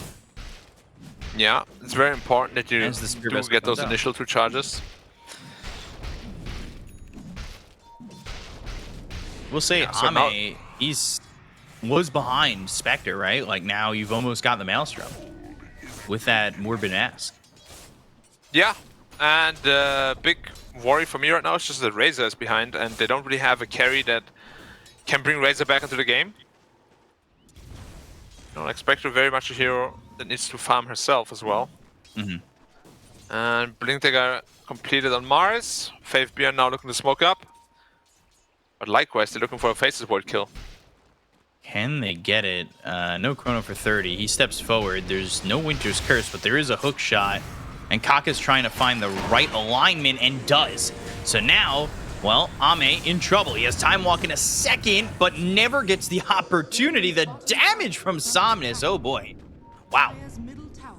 That does not feel good. And they're all coming over mid. Winter's Curse is available in 6 seconds. They go to the Blink as well as the Arena. They've got themselves the Cold Embrace to try and keep alive Somnus. A lot of damage. First. Let us stay. How tanky is he? Telekinesis throws him back towards X-Nova. Doesn't land on him, so no stun. Why? No Chaotic Offering. There's the Tumbler's Toy. Gets the Cogs on a 2. And now steals the Spectral Dagger. They get the Konakaka, but it looks like they get nothing to say.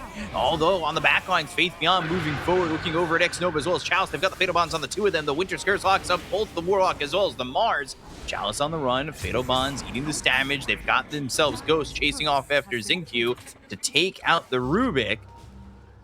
And now they kind of want to go for more. They're thinking about going for Y, but you've kind of run out of steam here.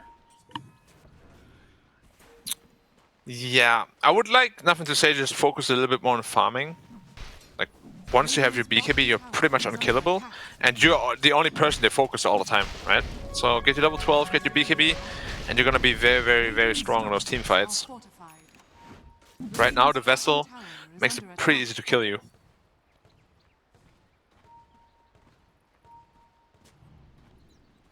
So what do you just want him to focus? What about the rest of the team? Well, they can still make plays with Mars. Like, DP can still be involved in fights, of course, but I don't want him to, like, hard committed to the backline. Right. Because once he's caught out, they really have no way of saving him. This game, he will have to save himself. They've got Arena again. It feels like this is the moment where they want to fight constantly for LGD. Yeah, they got Chrono as well. Yeah, they have everything except the Exo for 40 seconds. They have Maelstrom flying out, I believe.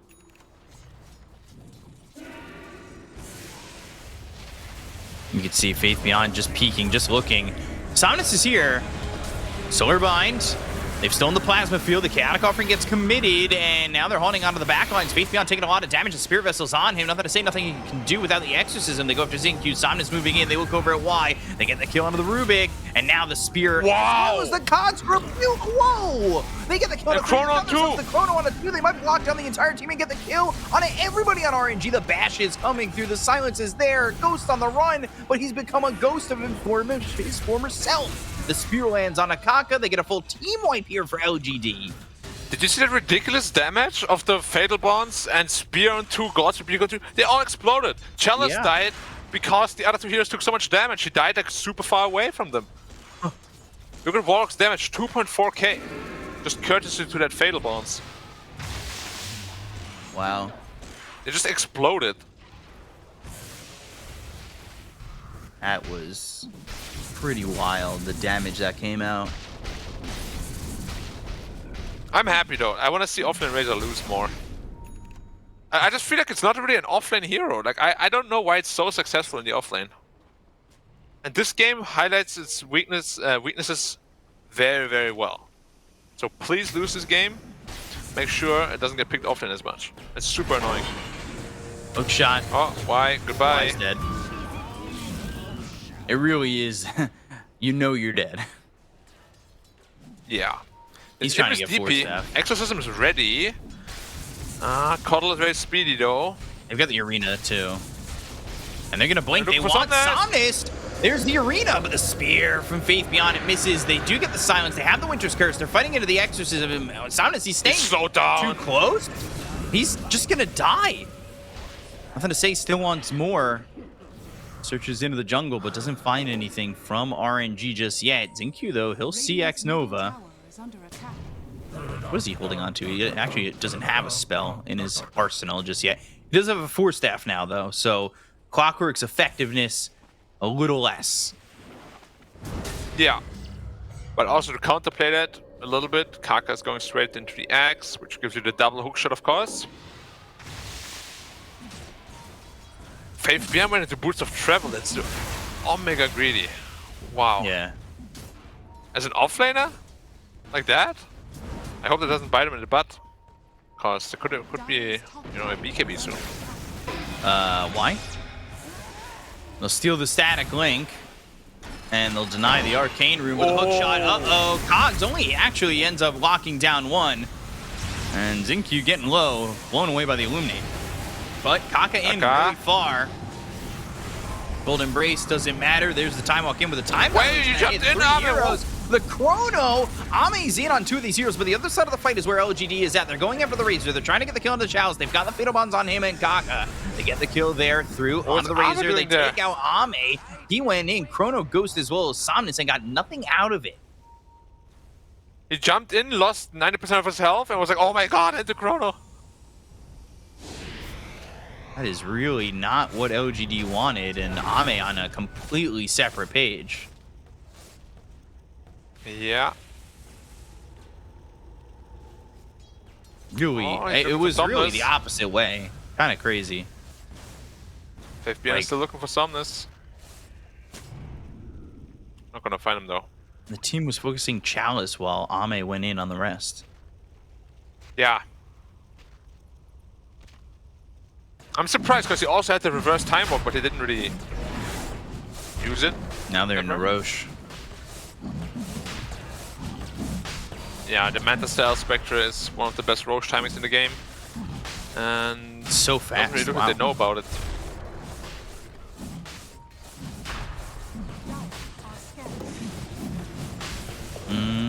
Yep. They're not going to find it, but they've got the arena down. They're looking for Somnus. And Faith Beyond, he's up in the air. Again, they've got the Illuminate. The Spear pushes back Ghost, but he's going to continue to go in. They get the kill on Faith Beyond, but they end up taking out Somnus. They lose. Why?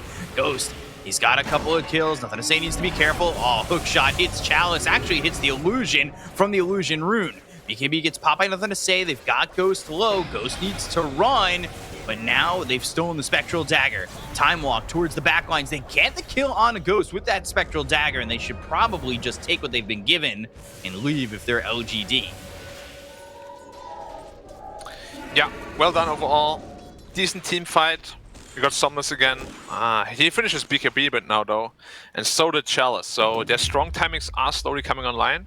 And you're now very much reliant on the Death Prophet damage in those Chronospheres. Look at where these wards are for the tire. They've got one behind the tier 1 where LGD are going to feel like they're safe, and then this one that's up by the river that's a little sneaky as well.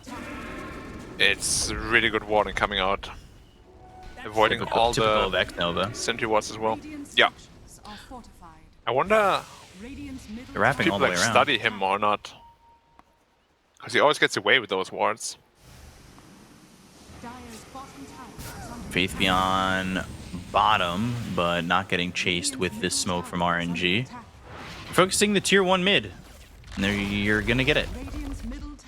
Yeah. It's not as easy anymore fighting into those BKBs now. What's the deal here for Ame? He's going BKB, but is this... Where's the timing if you're this void where you really feel strong? I think it will have to be that BKB. Once he has that, he's pretty much unkillable. You think so? Yeah. I mean, the only thing they really have to go through it is the Clockwork. Like, they have Wyvern too, of course, but even if you get Cursor on like 3 heroes, you don't really have the biggest amount of Reichti coming out of them. And, you should feel very comfortable just poking in and out. You got a Master also front there for you. And now that boots of travel on the Mars, I feel like are kind of backfiring already. He could have had his BKB and speeded one of the biggest front lines for his team. Now the BKB is still 1,500 away. It certainly felt like LGD have kind of gone a couple of builds this series that have felt greedier than most. Yeah. Because especially from the offlane, like your mid lane is going to be farming, your carry is going to be farming. So what do you really have to boots of travel for? What is that based off of? Like, is that just... That's not, like, disrespecting the enemy and knowing that they farm the map better than them, right? No, it's usually just when you have, like, a really good game. Because down the line, it's an economy game, right? Where you don't have to buy TPs anymore, can farm waves faster while still connected to your team. Which is what they're doing right now. Like, the Mars will push at the top, then they can always connect to them. But they're smoking in a completely wrong direction. Razor is just going to say, goodbye! You're going to try and force the time walk, which they did. I thought a hook shot might... He walked down bottom when they smoked. Yeah, surprised.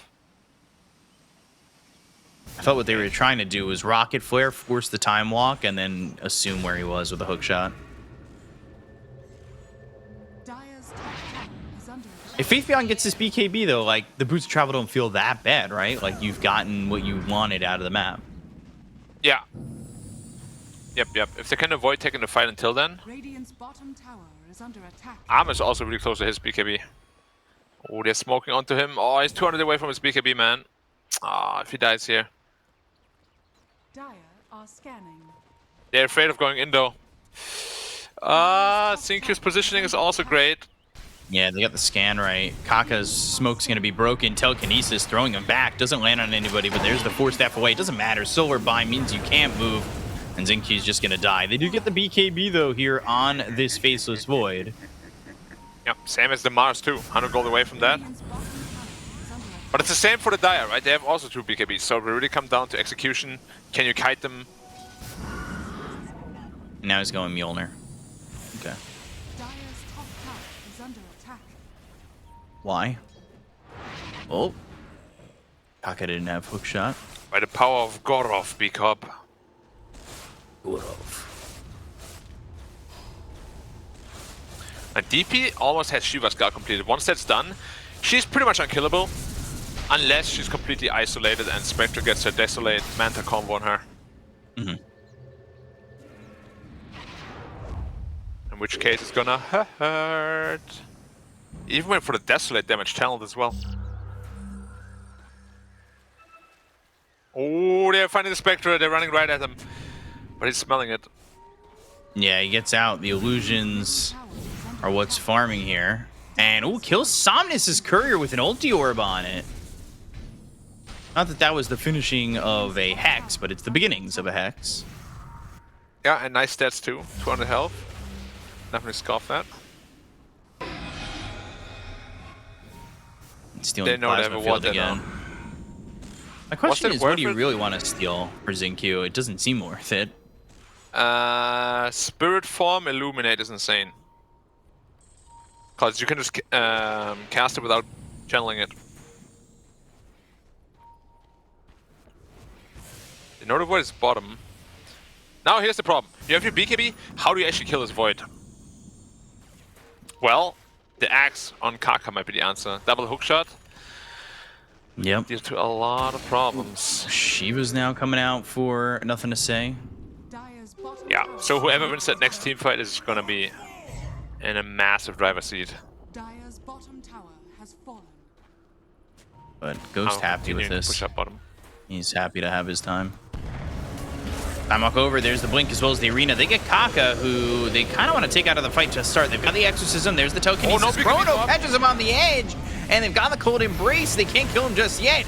Kaka finally taken out with God's Rebuke. They get the kill in a while, though, with the BKB Popeye. Chalice, he's on the run, but he does escape, and they've lost 2 on the side of LGD. Ghost gets the kill there on a Xinq. He can't seem to survive these fights. Yeah, Spectre is just a mega hard counter too. Your Rubik, you don't really have many plays at all. You get Dagger, she just follows you. That's why it's not really Scepter now. Accomplishing too much. Yeah, Chrono also used. But again, like as I said before, there's really no damage from the Void right now. That's gonna be somewhat remedied once he has his Mjolnir. But if the DP is there with the Chrono, the Razor's just dead. Now though, 100 seconds on both the Chrono and the DP ult. Massive openings for RNG. And they're looking already. Nothing to say in trouble. Silver Bind on the run. Spirit Siphon gets broken. The silence. BKB. And there's the BKB. The spear lands, hits Ghost, locks him onto the tree. The X-Nova trying to come over and find himself a Winter's Curse, but won't find anybody just yet. Meanwhile, Ame farming. He's got himself a Titan Silver. And there's that Blink Dagger we talked about. That first big item, Blink Dagger for X-Nova. That's exactly what we were saying could be a big difference maker in this game. Yeah. Of course, Titan Silver. One of the better pickups as well. And Chalice almost into the BKB. They're forcing the mid tower a lot right now because they know, of course, everything is on cooldown pretty much other than the golem. And they haven't showed this blink yet on X-Nova. Hookshot comes out, nothing to say in trouble. Chaotic Offering comes through, lands onto 3, but nothing to say, already dead. They got Ghost the kill. The second hookshot is going to land onto Y, who had the upheaval down, and it looks like RNG. They're starting to run through this, but they got the arena as well as the Gods Repeat. They land the spear. It's out on a chalice, but the Cold Embrace is there. Ame comes in, the right clicks forward, out onto this Razor with the BKB pop. They've got themselves a Winter's Curse. What the hell? Comes in from Dinkyu, slams him down onto 2. They get the kill Nakaka as well as Chalice. They take these heroes both out, but now can they catch up to anything else? They're going to look for Ghost, potentially X-Nova, though they're running and no chase is being given from LGD. Thought that was going to go way worse for LGD. But yeah, somehow, Dinkyu from a distance, he was able to get a lot done in that fight to help out Ame. Just got the BKB off with the Winter's Curse being placed on him. Yeah, massive arena spear combo also.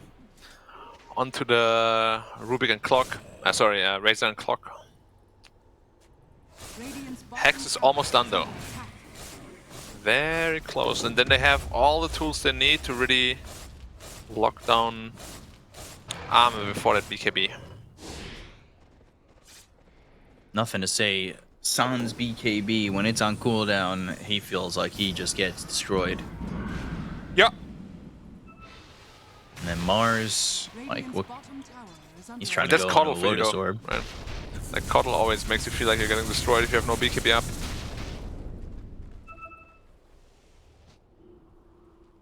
The Chaotic Offering was in a solid spot there from Y. If you just get that off of the Fatal Bonds, it feels like he does a lot in these fights, but he is not surviving them, neither is Xingqiu, so it's been quite tough for the two of them.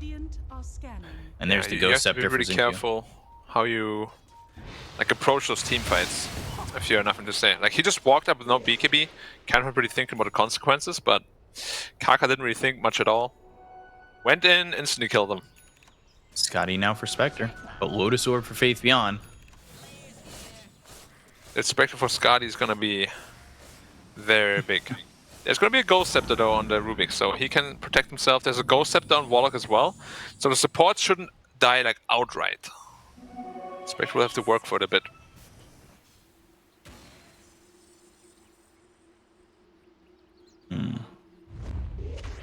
Smoke from LGD, Chaotic Offering on cooldown.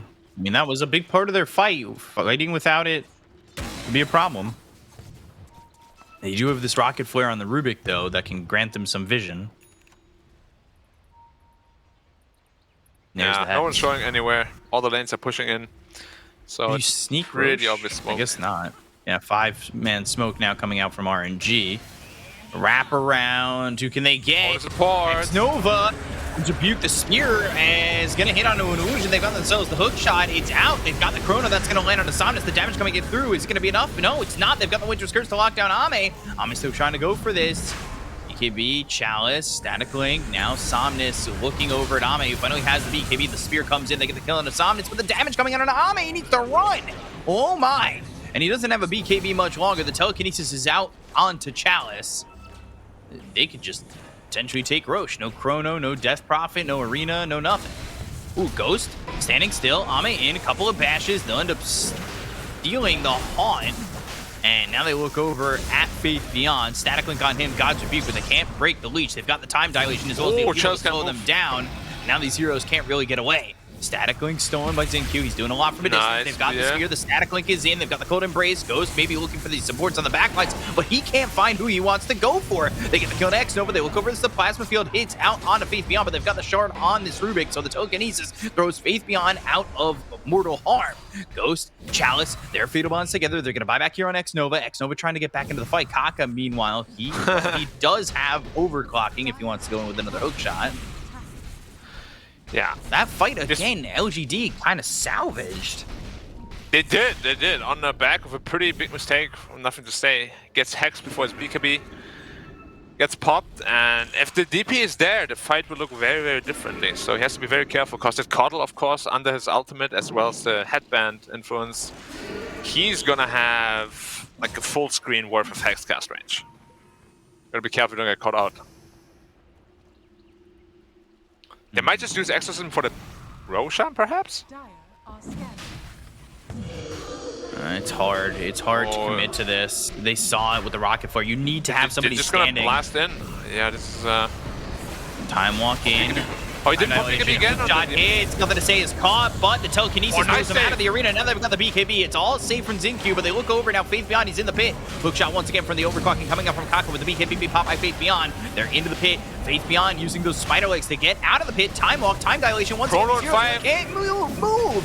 Ame right clicks, gets the kill on a Kaka. There's the Winter's Curse. It's locked up two of these heroes. They've got the Splinter Blast. Ghost trying to run, but here comes Xingqiu. 4 step forward. He's got himself the dagger. The Chrono, it's used. It's down on the Somnus. They've got the Silence. That was a follow-up from Nothing to Say. They get the kill there on the Somnus. They'll take out the Coddle. They're still looking for the rest of these heroes. Time walk, time dilation. Once again, X Nova with the Arctic Burn gets out of this one, but Kaka, he's with the cogs around him. There's the kill. They slowed him down. They've got the kill onto the Clockwork. One more hit is needed as it's a mega kill streak for Ame, and LGD again. They come out pretty much unscathed from that fight, and they're into Roche. Chalice has refresher. Careful, you're on extent here. Oh, moving forward. Haunt once again. Faith Beyond with the spear, but it's not going to matter. They get the kill onto the Mars. They look over as the Chaotic Offering lands on a Chalice. They've got themselves the Fatal Bonds, and now they'll jaunt around. Ghost with the double damage, trying to find somebody to go after. They've got the Shadow Word. They get the Aegis into the hands of Ame. Ghost now trying to TP away as he will, being hit by that golem. Man, these team fights are so damn long. But yeah, ultimately, Void will pick up that Aegis. And he the shard? Yeah, he's got it. Yeah, but he already had one. Who's going to take it? I would say... Has it. No, Death Prophet has it. No, Death Prophet already has one, so it's going to the Mars. Oh, yeah. I mean, Mars was also pretty good. Double spear. But yeah, again, nothing to say. He got bailed out there by Xingqiu, who is probably the team fight MVP. Yeah. But yeah, you got to be so careful if you have nothing to say. Like, if you die there instantly, the fight is over. Without that Telekinesis save, they don't win that fight. Yeah, it's your chance. Ame now about to hit level 25. And he has a Skadi already. The backtrack could be a big problem, or even the Chrono AoE as well. Yeah, we've seen just, how close it is on these Chronos where he throws them on the edge.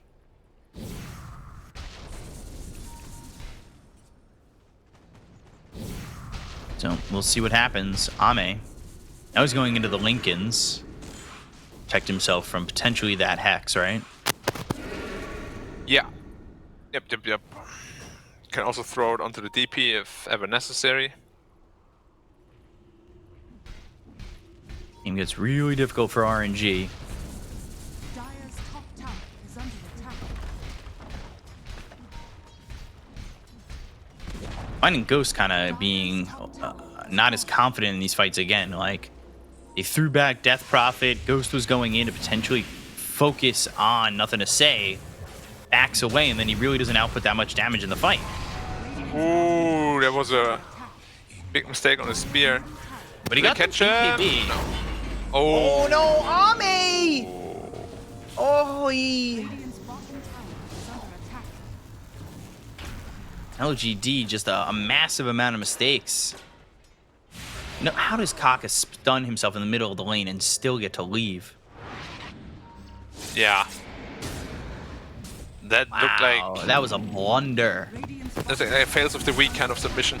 Oh, yeah. All of it. Yeah. Something, Ame, more like... a Amoda. I didn't, No? You get it? You tried. Ah, man. Commendable effort. Tried. I didn't want to just say it outright. I feel like it's not as funny that way.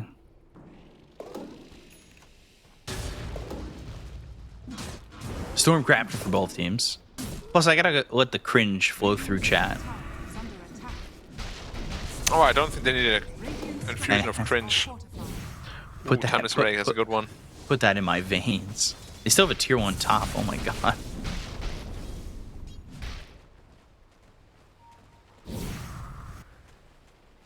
Who took Aegis for 130. The thing is, you have no chrono now, so can you really use that Aegis? When your chrono's up, you have like what, 30 seconds left on it? You'd have to be formulating a fight that hits on the back end of that. Blink Spear, but Faith Beyond, he's in pretty far. He's got the Lotus Sword. That's actually going to reflect the Hex. Hookshot comes into the backline, looking over at Xingqiu. He'll pop that Ghost Scepter. They've got the Fatal Bonds on a couple of these heroes. They've dropped down the arena. They've got themselves the Han. Now jumping over to the Rubik.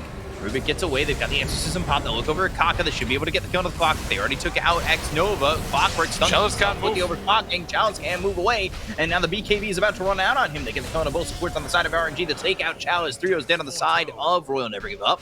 And LGD, again, coming out ahead. That was a fight with no chrono. And they're going to have it up in just a second. Did you see what I think you again? He stole the Arctic Burn.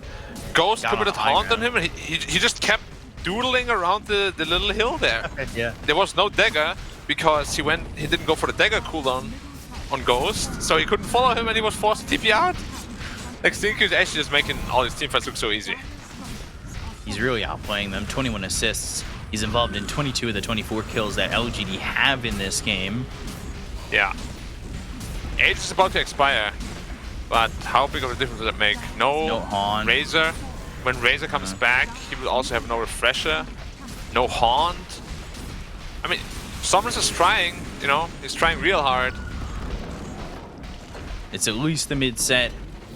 Do they go for more? They can't go through bottom. There's still a tier 2 there, and there's the Aegis expiring. Yeah, and Refresher almost done on Mars as well. They're probably going to wait for that. AC done on DP. They're getting all these core items, and now they're 12k gold ahead. Yeah, like against the team fight lineup like this, it's very, very hard to come back with a gold deficit such as 13k. You can sense Ghost's frustration too. He's going straight into a nullifier. He's like, all right, I've had enough of your shenanigans. You will die if I jump you. Disingenuous assertions or whatever it is from Mass Effect. The sad part is there's really nothing you can do about it. So, for Xingqiu's sake, I would love it if LGD finishes the game before he gets that nullifier, because otherwise Rubik is going to be very sad. You say that, but Xingqiu, he'll find a way, it feels like. Somehow. Like steal the curse in the middle of a fight somehow, and there's a DD on Void. Arctic Burn, but he's slowed up via the plasma field. They've got themselves the arena as well as the spear that lands out onto the Clockwork, but the Cold Embrace is there to save him. The Chrono's thrown down, and the Chrono, it's out on the Kata. Trying to get the kill there. They get the kill on the Kaka. They look over as the Exorcism's going to be popped. Somnus running from Ame. One more right click to get the kill, and they'll end up finishing him off. They got the Chaotic Offering. It's right on top of Ghost. He is in so much trouble. Ame with the double kill. Now they look over at X-Nova, who's floating in the air with the Cold Embrace as well as the Arctic Burn, but they've got themselves a fear thanks to the Jarn. They get the kill on X-Nova. They'll take out Chalice. Everybody's died on the side of RNG. They don't have buybacks on 3, and there's nothing stopping LGD from continuing on, and GG is called. LGD, they'll take out the leaders of the region in a 2-0 sweep. Yeah. Game 1, they made it look super easy. Game 2, they had a couple of hiccups here and there, but ultimately still grind out the win. I have to say, Xingqiu just played out of his mind. Armor 2 on his Void. Phenomenal performance this time around. And again, night and day performance from the last series. And I'm very happy to see LGD like this. This is the LGD we know. Good teamfight execution. Even if the lanes don't go super well, there's always a way back for them. That's exactly what they showcased here. Yeah, without a doubt. perfect game as it was. Ame came through on that Faceless Void. Faith Beyond might not have had the best performance on his Mars overall, but ultimately Shin Q on the Rubik. Whew! Heat being brought here today by PSG.LGD, and they will claim a clean 2-0 over the side of RNG, who has been dominating in the region. LGD showing us that there are no slouches, showing that, hey, it's been a couple rough weeks, but at the end of the day, you can never count us out. Or you can, but only at your own peril. Dominant performance at the end there. Black, Razor offlane lost. I'm pretty sad about it, honestly, but you must be ecstatic. But in this game, they really didn't make it look as strong as it has in previous games, right? They exploited its weaknesses. They took advantage, especially, of its lack of those early timings. There was that period of the game where it just didn't really feel like Razor was doing all that much, which is not what we're used to. We're normally used to seeing this hero just look super strong after picking up that BKB. Yeah, I mean, as I said before, like I can't believe it actually has such a high win rate on the offlane. Everyone plays it the same way because there's only one way you can play it. You sit in the lane until you get your BKB, or you do absolutely nothing in those fights. That's what Chalice did, but he got shut down anyway, so his BKB came very late. Couldn't really feel the impact of him. Whereas Faith Beyond gets his fast 6, actually makes rotations happen. Some more successful than others, sure, but his impact was like way more than Chalice. Yep. Speaking of Faith Beyond, actually, BCOP, he went for this early build onto the Boots of Travel, then coming back for the BKB later. It looked uber greedy at the time. It felt like a little bit of a grief play was being made by him, but ultimately it ended up working out, right? It did feel at points like, it was kind of surprising. The team that had Coddle was less capable of moving around the map than the opposite team that had Void Death Prophet, which is a bizarre set of circumstances, right? Yeah, I thought it was very greedy for them, but it ended up working out. Like LGD, they went greedy in a couple of these games, or in both of these games, and it ends up working because of the rest of the ensemble, right? Like Nothing to Say is putting on pressure, which means Faith Beyond every lane he's been TPing to with the Boots to Travel. It felt pretty free, honestly, and he ends up getting away with it. That God's Rebuke with the Fatal Bonds was a wild 3 heroes dying. It was nuts. I mean, this is so much probably the fight that gives LGD the smooth sailing since, right? Like, this is the last fight the supports really get obliterated in, and, like, it just feels like LGD from there felt pretty strong. You know, like, it was such a struggle at times. Nothing to Say. He's surviving for now. Ghost doesn't feel confident to continue into fighting into this exorcism, and they'll take the Aegis here with the Spectral Dagger that was stolen by Dinkyu, who is so good in these fights. Like, it's really disgusting what he was able to accomplish on this Rubik. And it wasn't like the flashy team fight, stolen Winter's Curse, Echo Slam, can't believe the Rubik did this. It was more like the reserved, I've got the telekinesis upgrade with the shard, I'm saving my teammates, I'm making plays here from afar and doing what my team needs. Yep. Yeah. I'm hard countering this clockwork, basically, just utilizing that shard. This fight was very peculiar to me. I thought that here was where RNG were going to turn things around and start winning the game. They start the fight by killing Death Prophet. Innocence dies thereafter. But Black, LGD's execution is just so good, honestly. Like, the entire team just played this fight pretty much perfectly. That's what made LGD so scary, right? And that's what made them so scary this game. Like, whenever somebody is struggling, this game, Nothing to Say, was struggling quite a bit, but his team was there to pick up the slack. You know, Ahmed played fantastically. Like, Faith Beyond picked up, like, his game too in the mid-late game scenario. You can see once more. That's the scenario how they win, right? They burst the DP, you don't have that exorcism damage come out. But even this fight, they somewhat salvage, just because of how long it, like, the fight goes in and out all the time, multiple times, and it's just crazy, actually, how hard RNG got outplayed in some of these fights. Yeah. This item shot on the Faceless Void still kind of busted. Would like to see less of this item in general. Need some nerfs. But a hero that we really have to take into account for this game, last pick, Death Prophet. It wasn't the last overall pick at all, BCOP. It was, you know, second to last. They had last pick on the side of RNG, which they expended on the Ghost Spectre. But it's... we used to see this hero every single game. And this is one of these games where we are reminded why that is the case, right? Just how much work the Death Prophet can do. Like Black was mentioning, every single fight that doesn't start with Death Prophet dying heads up is impossible for you. But even if the fight does start like that, you've expended quite a few resources to bring her down, and there's no guarantee you win the subsequent fight. Why do you think that this hero started being just left by the wayside, despite still being as strong as we've always seen her? Because there's stronger heroes that need bannings first. That's the sad part, right? Like, Death Prophet feels so strong. It's like, how do you make it through these drafts? It's like, well, because there's stronger things out there, which is wild to say when you look at what Nothing to Say is able to accomplish in some of these fights when he's going untouched. Like, this is without a BKB, and look at it. Exorcism doing so much damage. He's just continuing to tank up all this damage. Also, by the way, Q, have to mention him every single time because he's doing it all the time, how well he's doing. But the silence is here as well. Like, nothing to say on this. Death Prophet played pretty well. It's a little bit. Look at Q here. Oh my god, he plays him. Look at this. Ooh, Arctic Burn on the low ground. The support. Jaunting to me, back on the high ground. Oh, Yules, I'm okay. Or I mean, that. And Ghost got stuck there too. He's like, oh crap. Yep. Then the game's just over at this point, honestly, it felt like to me. Like, when you see this Chalice, you're sitting there with BKB, double Eye of the Storm going, and it's literally doing nothing in the fight. That's when you know, as a Razor player, that this is not going well for me. Everything else at this point was just kind of academic, just PSG.LGD closing this one out slowly but surely. Somnus getting caught. I love the targeting from Ame. He'd wait always. Like, where is Somnus in this fight? Bubble him. If he's bubbled, sweet. Suddenly, the bulk of their magic damage gets removed from them. Ghost will not be able to 1v5 us because we still have Warlock Golem. We still have Mars in the background. We still have Rubik. So there's so many ways to control up the Spectre. We're never going to allow her to fight. This is just so good. End of the day here, way too far in that fight. He's all by himself. He did. There were several moments where he was very far forward, but I think that, honestly, there weren't that many other options, right? He probably saw from game one that, like, well, if I just sit back passively, the Spectre hero doesn't just sit back. You don't just accrue net worth and automatically win the game. You actually have to join fights, participate, and do well in certain engagements to win it out. And unfortunately, he just couldn't do it. Spectre last pick, we were skeptical when we saw it in the draft. It ends up not working out. Black, before we get into an interview with our winning team, last piece of homework for you. What could RNG, what should they have done differently in this game to try and win this out? I think there was once more like a quite significant draft loss. Like, I mentioned it before, where if Spectre and Razor both get pressured, which they did, they don't really have anyone to fight around in the mid game. Like, Somnus tried really hard to make things work, and Kaka as well, and they did.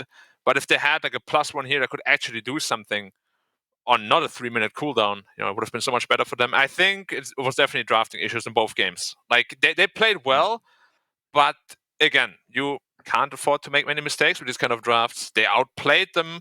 They killed DP 2-3 times before BKB gets off, but that one time the BKB gets off, suddenly it's game over. Yep. To be fair to RNG here, BCOP, drafts that require 0 mistakes, it's been drafts that they've been playing up until this point, right? This is not the first time that they've drafted in this particular pattern, and most of the time it goes very well for them. They've been dominating the large bulk of these games. It is a bit of an issue, though, that they obviously didn't expect LGD to look this strong, but for them, now that their run here in the division is over, they're still guaranteed top 2, party to some potential results against Team Asta that LGD has to play, maybe a tiebreaker for top 1, but how do you think they'll do once they reach international competition, playing in a major in their current state? I mean, that's a big question mark, right? Like, if they get to go to Arlington, Ghost is the big question mark because this team has a lot of international experience. Everybody but Ghost has so much international experience. You got to think, like, those are going to be the guys who are like, hey, listen, like, Ghost, we got you. We're going to tell you how to stay confident. We're going to tell you how to look forward and be good in these international situations. I'm a little worried about how Ghost plays up against these international teams, if he's going to get away with the style he's been playing, especially like the weaknesses that were showed in this series feel like they were very glaring. And if they're looked on by other teams, can be taken advantage of pretty heavily. So I'm a little worried in that aspect, but you never know what you're going to get. And I think hopefully for RNG's sake, they don't get an Aster situation where Ghost just can't perform on LAN. Like, hopefully he doesn't turn into the next Love You Love Me. Where's that guy? No one knows. Yeah. There's currently a dearth of really upcoming carry players. So hopefully for the sake of the region in general, he does well so they can maintain his slot. Nobody else has to have that massive pressure put upon them on short notice. With LGD taking this win here, though, gentlemen, they have now put themselves 3-3 in the division, sort of reversing the downward slide that they've been on for so long. That means, Black, that no matter what, they will be tiebreakers now. It's guaranteed that there'll be tiebreakers either at the very top, certainly in the middle, and potentially down at the bottom of the card as well. Under these conditions, with the chaos they've created, do you think LGD has what it takes to beat Asta and force even more tiebreakers in their final match last week? I mean, if they play like here, they would have been 7-0. If they play like that every game, or had played like that every game, they would already be 6-0 at this point. And yeah, if they play like this, I don't think any team in the region beats them. I don't Like think RNG, I gotta say again, RNG played really well. They did. There weren't many mistakes at all, but every time there was a mistake, LGD made them pay for it so heavily that it just looked really silly. Yep, LGD certainly back to their winning ways, looking like the strongest team in the division. And honestly, with this kind of play, making a strong argument for still being the best in the world. Fortunately for us, we will have a chance to talk to some of the best in the world as we have Shinkyu on the line. Shinkyu from PSG.LGD, their position 4 extraordinaire. Congratulations on your victory. Congratulations on your dub there, Shinkyu. Tell us, when you were preparing for this series against RNG, at the time, they were doing very, very well. Your squad wasn't doing so hot. Did that affect how the team looked at the preparation? 银行。就是想问一下，在这个系列赛里面，之前的话，其实 RNG 的状态非常好，然后你们自己可能状态不是很好的情况下，老干爹是怎么对今天的这场比赛做准备的呢？我们就是大家都一起聊一会儿，然后就是决定要怎么用什么阵容，包括训练的，就是为这场比赛做准备吧。We have the meeting together. We sit down together and talk about the lineup we wanted to use and the heroes from the good heroes we're gonna pick from our streams. What do you? If you had that kind of meeting, tell us. Did you have Tinker already lined up to pick up in a game like this, or was it one of these situations where nothing to say, looks at the game and says, "Guys, Tinker would work here. Let's grab this." Was it always the plan? 那就想问一下，就是当时开会的时候有没有提到 TK 这个点？就是还是说，就是选到最后的时候，莫言说这把 TK 发挥很好，可以给我选 TK。当时好像是最后一手，然后巴师傅说就是 TK 很克对面吧，好像我也记不太清，反正就是当时有人提到这一点，然后大家讨论下来就是有不同的阵容，大家都觉得 TK 这套打对面最合适吧。I think it was during the draft, the last pick. Someone mentioned, I think it's our coach Xiao 8. He mentioned that TK will be really nice against our opponent's lineup, and we had a discussion, and we have a different opinion on different positions, but we all agree that TK is really good, so that's why we pick him. Certainly makes sense. Certainly makes sense. B Cup, longtime fan of Shinkyu. Holla at the boy while we have him on the line here. Yeah, sure. I've been hoping maybe we could see the techies on a scale from 1 to 10. What are the odds we see techies in the next matchup against Aster? 我们都很想看到炸弹人登场。就是从0分到10分满分的话，我们下场比赛看到炸弹人的概率是多少？一吧。1. Breaking my heart. Breaking my heart. So after a victory like this, obviously you guys are now 3-3, looking at the major. What's the post game meal right now? 这场比赛的话打完之后，这个已经有机会去展望一下 major 了。然后今天的话打完有没有什么一起庆祝的这个晚饭？没有吧，就是因为上海就是最近因为这个新冠疫情也比较严重。Not really. 还需要准备下一场比赛，而且也没有提前半场开先兵的时候。Not really, because there's still a lockdown going on in Shanghai right now. Also, we still have another match. We have to prepare for that. There's no chance we're gonna open the champagne before we got it.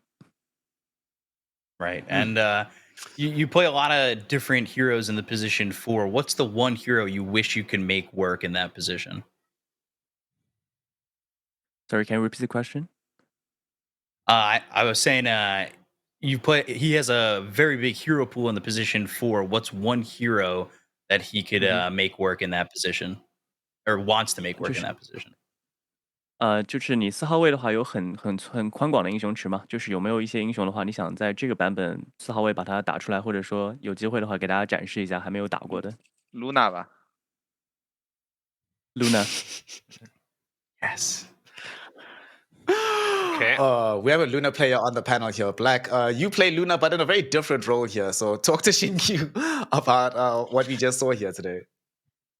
Yeah, so actually I had a very big question from, a discussion that we had between ourselves. So we think that you want to be really dramatic and lose some games to make it like a grand exit for you guys, Like where you go 4-3, it looks really rough for you guys. It looks like you're almost out of the league, and then bam, come back, you win the league, go to the major, win the major.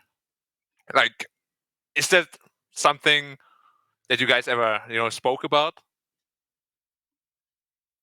就是想问一下，最近关于老干爹留言也比较多嘛，就是大家都说有没有一种可能，就是老干爹想故意，先放几局，然后再来一个绝地翻盘，然后这个从输3把，然后再赢到4-3去 Major，然后再在 Major 上拿个冠军。你们自己有讨论过这种话题吗？没有没有，我们就是之前确实是没搞好。No, we were really in a bad situation before. We didn't. Okay. Well, we're happy to see you guys are improving again. Looked really, really good. Yeah, they looked phenomenal. One final question before we let you go, Shinkyu. Of course, like you mentioned, it's not a given that the Chinese teams will be able to attend the major. Given the situation on the ground, things have to change in that regard. If you can go to the major, or if you can't and you just go to TI, which teams across the world are you really looking forward to playing against? And at the same time, which teams have you been learning the most from that aren't in China right now?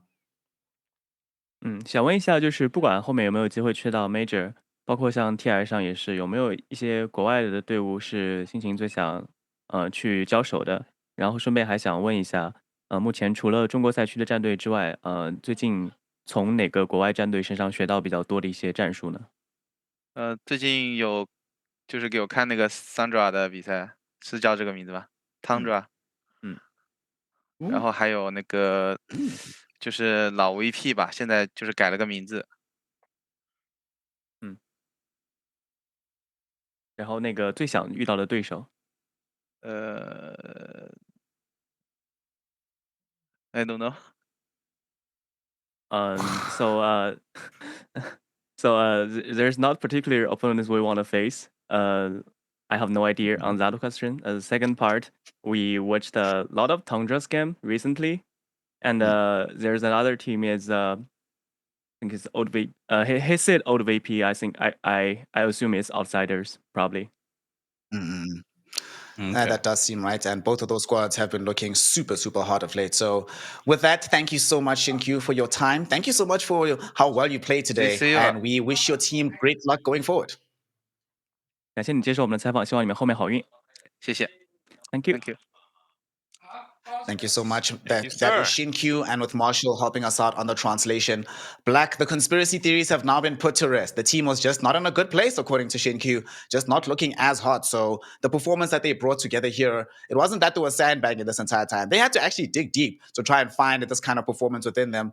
Not that many squads in the past that we've seen go from the top of the world to where LGD was right now are able to climb out of that hole. So it's a very good sign, I think, that LGD could do it in such strong fashion, isn't it?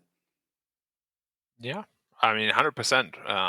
When we saw their games just last week, we were like, what is happening to LGD? It was very apparent something happened. And whatever that something was, I'm glad they managed to overcome that or talk it through or whatever happened. We don't know. We don't want to speculate. But they're back, or at least in this series, they were back. And if they show up like this against Aster, they're going to make mincemeat out of Aster. Yeah, if they find this kind of form against the Aster we've seen for the last couple of weeks, B-Corp, it's pretty much a guarantee that LGD would take that series. If that does happen, let's assume we're living in a world where Aster cannot take LGD, and there's this massive tiebreaker between them, LGD, Aster Aries and Vici should probably be in that mix as well, because both of those teams play up against Dandelion and EHOME, which I'm expecting Vici and Aster Aries to pull out the W on that one. That would leave the bulk of the teams here in a 5-way tiebreaker for those last 3 remaining slots to go to the major. If that were to be the case, tell me, which teams are you going to be putting forth as your champions from China right now? Aster, Extreme, and LGD, unfortunately. I want Aster Aries to get to the major, but if LGD are in form, I just don't see it happening. Maybe Vici pull one of those out, but it feels like it has to. I'd be crazy to think that the top 4 don't pull it in, right? Like they don't hone it all through for a tiebreaker. But it would be a BO1 tiebreaker, right? Like a round robin, because it's 5 teams. Teams, that's you don't get to make mistakes there. So it really, I think it would be the top 4 who we thought it was going to be, but one mistake could be curtains. Exit stage right. Exit stage right. Well, maybe that will Indeed, lead might to be the the case in that dramatic finish we situation. want, right? Black is like, I insist, I will have my storyline, whether any of you at home like it or not. Because you should have told him that I've had enough of your disingenuous assertions. Lol. With that, Black, same thing for you. Do you agree here with Bcop that it's just going to be the regular top 4 after those tiebreakers are done? When all is said and done, it is quite likely, unfortunately. We'll see who even wins the next series. Like Aries can lose theirs, VG could potentially lose theirs, because EHOME definitely wants to stay in that league, and to do that, they need to beat. What are they playing? VG, right? VG, yeah. Yep. Yeah, they need to beat VG, because otherwise they're going to Div 2 again, which they're very well accustomed to as well, but you don't really want to be there anymore, So, yeah, but if it is a 5-way tiebreaker, I do believe that we're going to see the top 4. Unless Aster and Extreme Gaming, they have been struggling a lot lately. Like, if they can't get their things together like LGD have, we might see them potentially in the 5th and 6th spot. Oof. So many things and so many permutations to the leaderboard can still happen within this final week coming up of the Chinese DPC. Literally every single game left has a potential to send a team, not just to the major, but maybe down into Division 2. Of course, PSG.LGD have done enough at this point in time to avoid fear of relegation. Now it's only a question of how far they can climb up the leaderboard, maybe going to the major, maybe winning it all. Something they've done before. Let's remember that the first time that the DPC started in a league format, LGD did not do so well at the beginning. They were eking into a tiebreaker situation, but then they go on ahead and do well at a major. So we'll see if that's going to happen for them. But all of that will only come within the next week of Dota. So you need to make sure that you are aware of those games. And the easiest way to do so, go follow Perfect World Esports online on pretty much all the social platforms. Of course, you need to give some love to the people that have brought you this entertainment this day. So Bcop Black, make sure that you are following them too at Bcop92 at Black Dota 2. And make sure as well, the most important thing, drink water, go outside, touch a little bit of grass. If there isn't grass, it's okay. Just let the sunlight touch your face and make sure that you call someone in your life that you love. Let them know you love them and be back tomorrow morning to begin more Dota, to continue this hype in the division, and to make sure that you are aware and keeping in touch with every single second of Chinese DPC action. We'll see you then. Bye-bye from us from now. 前，你不曾拥有姓名。通向终点的路很长，但谁也无法预知结局。有人前倾暗影，谋而后动；有人拼尽全力，克敌金仙。没有对与错，只有速度是唯一的答案。奔跑吧，在到达终点之前。